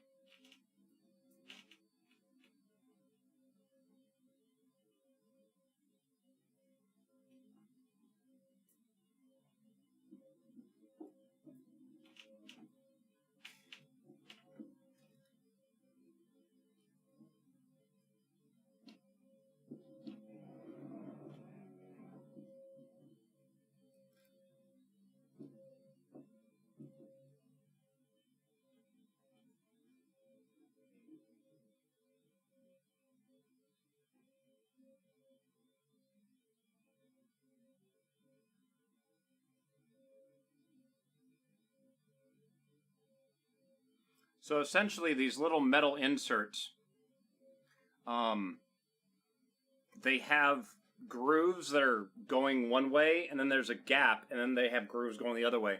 So essentially, it can't be unscrewed either direction, and it essentially jams itself into place. So this thing being so thin, the bottom grooves are fine, but I'm having to add this material for the upper grooves, so it prevents it from really being able to spin at all. And then I have to take this material and melt it into the existing material, so then it is reinforcing itself, essentially. It's a huge mess, but whatever.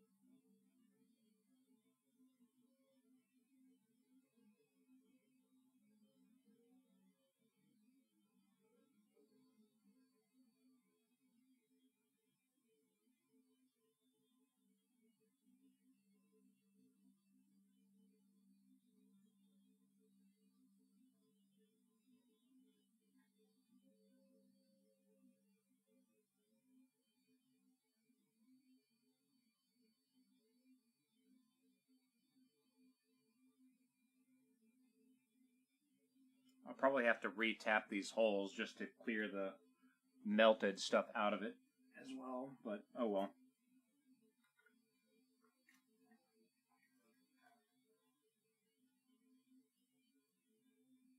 Print's looking good.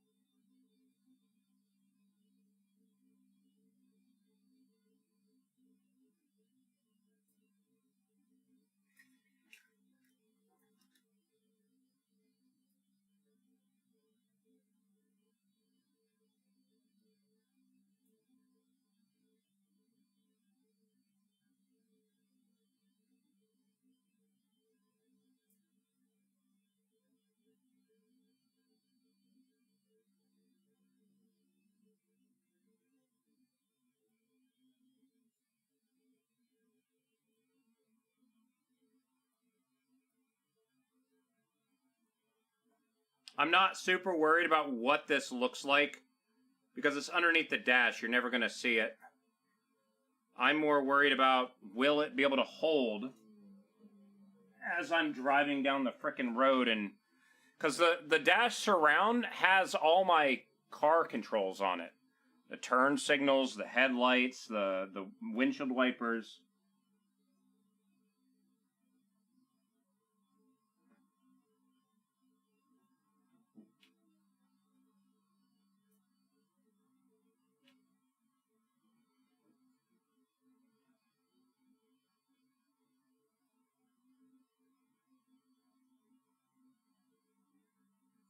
And I'd rather that not be hanging by a thread like it has been.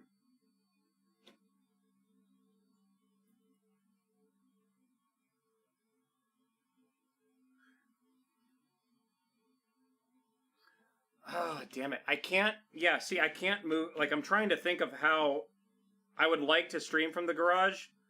The problem is, right now, the steering column is laying on the floor. So I can't steer the car, and I can't move the car into the bay that the camera can reach.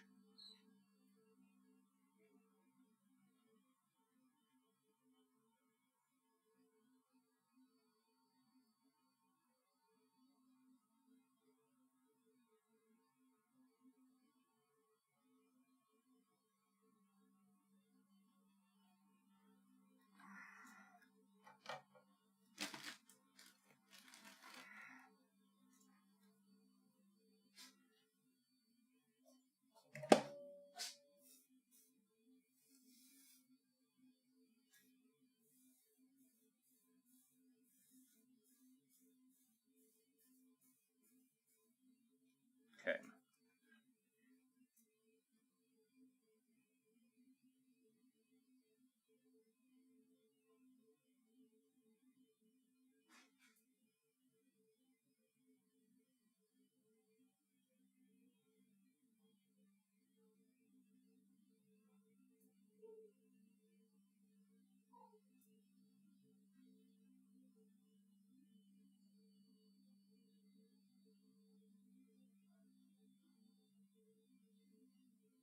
Hey, buddy. Hold on a moment.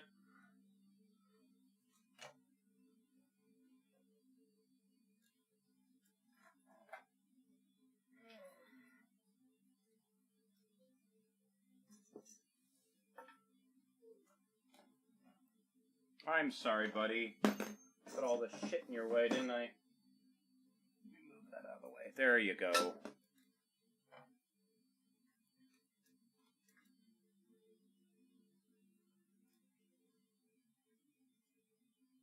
So essentially what I've done is I realigned it on the piece. I have now put 3 brass metal inserts in, and then I've taken some other PETG filament and molded it on top not only to thicken it, but tie that filament in with this filament so they don't work their way out and become unremovable. That would be horrible to not be able to remove the screws, right?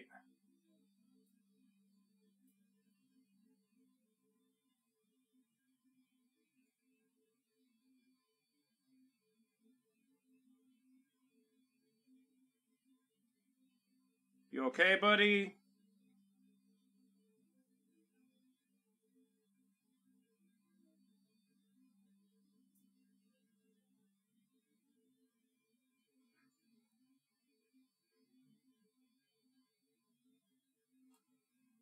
So I'm hoping this ends up working well.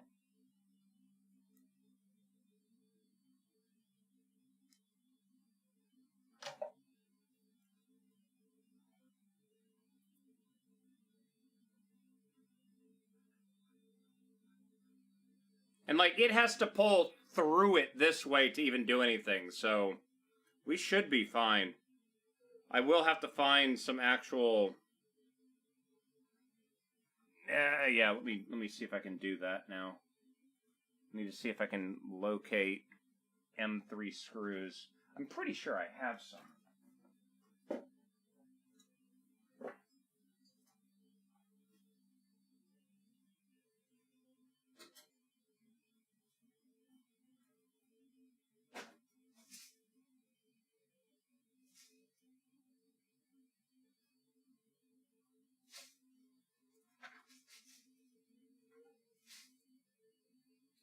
Bunch of M2s. That does me no good. Where's my M3s?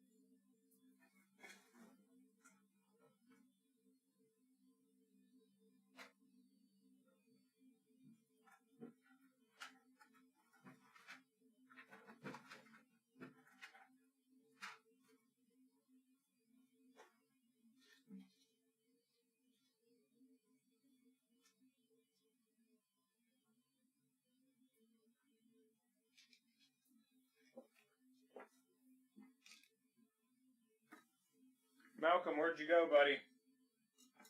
Ugh.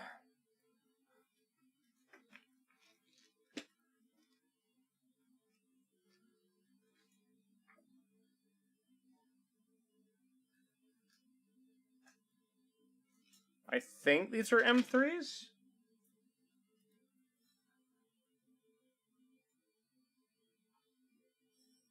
No. What about you?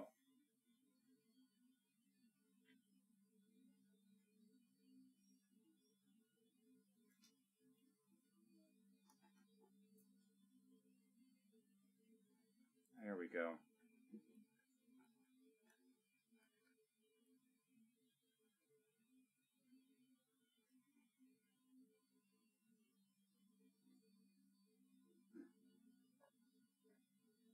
Now I wonder, would these work better?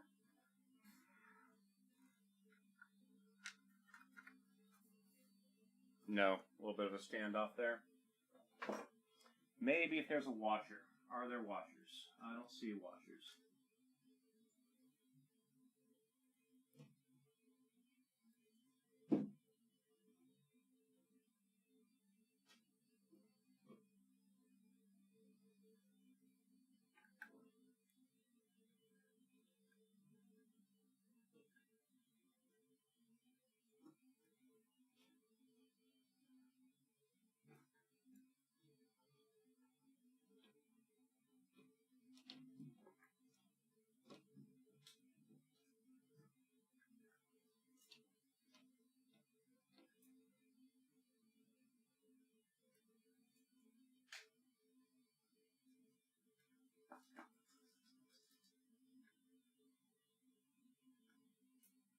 That's undersized.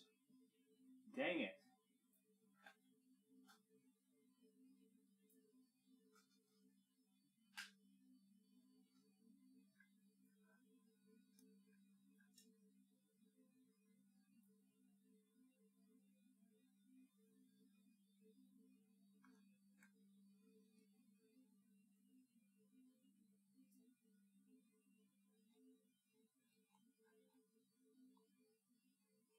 Yeah, that'll be nice and that'll work. Cool. Awesome. So I have screws for that. That's awesome. Bug, go the hell away, please. Oh, man.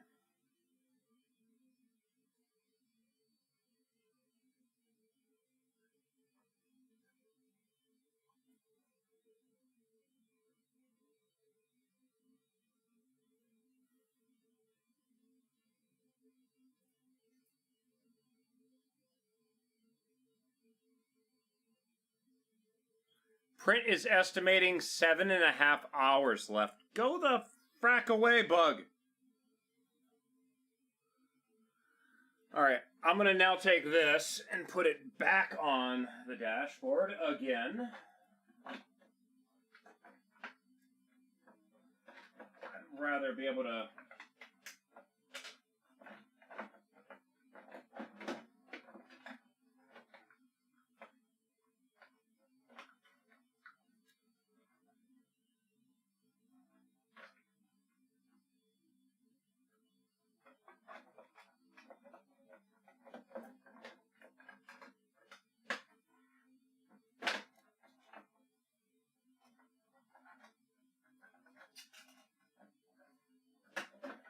There we go.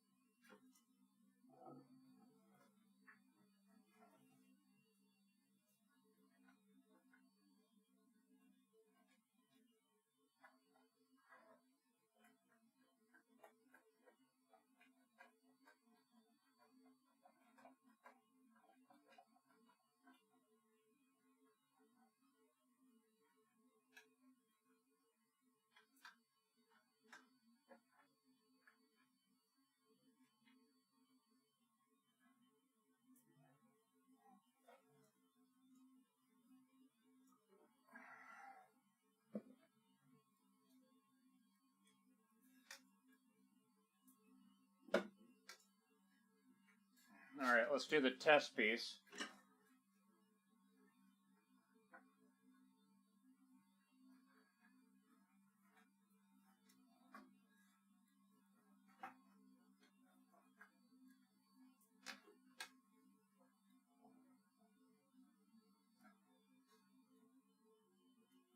I can see it. Let's see if it actually goes in properly.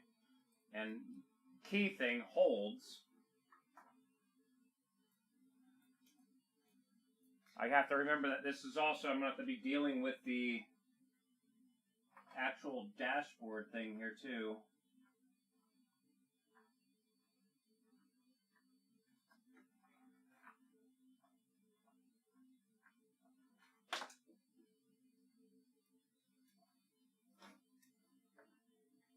Alright, I have the right size screws. They're not long enough, however. So, okay, maybe not right size then. Right diameter screws, wrong length. Can we go, do I have anything larger? Let's try you.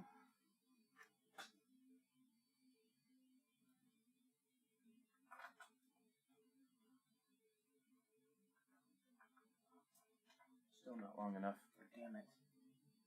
That's what I was afraid of. What about you?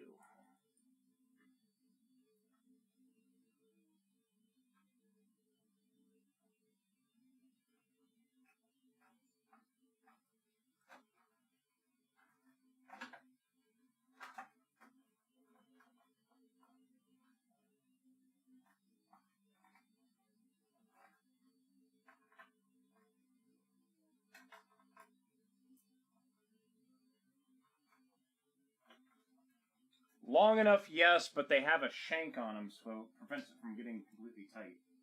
Damn it.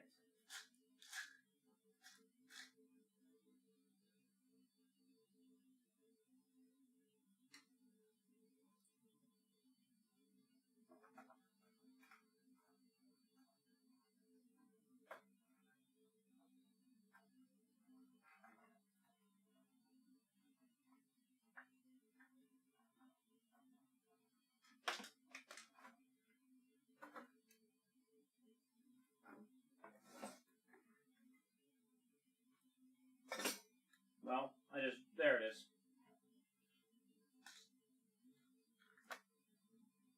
Get up here, buddy. I gotta find different screws. Do you know what happened to all my screws? Do you? No?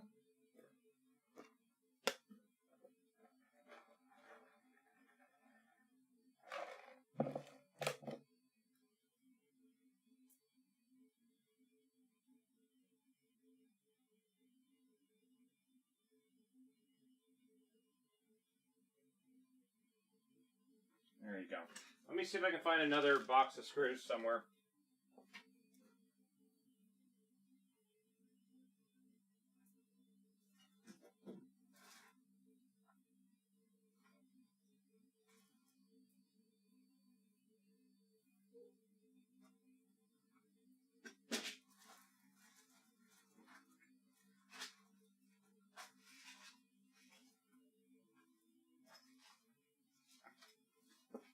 Of course, now I find the box of screws that I was originally looking for.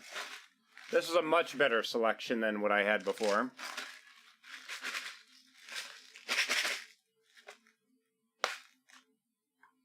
All right. M4. Let's see.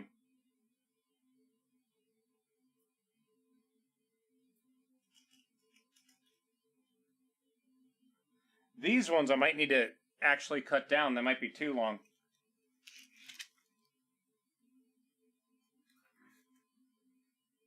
Oh shit. They're Allen keys.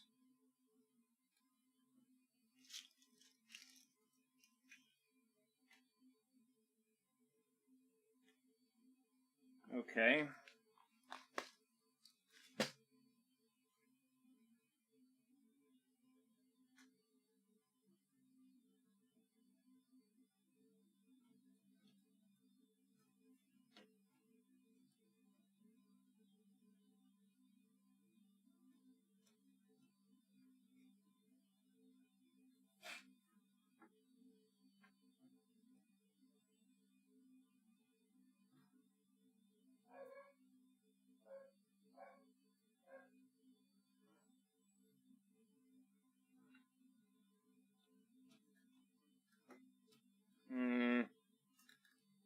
Did it again.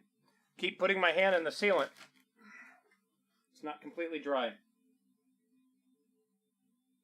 Where is it? There it is.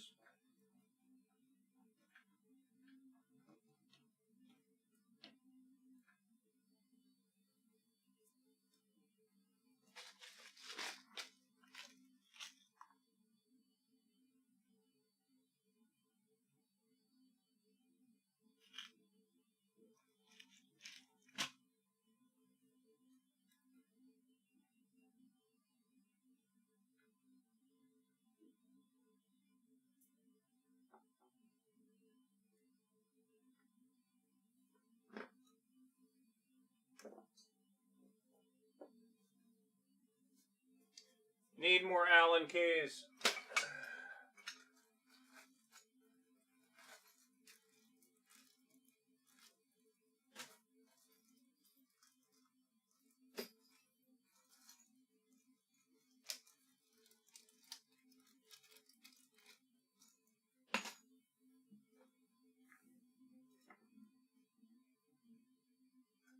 Nope, too big. Damn it. Oh, give me a second, guys. I gotta go out into the garage and see if I can find an Allen key that actually fits this in that huge cluster of ones that I got the other day.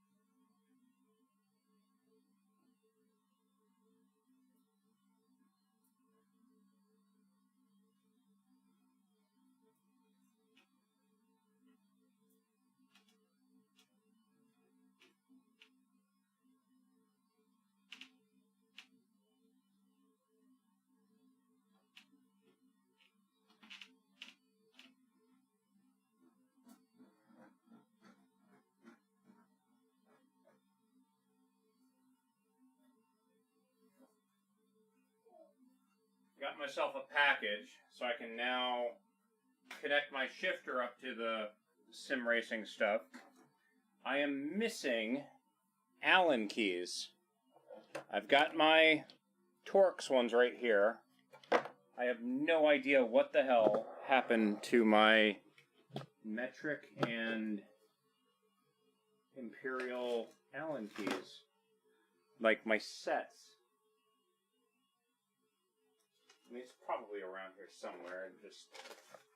I have just been tearing so much stuff up trying to get things fixed.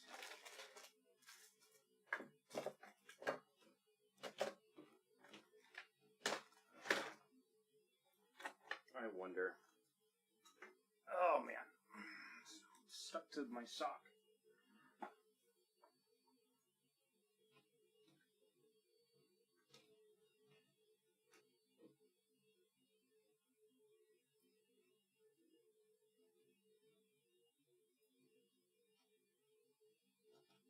There we go. Perfect.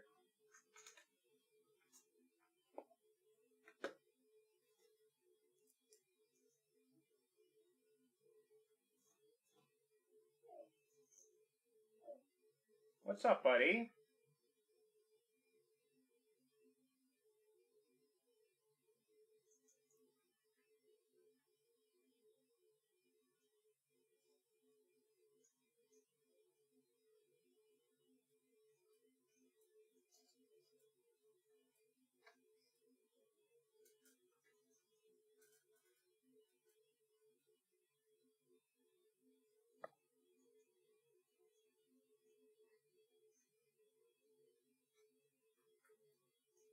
Alright, awesome. That works. Now I just gotta... I'm sorry. Those thread into it just fine.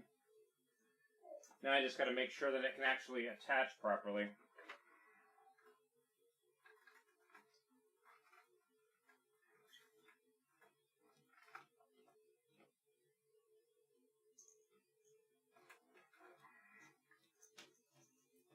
Oh, damn it.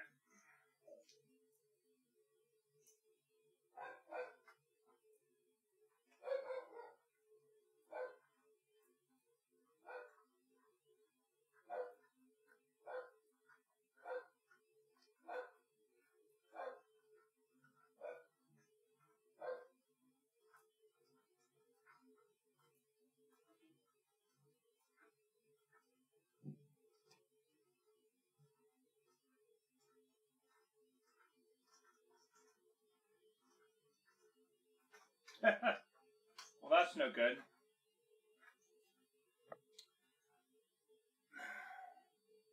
The head of the screw is smaller than the head of the hole in the thing. So that's...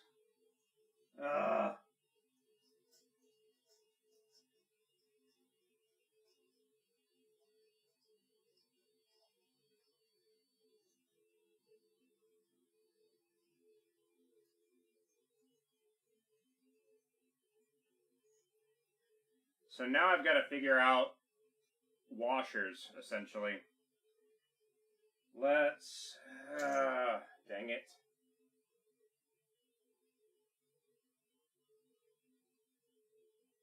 I don't think I have any washers on this desk. No.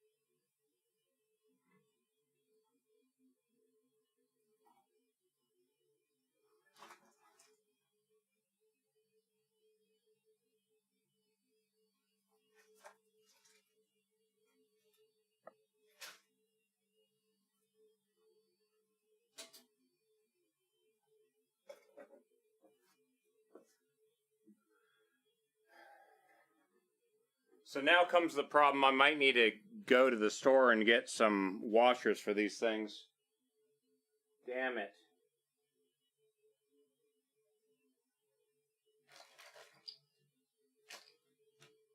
I'm going to go check my garage real quick. I'll be right back.